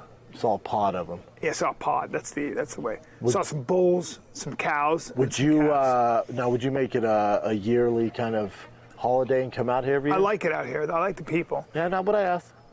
Yeah, I mean, Brendan wouldn't. Look at Brendan's face. That's a fucking loaded question. He does not want to go back at all. Imagine just being invited to this place by the sponsor that's probably paying you a lot of money. The sponsor probably is not only sponsoring the fucking pod, also put them up with their family. Brendan sounds like he brought his favourite son, as somebody pointed out in the stream chat. Tiger's with him. Brian Callum might have brought his wife with him or somebody else. So they paid for the full thing. Accommodation, flights, sponsoring the pod, maybe another 30, 50 grand, whatever it is. You're there on their dime and you're still kind of talking a little bit bad about the experience. Brendan's basically insinuating that he was bored out of his tits after the first hour. He was really over it. He wanted to go back home. It's like, bro, just have a little bit of tact. Come on, bro. Come on. Even if it was boring, at least pretend it wasn't. And he's also, hey, would you come here again? On a yearly thing. He's like, once you see it once, what's the point? Brendan's the type of person who says stuff like, what's the point of going to Italy? What's the point of going to Spain? We've got Spanish restaurants and Italian food here. He's that type of person, I think. Which is interesting because he's got money, he spends money on stuff, but he's not curious at all about traveling or going to different parts of the world or experiencing different things even in America. Even in parts of North America, he's not interested. If it's out of state, just doesn't give a fuck. Oh, I've seen it once. I've seen it on Google. Who needs to go see it in real life? Eiffel Tower, who cares? It's like, okay. So I'm not a fisherman, but I would do it out here. You and me, and I told Lights this too. I'm glad I came. It's I love the projection. I love he's not even brave enough to just say himself. He's saying you and me. No, talk for yourself. You don't want to go back here again. You took the fucking lake hotel people's money just for the money's sake. You agreed to the trip because they're paying for, sponsorship on your podcast, but you don't give a fuck about it at all. Openly trashing the people that are bringing you to this location is so on point for these guys, man. So on point. Homebody, I hate traveling. I hate traveling. Right, but it's so beautiful. I like being at home, but I also hate this. I think that's another cope and a lie. This whole I hate traveling thing. He talks about it too much. Anybody that mentions stuff like this too much and has this saying, it's something that bothers them. It's like when I always say, I don't have friends. Yes, I don't have friends, but I say it a lot because it's maybe a little bit of an insecurity, you know, of not making the effort to cultivate friendships or hang out with my actual friends. So whenever he keeps saying, oh yeah, I don't like going out, I'm with my family. No, you don't. It's a cope. No, you don't. It's a cope. I'm glad I came. Yeah. But also, it's like not my passion. I get why people love it. If you're gonna fish, you need to be passionate to go to fish. You have to be passionate to go hang out at a lake. You know, hang out in a hotel that's on the lake and have some downtime and maybe unplug for the world. You have to be passionate about lakes. You have to be passionate about the sea to go fishing. Really? This is where you come. 100%. It's insane. I'm terrible at fishing. I caught so many stupid fish. Yeah, exactly. Young old vibes. Like, at least the wife goes to Las Vegas. Now, her Las Vegas trips are, you know, questionable why they go there. But at least she's got like a thing that she does. Like, they don't go anywhere. Like zero. I think the last holiday they went to as a family was that Mexico City trip where Brendan didn't even pack trunks and was swimming in his fucking underwear and shit. Like, clearly couldn't give a fuck. So they're an interesting bunch, isn't it? Interesting, but maybe that's common. Maybe if you live in a place like LA, because it's so beautiful anyway, and you've actually got a beach there, especially if you've got money, it's probably a nicer experience. You probably feel comfortable. Because that's the thing about Americans, I think you guys get a bad reputation about not being good travelers or not being curious about traveling the world. But I also think you guys have a lot of shit to do. Like, you know, look at the lakes that fucking Chin goes to. You guys have a lot of cool shit locally to do. Like hikes you could go on, lakes to go swim at, or fishing, parks, you know, roads to drive around in. Like, there's a lot of things, you know, where you are that would make it hard to leave. I think so. But if you're in Europe, if you're in a shitty country, the one thing you want to do is leave instantly. So maybe it's different. But yeah, they're not curious at all about vacationing. But the thing is I got my rocks off on one day. Yeah. You know, one day I'm good. Yeah, because I get to experience Alaska. Fishing for you is you're not a fisherman. Chin's a fisherman. Chin's it's his dream thing. Lex loves fishing. You know, she likes to. Look how he gets offended when someone says something like, "You don't like to fish," and he gets someone's offended. Like, no, I like to fish. I just don't like to do it every day. No one does it every day. People do it when they can. So it's like he gets offended when people say stuff like that too. It's like Chin's getting some praise. Obviously, he's gonna insult Chin. Let's hear him insult Chin. Drink. They give Chin a reason to drink. Chin can handle. Chin can drink all the booze and be completely. Throw him under the bus. That's nice, right? Throw him under the bus. The guy that was just working in your office from 9 to 3 a.m. to upload that 1,000th episode, right? And now it's just full of memes that people are taking the piss out of it. So all his hard work has gone for nothing. Take the piss out of him. Great. That's what I figured out. He seems completely sober. Question. Like not a. Yeah, exactly. Josie put it. Thank you, Josie, for putting it so eloquently and so simple. USA is so big, we don't have to leave. Exactly. That's what I'm getting at. I think the reputation or the stereotype that Americans don't like to travel is a bit unfair. Where you live is so big. It's so fucking diverse. Like, from regions to accents to foods and shit, whatever. You know, if you really wanted to, you could experience the majority of the world just from traveling from different states and different neighborhoods within those states and shit. You know, there's a part of the world in every probably state, you know, dotted around the fucking, you know, the United Americas. There's probably everything you want. There's no need to. And if you do want to travel, you know, Central America and South America's way closer than coming to Europe. So why not go there? And the Caribbean. And all sloppy. Yeah, is Chin a fisherman or is he a drunk, right? Well, now this gives him an excuse to drink a lot of drinks and hang out all day. He's a good fisherman. This guy, man, what an awful friend. Fisherman, and he did catch a big he's an fish. elegant drinker, though. What I like about Chin is he'll have a couple of cocktails, and you're not going to know it. He's not. He's a very. He'll carry on a conversation. Hang out, He's not just relax. drunk. Alcohol makes him feel good. It has a different. I think that's reaction. why everyone drinks it. But yeah, but when I you can't said a do it couple, that way. he'll have 10 before. Listen, noon. Chin's. Brendan just got over his whiskey and alcohol addiction because he started taking Ozempic, and he's now, you know, dissing and ribbing Chin about his booze intake. Imagine if someone did this to Brendan when he was going through the alcoholism. Imagine. Fucking hell. Yeah, exactly. Big up Joe MIA. Big up Joe from MIA. Exactly. AZ.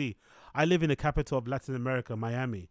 You can be in like 20 different countries in less than 3-hour flight, similar to Europe. Exactly. Great example. Great example. Exactly. I could just imagine. Yeah, I get it. I get it, man. I get it. Honestly, I get it. I wouldn't leave too. Certain areas, I wouldn't leave too. Why leave? Why fucking leave?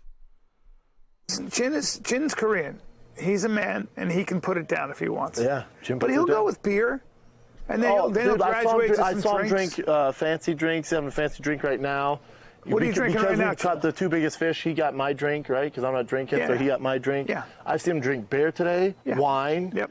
Fancy and his drink, whole hard body, and liquor. he's very, very extreme. His liver's going, please, but everything else is perfect. So I'm impressed. And there's a hand tattoo now? I had a girlfriend who could drink that way. She could drink, and you did not know if she was drunk.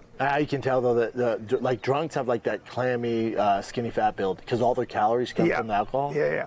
But Chin, he doesn't. Look at how judgy he is about alcoholics. Literally, he was literally on podcast on camera going, Chris, all bleary-eyed and puffy faced just a few months ago. He was literally just a few months ago clearly struggling with alcoholism, struggling to the point where I think Theo brought it up when in one of his last few episodes of fucking, King and his Sting. He clearly had an issue. He clearly was going through it. I personally think he was being depressed. That's my personal opinion. That period of his life where he was drinking tons, I think he was going through some, temporary depression. Comedy was coming to a close. Betting on himself didn't really work out too well. The COVID lockdowns kind of stopped everyone's career for a brief time. The Kalila, Annie shit, the Bobby Lee shit. He was going through it. That's how he was coping with it, with the boozing. Then Ozempic gets invented, and then suddenly this guy isn't drinking anymore. And then one of the biggest unintended side effects of Ozempic is the fact that it stops the cravings of other addictions, not just food. People are finding out now that they not have a craving to smoke cigarettes, to drink booze, whatever. And suddenly now he's in the best shape he's ever been in his life, even more so than the UFC. And he also doesn't drink booze anymore, all of a sudden. Not because he's got amazing willpower, it's because he fucking is on Ozempic. And now he's judging people for fucking boozing. You were just doing it the other month. Mommy? No, she was gorgeous. She was gorgeous. But she was also 30. Yeah. But Chin doesn't have any, she had a big old belly. Yeah. And a hairy chest. There you go, pot belly. And a huge dick. And drinking gives you a big dick. But Chin doesn't slur his words or any of that. He can drink it all. He's just. That'd be a problem, yeah. Yeah, that'd be a weird thing. All right, guys, you guys ready for events? Well, that's. Brendan slurs his words, even when he's not drinking. It's a lot of people. Yeah, you can't. They get that fixed stare. They get that. They just look at you like that. Now the guests that come here, a lot of people like to just enjoy themselves. They're all sweet people and very enthusiastic. One's a liar. And one guy. There's always. There's always because you gotta sit at you don't have to, but so. Yo, big up Assad. Appreciate it, bro. Oh, brother, these guys stink. Yeah, they do. I know I'm putting you guys through it, but please be patient. We've only got 20 minutes left. Please, hang in there, guys. Hang in there. I know it's brutal, but hang in there. It's only half an hour. I want to see. Imagine I said, I haven't even watched this episode yet. And I said, based on the time, don't put it out. Based on the duration, just delete it. Just record some content, put it out as a vlog or something. TFATK trip, to fucking Alaska. Make it one of those type of things. But don't put this out as a podcast. It's a waste of time. Just because of the time. Now watching it, it definitely is, reaffirming my earlier suspicion that this was a waste of time.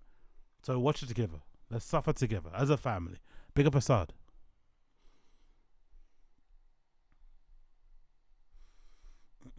You stay in a lodge, there's not that many people. And there's a great little saloon. And then there's a little pit fire. Yeah, it's awesome. And everyone's, sitting around telling Everybody's stories. great. And then there's always that one guy who has to one-up everybody on stories. Like, there was a giraffe, and we ended up hitting it with our plane.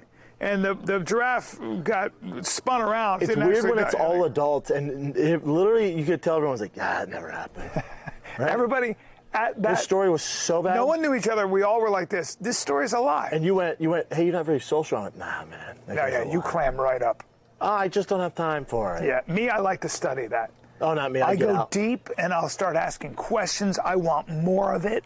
I want to get. Hey, yo, Chris Mack, sorry, brother. I hit you by accident, but I unhid you now. Apologies, my fat fingers tapped you by accident. But I love how Brendan is like acting annoyed that somebody was doing the whole one-up thing. That's what he does. He's the master of being in a conversation and always wanting to one-up somebody on their topics. So it's funny that he clams up and shuts down when somebody else does it. Give him rope. It's the best. It's the best. But yeah, you'll just be like, oh, I'm out. Check, please. Yeah, I'm not gonna entertain it. Yeah. No, I don't. No. Yeah, you start looking up at the sky actually. I get out. I get out, man. Yeah, but it is very serene here. We slept like a couple babies last night. I'm gonna sleep so hard tonight because Mark has a muscle relaxer for me, and I have that issue with my back, dude. Oh. Your boy is gonna sleep hard. What do you got, Percocet or something like that? Nah, man, we don't know. No, it's a muscle relaxer. Not Well, you know what it not a does? muscle relaxer. It'll dilate your sphincter too. Yeah. Yeah, just keep it real. That'll be all relaxed too. So Yeah. you sleep on your tummy? No, man. Don't get in my room because there's no locks on the doors. There's no locks, bro. Here's another interesting fact for you kids watching is so these lodges with like the fishing stuff, they're only open 3 months out of the year. The rest of the year they're shut down. Wow. Really? Interesting business plan. That is. Do you know that they have something called hole tox? Like does? Botox for your hole? Yeah. Well, I saw a GAY guy. I think your algorithm's different than mine, homeboy. Right? That is an interesting. That's a fair thing to say. Why would I know that? Yeah, it's weird. My algorithm's all cars. It's all cars. It's all cars Yeah. and fighting. Yeah. B, let's take a little break here. 'Cause Yeah. We're in Alaska. I want to talk to you about stamps.com. Well, dude. Honestly, bro, are you not ashamed? Are you not ashamed? A 30-minute podcast and you're already plugging some hard-baked ads reads into a 30-minute pod? Surely not. You know, usually I have to wait in line at the post office Bro, to it's get my tedious stamps. mailing and shipping. We do it all the time at Fire and the Kid and for Drive Fast All Gas. We do it all the time, and that's why we partnered up with Stamps.com. Stamps.com streamlines your postage needs, making your business more efficient and putting more life into your work and life balance, dude. Yes. Well, you can do all kinds of stuff. You can print them from your computer. You can do all kinds of Dude, stuff. 24/7. 24/7, you get the Stamps.com mobile app. It's your post office 24/7. All you need is a computer, printer. They even send you a free scale, and you can easily schedule package pickups through your Stamps.com dashboard. Click the. If you've ever seen Tailspin or Chip and Dale Rescue Rangers, you know the plane in the opening scene of that, and Chin will bring it up maybe in post. When that scene, the ship that they fly around on that lands on the water, that's what we took to get here. Yeah. And Brian thinks he's an experienced like hunter fisherman. Goes, dude, you're going on where the air must. It's so loud. I went, wow, really? And I went, now let's hear how loud it was. When I say it wasn't loud, It was like a car. yeah, maybe a Like car. a loud If car. that, if that. It was so funny too. My lightning's louder. Big up. I would never drag you through something like this, family or not. I'd rather watch Jermaine ugly self ramble than these dorks talk about nothing. Yeah, I know.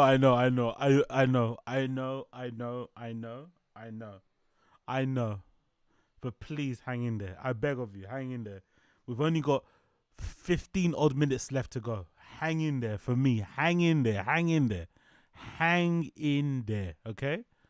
And next time, if you hang in there, I promise next time I won't put you through this. And what I'll do is I'll do like I was doing before, and I'll prep the clips. I'll watch it myself, and I'll pull some clips out, put them on the streamable, and then we can react to them together. Okay? If you can hang in there for this one, I'll make sure I won't put you guys through another full episode of TFATK again. Okay? Just hang in there, people. Hang in there with me. Come on. We can do it. We can do it.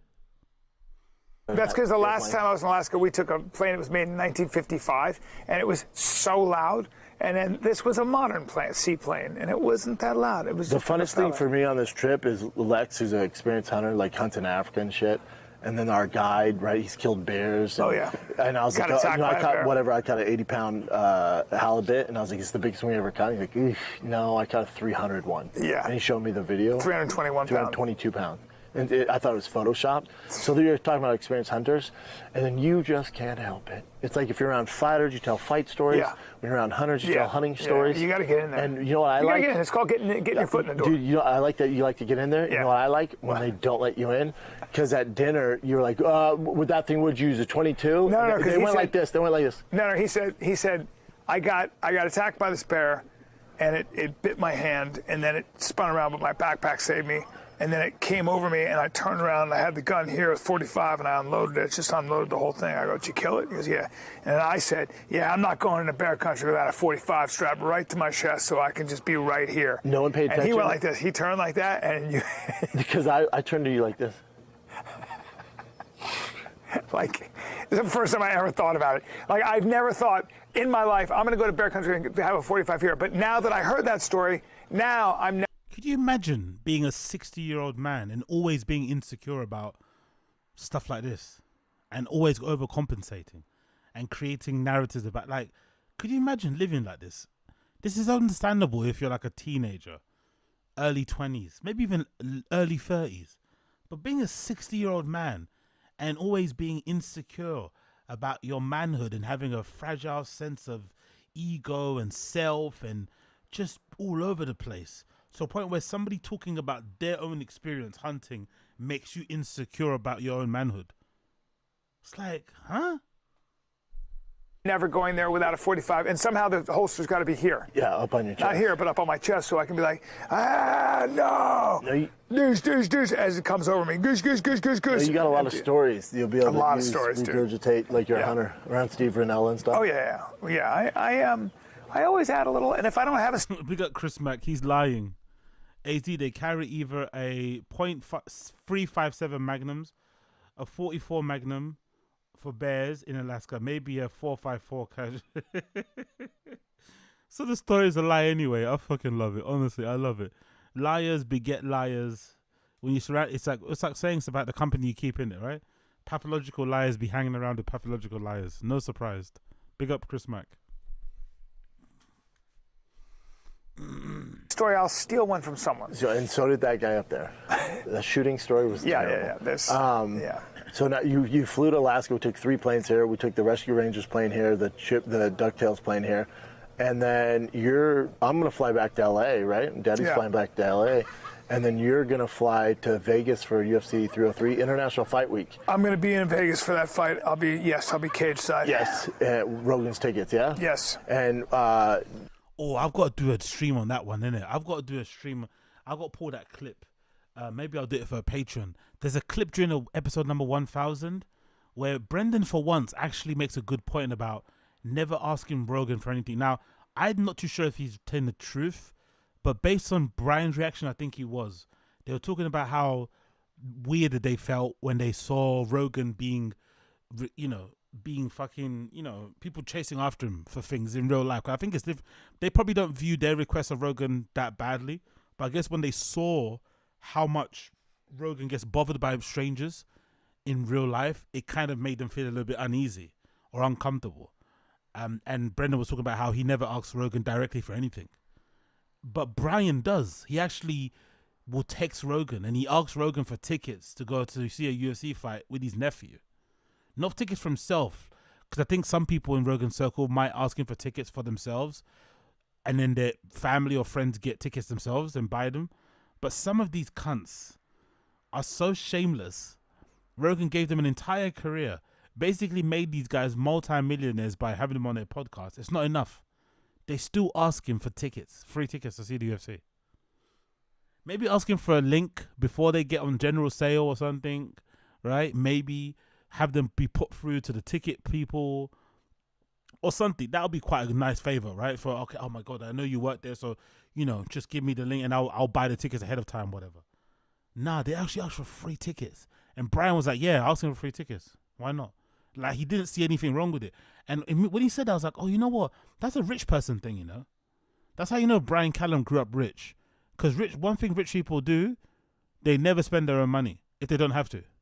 That's how they're probably rich, isn't it? Right? Rich people are usually the most frugal. So it's not surprised that Brian could easily afford to pay the tickets himself. I think so. Okay, maybe he might think differently, but he could probably afford to pay for them. He goes out of his way to ask his friend, who probably gets 1 million requests for the UFC tickets. 1 million, not including randoms. Hey, can I get a ticket for me and my nephew? It's like, what?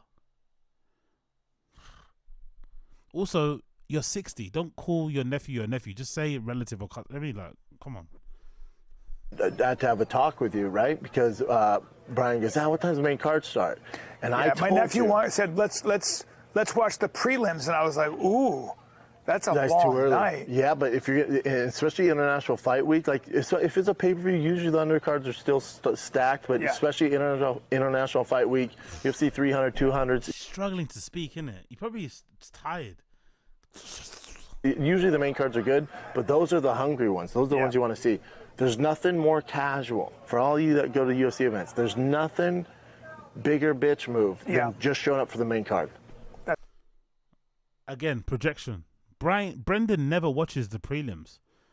He's said it with confidence at times on the SCHAUB show.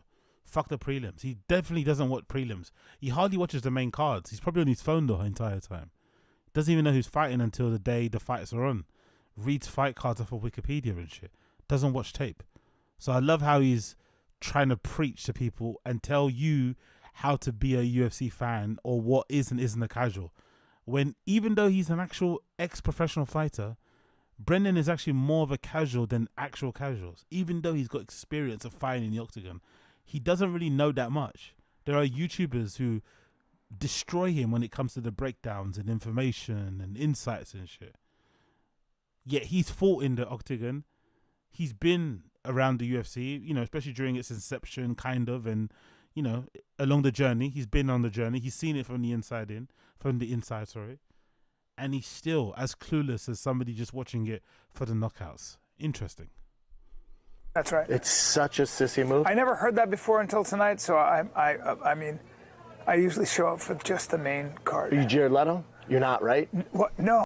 Exactly, Chris Mack. That's like people who show up for the big pay-per-view boxing fights where dudes have front seats but only show up for Tyson fights or whatever. I don't get that. Why would you pay all that money? Even if your tickets are free. Like, I don't know about you guys, but in the UK, I'm sure it's the same in America. In the UK, boxing, especially even local promotions, boxing fights are usually just an opportunity just to be a man and drink a ton. And just, you know, that kind of collective fucking feeling of watching a fight and shit, the excitement of it, the thrill of it, right? Like, the unpredictable nature of it. That's the fun of it. So you start early. You go as early as possible. You don't just go for the main card. That's not fun. The whole point is going there, having a sing-song, you know, chatting to some random, shouting, screaming, watching the fights. Like, that's the fun thing. Or maybe even trying to watch and see some new up-and-coming talent. Maybe you can spot someone that might become a future star. Imagine how fucking cool that would be. Like, oh my God, I saw this guy fight. You know what I mean? First time. Like, that's part of the fun of it. That's part of the joy of going to see a live fight. Why go and only watch the main fight? Like, if you're doing that, you might as well just watch at home. Oh. No, you're not. No. You Jared Leto? No, why? He shows up just for the main event. He does? You Jared Leto? I'm not. Donald Trump does too. I guess I'm not. Yeah, that's the former president of the United States, Right. 45, right? Right, so I got to You get show there the a little fuck up at 3 p.m. 3 p.m. I'm talking about the Fight Pass prelims. Really? And I want a positive attitude. Yeah. And get some coffee. Sit quietly, You're gonna sit there, hands in my lap. Ready for this? You're going to sit there? About 7 hours. 7 hours. 7 good hours 7 of hours. fights. Good 7 hours. Can't go to the bathroom either. Yeah, no. Unless you're Jared Leto. Unless you're Jared. You can do no wrong in my And book. you'll get escorted to the bathroom. Yeah. Otherwise, no. But you at least got to go for, maybe not the UFC There's some Fight good Pass fights. I want prelim. to watch Michelle Waterson fight. Ooh, you have to get there early. Oh, really? Okay. Super early. I want to Yeah, watch she's her pretty early on fight. the I want card. to watch. Joe Pfeiffer, you're gonna have to get. Yep. Now he's the main event on the prelims. If you don't watch Joe's fight, don't come back to LA. He's good. Yeah, he's the man. If you don't watch Cub Swanson and Feely, You gotta watch Cub Swanson. so they're gotta watch they're Cub. second to last on the prelim main card. Andre Arlovsky. Charles Johnson. I'd like to watch Andre Arlovsky. It Then might we're be gonna his last. Ricky Simone's fun too. He's the first fight of the night. How old is Andre Arlovsky right now? Oh, he's older than me, so he has to be at least 44. Wow. Still doing it. Yeah, that's insane. If you're gonna watch Andre Arlovsky, you're gonna need to be there about 3:30. Yeah, I'm gonna have to be there super early. Now, I'm not saying you gotta go to the prelims for the UFC Fight Pass, but you at least gotta be there. I really want to see Michelle, and I want to see. You're not Cup. making that, but you at least gotta be there for the Cup Swanson Andre Fili fight. Yeah. So if that starts at 7, you should plan on being there about 5:30. If you want to see the last two. Okay. Like And then we safely got- Brilliant content, by the way. Brilliant content. Sit in your seat. Audio is king, by the way. Audio is king. They're going to cut this up and it's going to get millions of views. Will they start the main event with Machado Gary and Michael Page? Yes, which I think should be. I can't say co-main event because you got Brian Ortega and Diego Lopez, but it's good where it's at. That Bueno Silva fight's terrible on there. Joe Frank. How many fights has, besides against Douglas Lima, how many fights has Michael Venom Page lost? 2. 2. One was What a split career! decision. What a crazy career! Yeah. But you It's in are Bellator though. interesting. Yeah, he wanted to UFC. So you're figuring he's going to lose to Ian Gary. I mean, you never know. It's a good fight. Yeah. I mean, it could go either way. But Yeah. I think Ian Machado Gary, his age. Yeah. I think he's by far the toughest fight he's had. Is there a chance it's a very boring fight? Could be. Yeah. Could be. Very Especially cautious. because everyone's cautious against Michael Venom Page. Because he's hard to figure out. By the time you do it, it's only 3 rounds. Yeah. If it's 5 rounds, maybe get more excitement in the 4th and 5th. But 3 rounds, awkward dude. So and sometimes guys don't want to pull the trigger. Ian Gary probably do a lot of low kicks, I would imagine, or try to. I don't know. Maybe, I don't know. I'm looking forward to that. If you're trying to, I mean, but Ian Machado Gary and YURIY should be trying to grapple at some point. Yeah. They shouldn't just make it striking. I don't know. Maybe because you're in this location, just switch up the fucking podcast content and maybe talk about your experience on the lake. Maybe just make it concise and short. Forget trying to make it because clearly you don't really enjoy hanging out with each other. Plus, if you're on holiday and you're on this kind of work trip vacation, maybe you're kind of tired talking about each other, right? But come on, bro. Come on. Matches is so stupid. No. Anthony Smith and now Roman, I don't even know who that guy is. Do you? Yeah, you know. If you saw him, you'd know him. Yeah, he's tough. That fight's been switched around so many times. Yeah, Brian I know. Ortega, Diego Lopez, probably the best fight in the card. The Machado Gary and Michael Venom Page, depending on how they fight, could be the best. That's either going to be a great fight or there's going to be no middle ground. Well, it's either going to be great or awful. Diego Lopez seems to be knocking dudes out, right? He's got fucking. Not at Brian Ortega's level, but yeah. Not at Brian Ortega. Well, And because Brian's got this fragile masculinity, weird insecurities about his manhood and his size and his wealth and how old he is, all this malarkey. Whenever he talks fight talk and he's got this fight and he's talking, I almost get the feeling he's doing that to overcompensate again for feeling like a bitch. So he's oh yeah, I'm into fighting. I like to talk about. It's do you actually? I don't know. Maybe I'm projecting, but it almost feels like that. Like he's trying to act like a man's man, you know? Yeah, I'm into fight. I'm not really into sports, but I like to fight, you know? So, all right, cool. Well, but Brian is, I would imagine, has definitely the advantage in grappling. Grappling, yes. Yeah.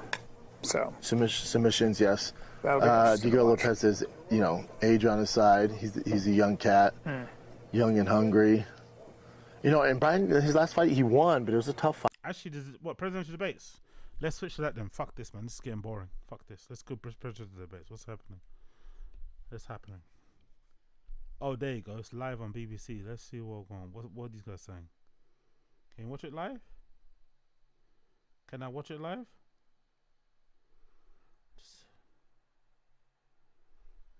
Oh, I can. Cool. Boom. My son was not a loser, was not a sucker. You're the sucker. You're the loser. President Trump? First of all, that was a made-up quote, suckers and losers. They made it up. It was in a third-rate magazine that's failing, like many of these magazines. He made that up. He put it in commercials. We've notified him. We had 19 people that said I didn't say it. And think of this. Who would say I'm at a cemetery or I'm talking about our veterans? Because nobody's taken better care. I'm so glad this came up, and he brought it up. There's nobody that's taken better care of our soldiers than I have. to think that I would, in front of generals and others, say suckers and losers. We have 19 people that said it was never said by me. It was made up by him, just like Russia was made up, just like the 51 intelligence agents are made up, just like the new thing with the 16 economists are talking. It's the same thing. 51 intelligence agents said that the laptop was Russia disinformation. It wasn't. That came from his son, Hunter. It wasn't Russia disinformation. He made up the suckers and losers, so he should apologize to me right now. Four-star general standing to your side who was on your staff who said you said it, period. That's number one. And number two, the idea that I have to apologize to you for anything along the line. We've done more for veterans than any president has in American history. Biden is so dead and tired. And they now are in their So family. old. The only sacred obligation we have as a country is to care for our veterans when they come home and their families and equip them when they go to war. That's. By the way, is there no live audience? Did they do that on purpose? I bet they know if they have a live audience, people are going to be cheering more for Trump, innit? Is that why there's no live audience? They should be performing in front of a live audience, man. That's going to add some pop to it. What we're doing. That's what the VA is doing now. They're doing more for veterans than ever before in our history. All right, thank you so much. Let's move to the topic of foreign policy. I want to begin with Russia's war against Ukraine, which is now in its third year. Former President Trump, 3 years. Russian President Vladimir Putin says he'll only end this war if Russia keeps the Ukrainian territory it has already claimed and Ukraine abandons its bid to join NATO. Are Putin's terms acceptable to you? First of all, our veterans and our soldiers can't stand this guy. They can't stand him. They think he's the worst commander-in-chief, if that's what you call him, that we've ever had. They can't stand him. So let's get that straight. Old. And they like me more than just about any of them. Look at Biden, and that's bro. based on every single bit of information. As far as Russia and Looks Ukraine, like he drinks if formaldehyde. we had a real president, the president that knew, that was respected by Putin, he would have never invaded Ukraine. A lot of people are dead right now, much more than people know. You know, they talk about numbers. You can double those numbers, maybe triple those numbers. He did nothing to stop it. In fact, I think he encouraged Russia from going in. I'll tell you what happened. He was so bad with Afghanistan. It was such a horrible embarrassment, most embarrassing moment in the history of our country, that when Putin watched that and he saw the incompetence, that he should have fired those generals, like I fired the one that you mentioned, and so he's got no love lost, but he should have fired those generals. No general got fired for the most embarrassing moment in the history of our country, Afghanistan, where we left billions of dollars of equipment behind. We lost 13 beautiful soldiers, and 38 soldiers were obliterated. And by the way, we left people behind, too. We left American citizens behind. When Putin saw that, he said, you know what? I think we're going to go in and maybe take this was his dream. I talked to him about it, his dream. The difference is he never would have invaded Ukraine, never. Just like Israel would have never been invaded in a million years by Hamas. You know why? Because Iran was broke with me. I wouldn't let anybody do business with them. They ran out of money. They were broke. They had no money for Hamas. They had no money for anything. No money for terror. That's why you had no terror No at money for all terror. during my administration. This place, the whole world is blowing up under him. President Biden? He's not wrong. Never heard so much malarkey in my whole life. Look, the fact of the matter is that we're in a situation where, let's take the last point first. Iran attacked American troops, caused brain damage for a number of these troops, and he did nothing about it. Recently, not when he was president. They attacked. He said they're just having headaches. That's all it is. He didn't do a thing when the attack took place, number one. Number two, we got over 100,000 Americans and others out of Afghanistan during that airlift. Number three, we found ourselves in a situation where, if you take a look at what Trump did in Ukraine, this guy told Trump, do whatever you want, and do whatever you want. And that's exactly what Trump did to Putin, encourage him, do whatever you want. And he went in. And listen to what he said when he went in. He was going to take Kyiv in 5 days, remember? Because it's part of the old Soviet Union. That's what he wanted to reestablish, Kyiv. And he, in fact, didn't do it at all. He wasn't able to get it done. And they've lost thousands and thousands of troops, 500,000 troops. President Trump, I I'm never gonna come back said to you that. for 1 minute. I just want to go back to my original question, which is, are Putin's terms acceptable to you? Keeping the territory in Ukraine? Acceptable. No, they're not acceptable. But look, this is a war that never should have started. If we had a leader in this war, he led everybody along. He's given $200 billion now or more to Ukraine. He's given $200 billion. That's a lot of money. I don't think there's ever been anything like it. Every time that Zelensky comes to this country, he walks away with $60 billion. He's the greatest salesman ever. And I'm not knocking him. I'm not knocking anything. I'm only saying the money that we're spending on this war, and we shouldn't be spending, it should have never happened. I will have that war settled between Putin and Zelensky as president-elect before I take office on January 20th. I'll have that war settled. People being killed so needlessly, so stupidly, and I will get it settled, and I'll get it settled fast before I take office. Imagine if he actually does that. Imagine if this mad lad actually stops the war between Russia and Ukraine. Imagine if he gets Russia to agree not to continually bomb Ukraine. Imagine if he gets the Ukrainians to agree not to seek vengeance on their Russian overlords. Imagine. What could people say? Like, if he genuinely stops these people killing each other, innocent people dying, what would you say? You hate him, but he legitimately stopped a war. However he did it, the method he does it doesn't really matter. But if he stops innocent people from dying, because I still remember the video that sticks in my mind about the Ukrainian war, and I stopped watching it after a while. I'm sure some of you are the same. I think there's a particular subreddit. I forgot the subreddit's name, but where they kept uploading loads of images and videos of people dying in Ukraine. But the first video I remember watching that kind of made me think, you know what, I can't watch this anymore, was a video of this little girl riding her bicycle in like a car park, like a parking lot, in circles, as kids do, just hanging, just chilling.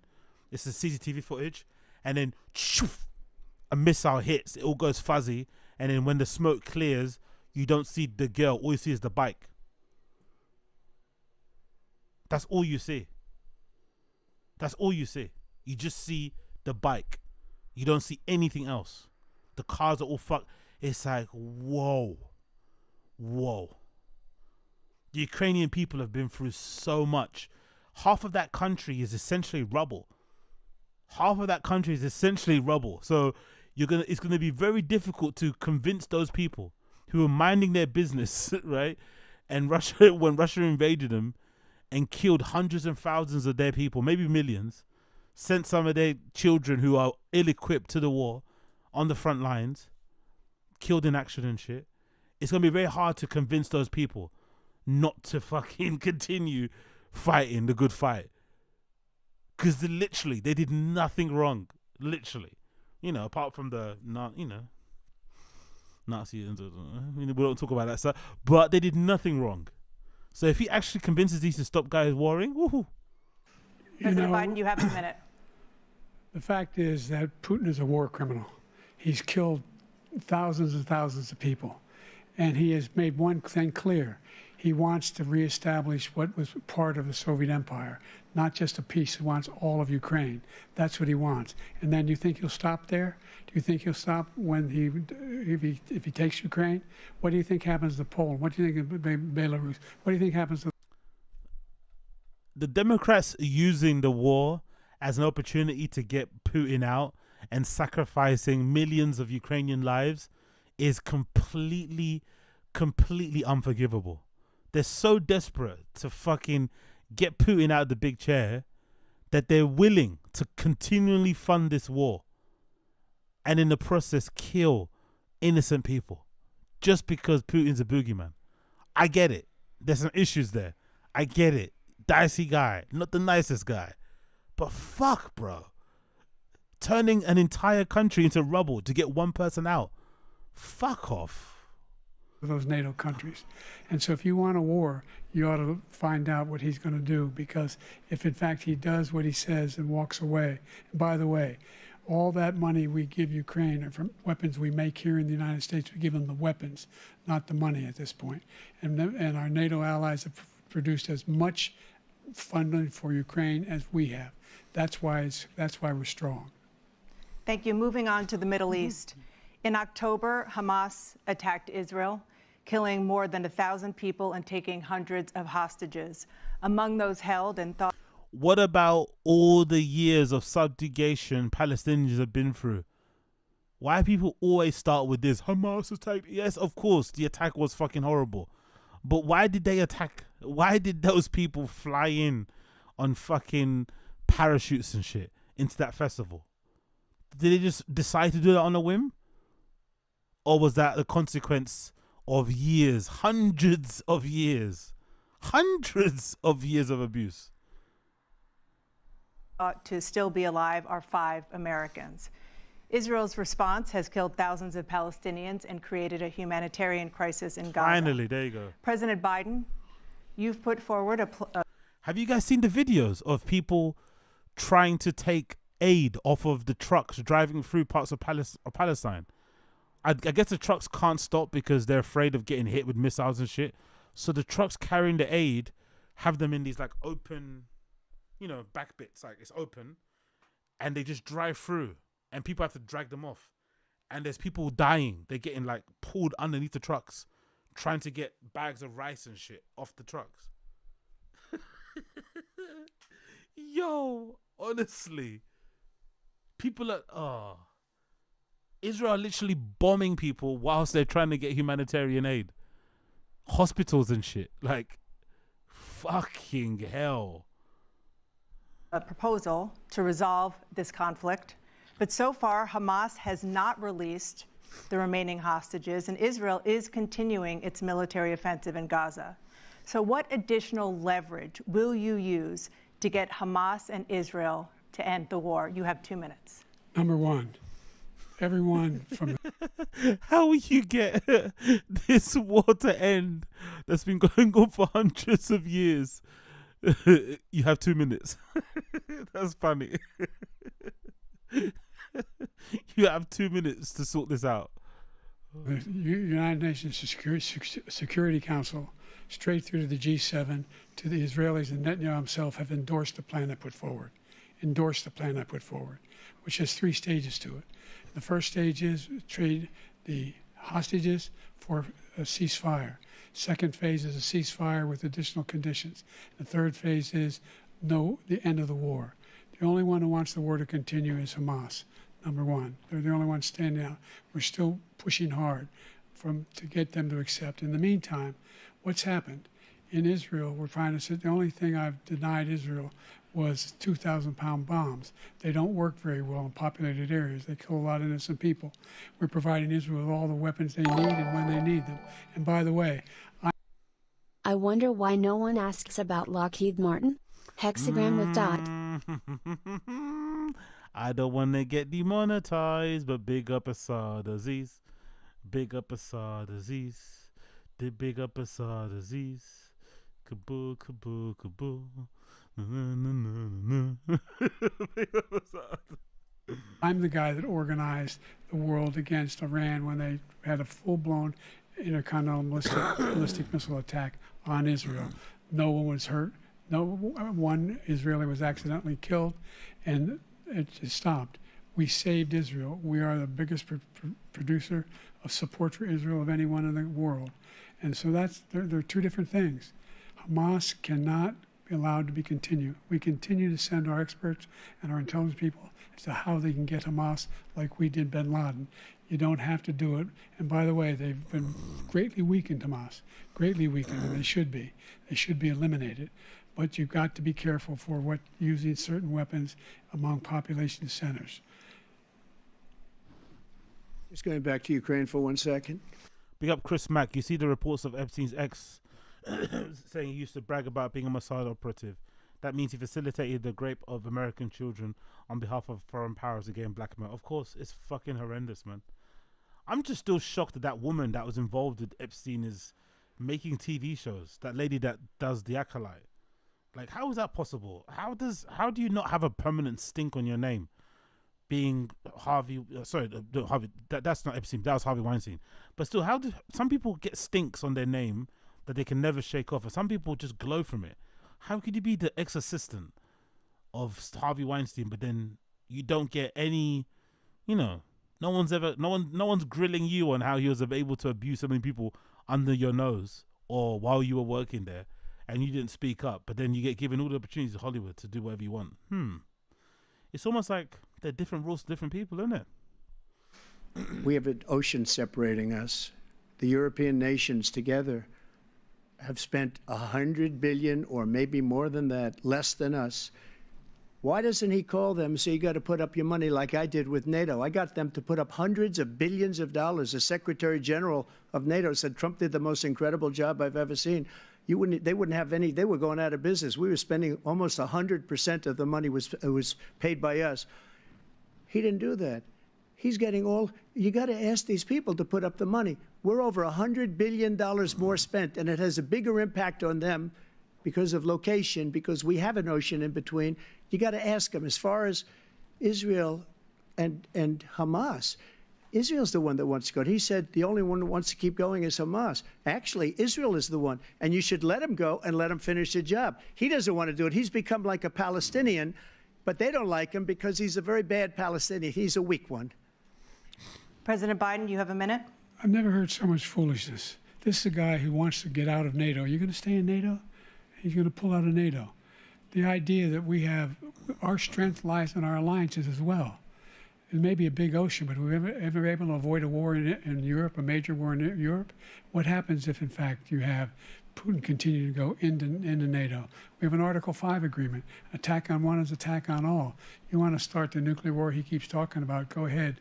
Let Putin go in and control Ukraine and then move on to Poland and other places. You see what happens then.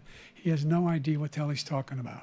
And by the way, I got 50 other nations around the world to support Ukraine, including Japan and South Korea, because they understand that this kind of dislocation has a serious threat to the whole world peace. No major war in Europe has ever been able to be contained just to Europe. President Trump, just to follow up, would you support the creation of an independent Palestinian state in order to achieve peace in the region? I'd have to see, but before we do that, the problem we have is that we spend all the money. So they kill us on trade. I made great trade deals with the European nations because if you add them up, they're about the same size economically. Their economy is about the same size as the United States. And they were no cars, they don't want anything that we have, but we're supposed to take their cars, their food, their everything, their agriculture. I changed that. But the big thing I changed is they don't want to pay. And the only reason that he can play games with NATO is because I got them to put up hundreds of billions of dollars. I said, and he's right about this. I'm bored. Let's go back to some clips. I'm bored. If something good happens, we'll find out tomorrow. But yeah, watch it in your own time if you want to be politically engaged. Let's watch some COMPA Raider. COMPA Raider vlog. COMPA Raider crazy block party at Zeno Sushi. I think that's his restaurant, right? COMPA Raider's got a restaurant called, is it called Zeno Sushi? Is that his restaurant? What's it called?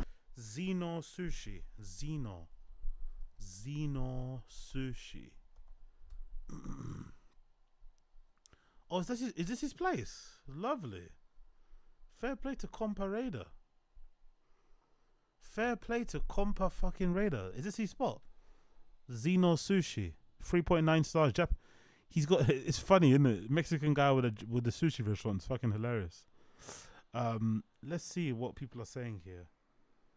Zeno or Zeno, however you fucking pronounce it. Bear with me a second as I try to get this up on here. What do we have here? Any reviews?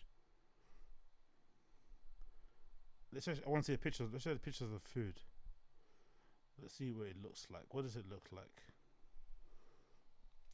Okay, decent decal. Some sushi rolls here. Standard grub. Very American versions of sushi though, isn't it? Covered in sauces and all sorts of accoutrements. Usually you're meant to let the ingredients of a sushi speak for themselves, but these things are covered in burger sauce and barbecue sauce and all sorts of, yeah. Different version of sushi. But it looks good though. The artwork on the walls is fucking scary. Onion rings at a sushi restaurant is fucking no. Those are calamari, right? It's calamari. Fucking hilarious, by the way. Ooh, that doesn't look too bad. That doesn't look that great, to be fair. That pasta with the that I don't know. The drinks look fucking good though.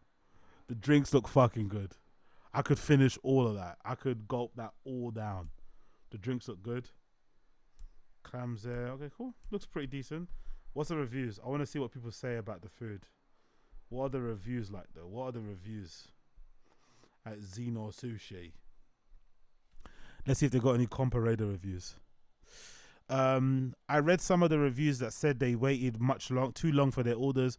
My husband and I went on Father's Day, and maybe because it wasn't super crowded, we had great service, loved the sushi, and the drinks were awesome. Although a little pricey, all in all, we loved it. Cool. The first time I came here with my wife was awesome. Let me tell you about the second time we came to this place. We got to the location. We pretty much knew what we wanted. Tell me why I needed to ask another waiter for our food.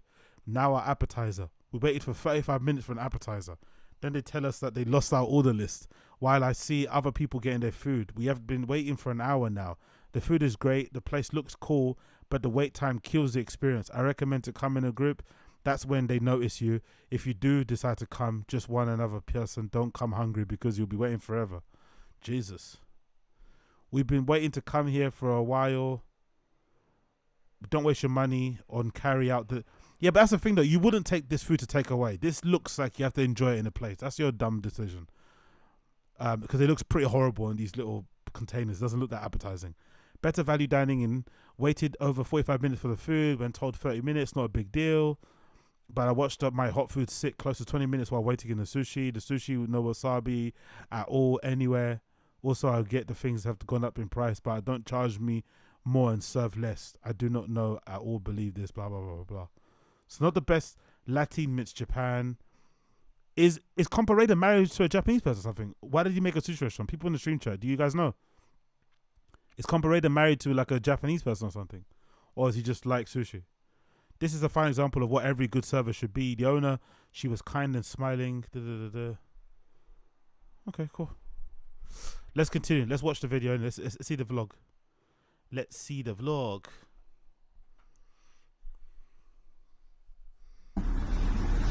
¿No te gusta? Bueno.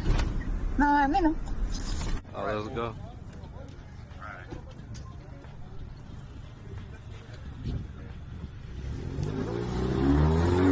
I want that to be true so badly, and I know it is true. He said he made it because he liked sushi and he was high on coke. Big up Asad Aziz.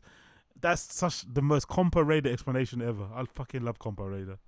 I fucking love that guy. Hey.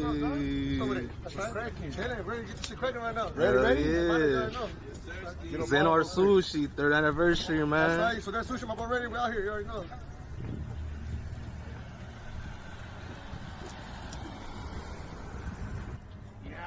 Hour and a half to get into Zenar? What the fuck? This is the homies restaurant. Well, we got to lose by waiting, though. We still supporting. Shit, you already know, fool.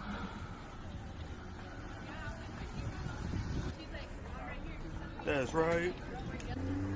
You'll see it says recording. No, yeah, I hit it and it said recording, but it must have did that stupid thing where it went with the standby. Fool, this is why I hate recording.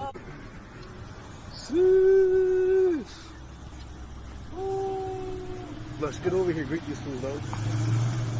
That's some famous people, man. Probably Jason WCH, easy. What's good? Hispanic people in fucking America don't miss meals, innit, huh? Latinos and Hispanic people in America do not miss meals. God damn. Nice to meet you, my boy. Easy. That's my brother, Heem. That's right. Want to go, so my boy? See what it is? You feel me? We got the real ones in the building. By the way, is this normal? When you Hispanic and Latino people, when you have like white homies, do they all talk with your accent? Why is Lush talking like this all of a sudden? Why is Lush talking like he's Honduran or Guatemalan or from Nicaragua? Like, why is he talking like that? Or is that just what you pick up when you live in LA? It's kind of corny, no? Why is he talking like that? Yeah, exactly, King Bear, exactly. AZ, come Kelly and get fat. Yeah, I'm on it, man. I'm on it. Spread that fucking cheese all over my shit. I want some tater tots. Tater tots all day. Real. Straight up MC Bob. Stand Bob. Let's do the Rick X4 review. What the fuck? Why this shit? There we go. It's the hardest song ever. Rick, what do you think about X4? I don't really think this is too big, bro. No disrespect. I haven't heard it. Wouldn't know what to tell you. If that's what it was, like, it's on a cell phone. I gotta hear it, like, snapping on some beats or something. You know what I'm saying? Like, it was louder. Hey, that's black and brown coming together at its finest. Oh yeah, cool. Discord. Sorry. Bear with me a second. Where's my other thing? Cool. Let me get the Discord link. One sec.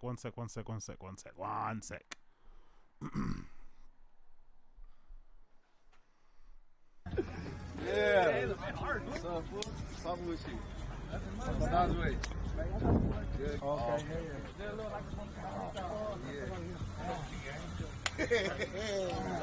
Para de fumar, güey. Verga.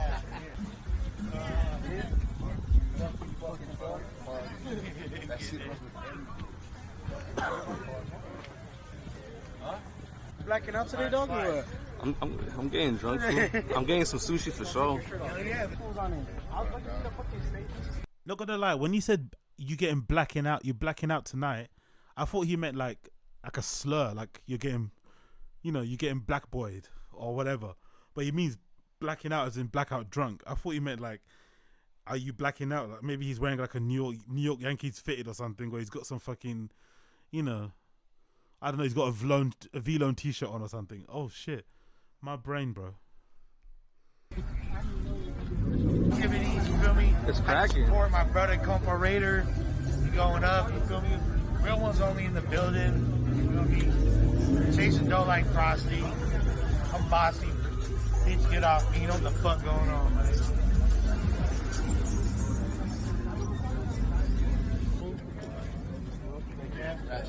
Yeah.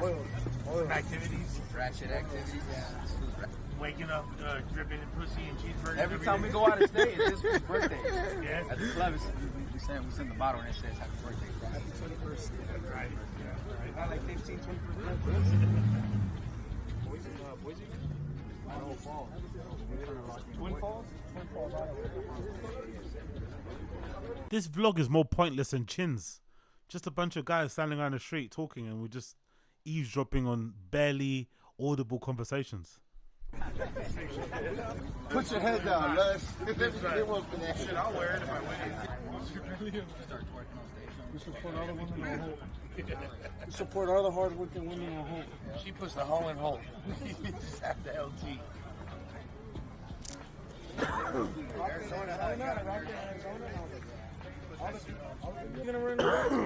Fool, pull up, fool. You know what? By the way, link to the Discord in the chat.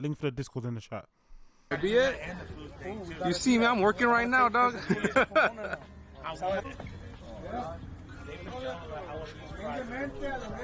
No worries, game breed footballer. No worries, my friend.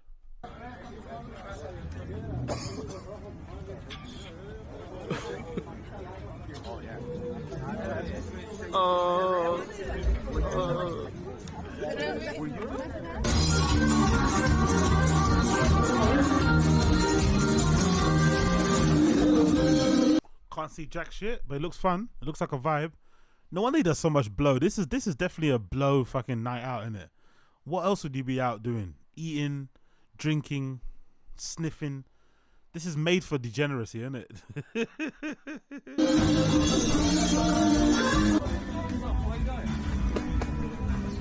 Working out, fool? Yeah.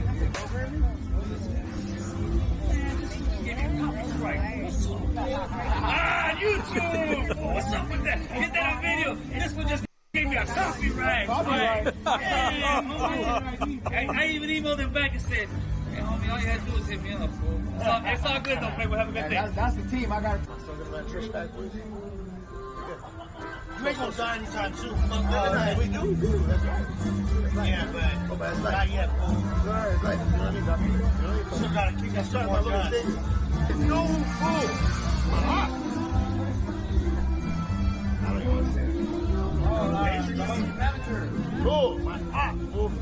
Honestly, making as much money as COMPA does legally and also being an addict is so dangerous, isn't it? I never thought about it that way. Like actually. Like being legitimately rich, but also having an addiction must be so hard because you can indulge yourself whenever the fuck you want. Oh. But the fact that he also must have some good people around him. He must employ some good people because he can't run the whole shit by himself, you know, yacked out of his brain. So he must put some people in position to help him out with certain things. Maybe he partners up with certain people, blah, blah, blah, blah, blah. But fuck. Like, even the video, there's a video of him taking a picture of his belly and stuff, saying, I'm going to lose all his weight and shit. And even the bathroom he's in, the bathroom's fucking huge. You can see this guy, like, he lives well. Someone posted a picture of his kids, and his kids look, you know, one of his kids had like a fucking chain on and crazy watch, and they look like they're very healthy, very glowing, like they're well looked after. You know what I mean? Kids who haven't seen the poor side of life at all. So the guy's definitely got money, but it's like, god damn, bro, he definitely indulges. Hey, oh! Is that the way you were saying you were trying to be my manager? Yeah. Oh, shit, I have to interview. Don't take it. Yeah? Oh, yeah, you know, I mean, I got problems. How many times have I said singing Jesus? How many times have I said you know what? I'll take one. Oh, shit. I'm taking it out. So it's a 5-inch. I'm not going to do it with no hand. I always tell these people I fucked that sign that I was going to get this cover. Get him a bust bid. You get this one, bust down bid. Iced out. Bust down bid. Bust down.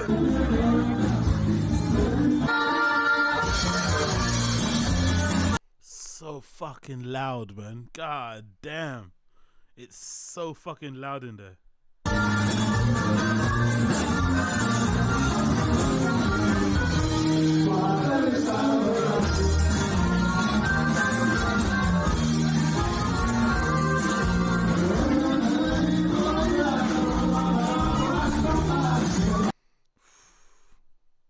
Couple baddies at the table. Couple baddies at the table, huh? Couple baddies at the table. I got bibs on her. I got dibs on her. Dibs on the baddie on the left, on my left. I got dibs on her. I got dibs on this chunk letter.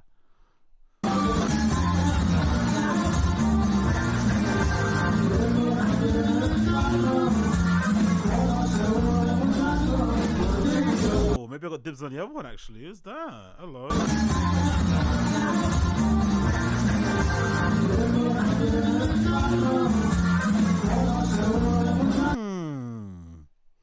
Hello, Mammy.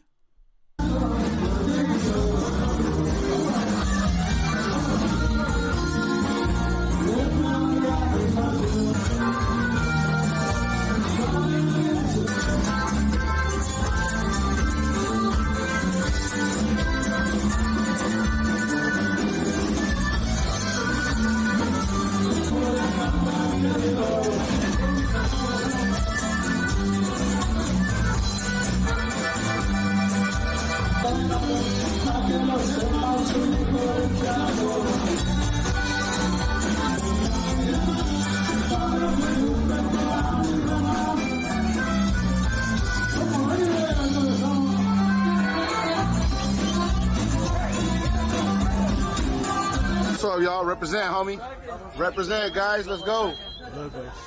Checking on IG. You already know. Where can they find you on IGG? No one's checking for the win. There we go. Yo, I haven't seen an Armani Exchange shirt in years, bro. Checking on IG. Armani Exchange. You already know. Where can they find you on IGG? No one's checking for the win. There we go. Wow, that's a throwback, bro. I haven't seen an Armani Exchange t-shirt in so long. That is such a throwback. Armani Exchange, you know. Wow. Honestly, I ain't seen that in ages.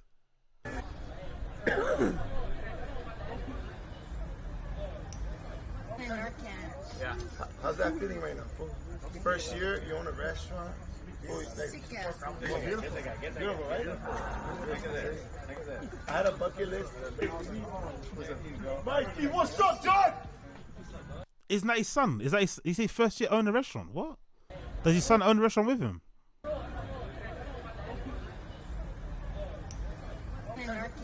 Yeah. How's that feeling right now, fool? First year, you own a restaurant. Okay. Does he have shares in the restaurant? I don't know what I'll go on for this. I need to do more fucking law. I need to do more law with COMPA RAIDER. I need to watch more interviews. Beautiful, right? I had a bucket list. Mikey, what's up, John? Thank you. I promise you only a third of it's true. I only hit him. Yeah, no, Game Breed. I know about the shops and stuff, but it's not as popular as it once was. Anyway, especially people my age, anyway, or in the streets in general. Obviously, there's still a community of people that wear it, but there was a point in time where everyone was wearing Armani Exchange. Same way like Evisu. Evisu is still popular now, but it's not as popular as it once was. Like it was like a thing. I used to have a couple of Armani Exchange. I had the button up with the big AX on the back and shit. Yeah, I had the jeans. I had everything. So there was a period of time where it was really, really popular. I think I used to wear I'm pretty sure I used to wear the black jeans as school jeans, actually, back in the day. Where the camera can see. It was just like, you know, those. Here, let me see this. I'm not trusting you. You're not down.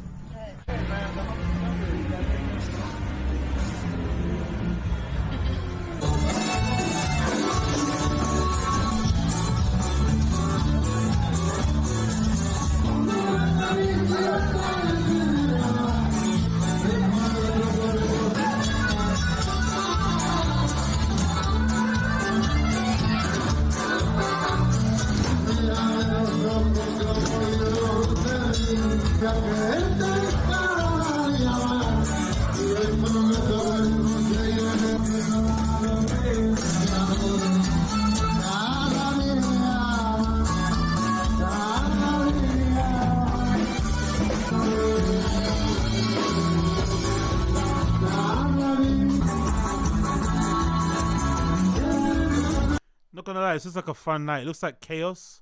I'd maybe run my head into a wall after a certain period of time, but I like it. It looks like a fun time out. Wild, probably have too many drunken conversations and shit, but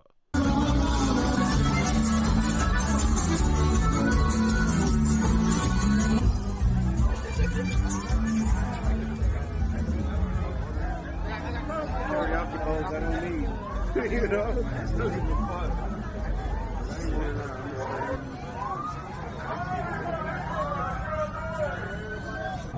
Get off the fucking program. Oh, boy.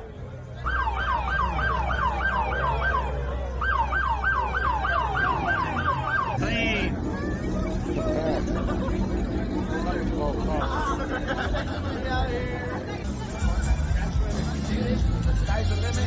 Hey, este.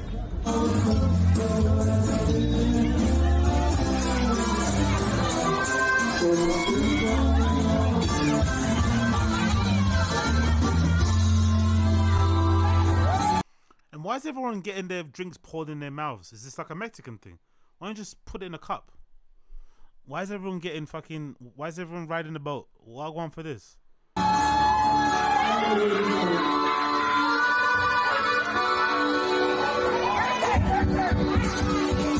It was a good day. The SFB. I should have gotten more of those cups, huh? Having a full band in a restaurant is wild, isn't it? It's so fucking ratchet, and like having like a full band with the whole drum set, bass, guitar, singers. Like, fuck, bro.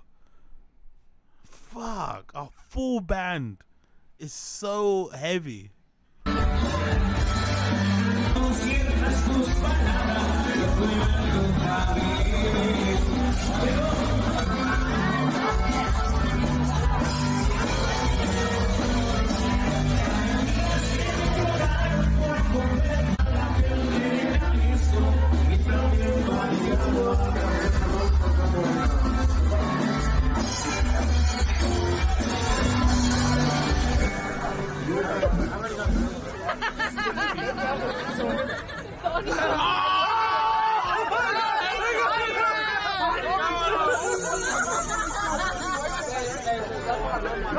fool is about to go viral.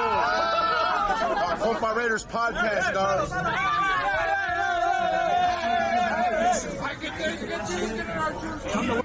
Let's go. Hey, check this one out. Hey. What's up? What you guys got right here, Don? I'm in.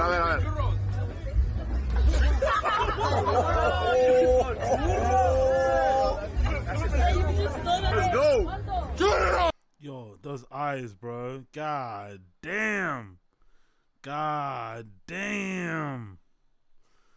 God damn, man. That looks like fucking vibes. That looks like vibes, man. That looks like vibes. Yeah, for sure, Assad. As you come to Cali and we go out on a night and experience all this, you need to understand California culture beyond Hoover stomping. Yeah, I'm down for that. Why not, man? This is like fun. I want my eyes to be like this. At the end of the night, I want my eyes to be like this. At the beginning of the night, I want my eyes to be like this. This is my aim. I want my eyes to be like this.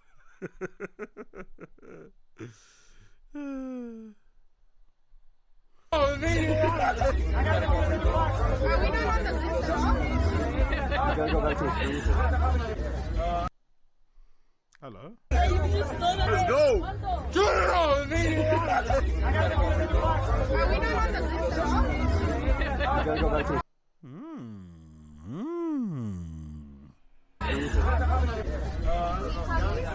Fuck going on, man? The building. Then your turn up is regular, but it's not regular. So, when the interview, man? Big up massage. She said no. I'm looking for the 304s, man. I'm looking for the 304s. I mean, I've got $100 in my pocket, man. Who wants to party? She said what? Hey, bro, it's a no trick or treat bag, homie. Yeah, full size bars only. She's a fucking red flag, fool. She was like, no joke. My hair's blue though. Sick ass blue. Yeah. So yellow? No, Mexican. Should we interview? Yeah, she's down. She's down. Should we interview? They want to fuck. Should we interview?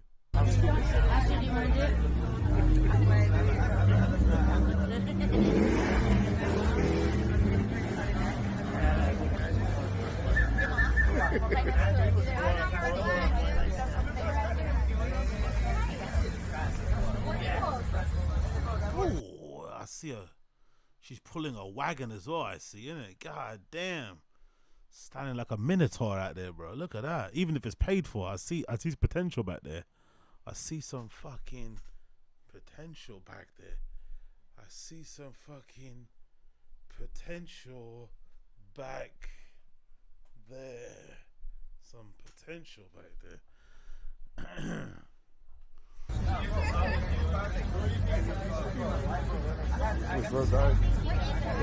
Ajá, aquí nomás con este.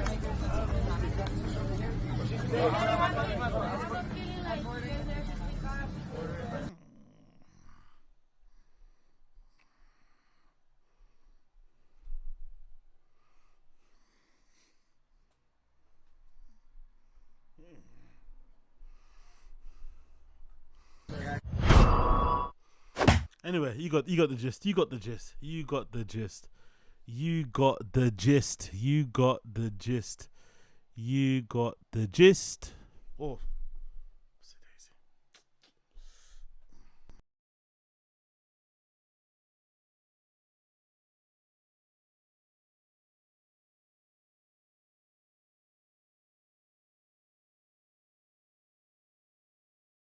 Boo! Boo!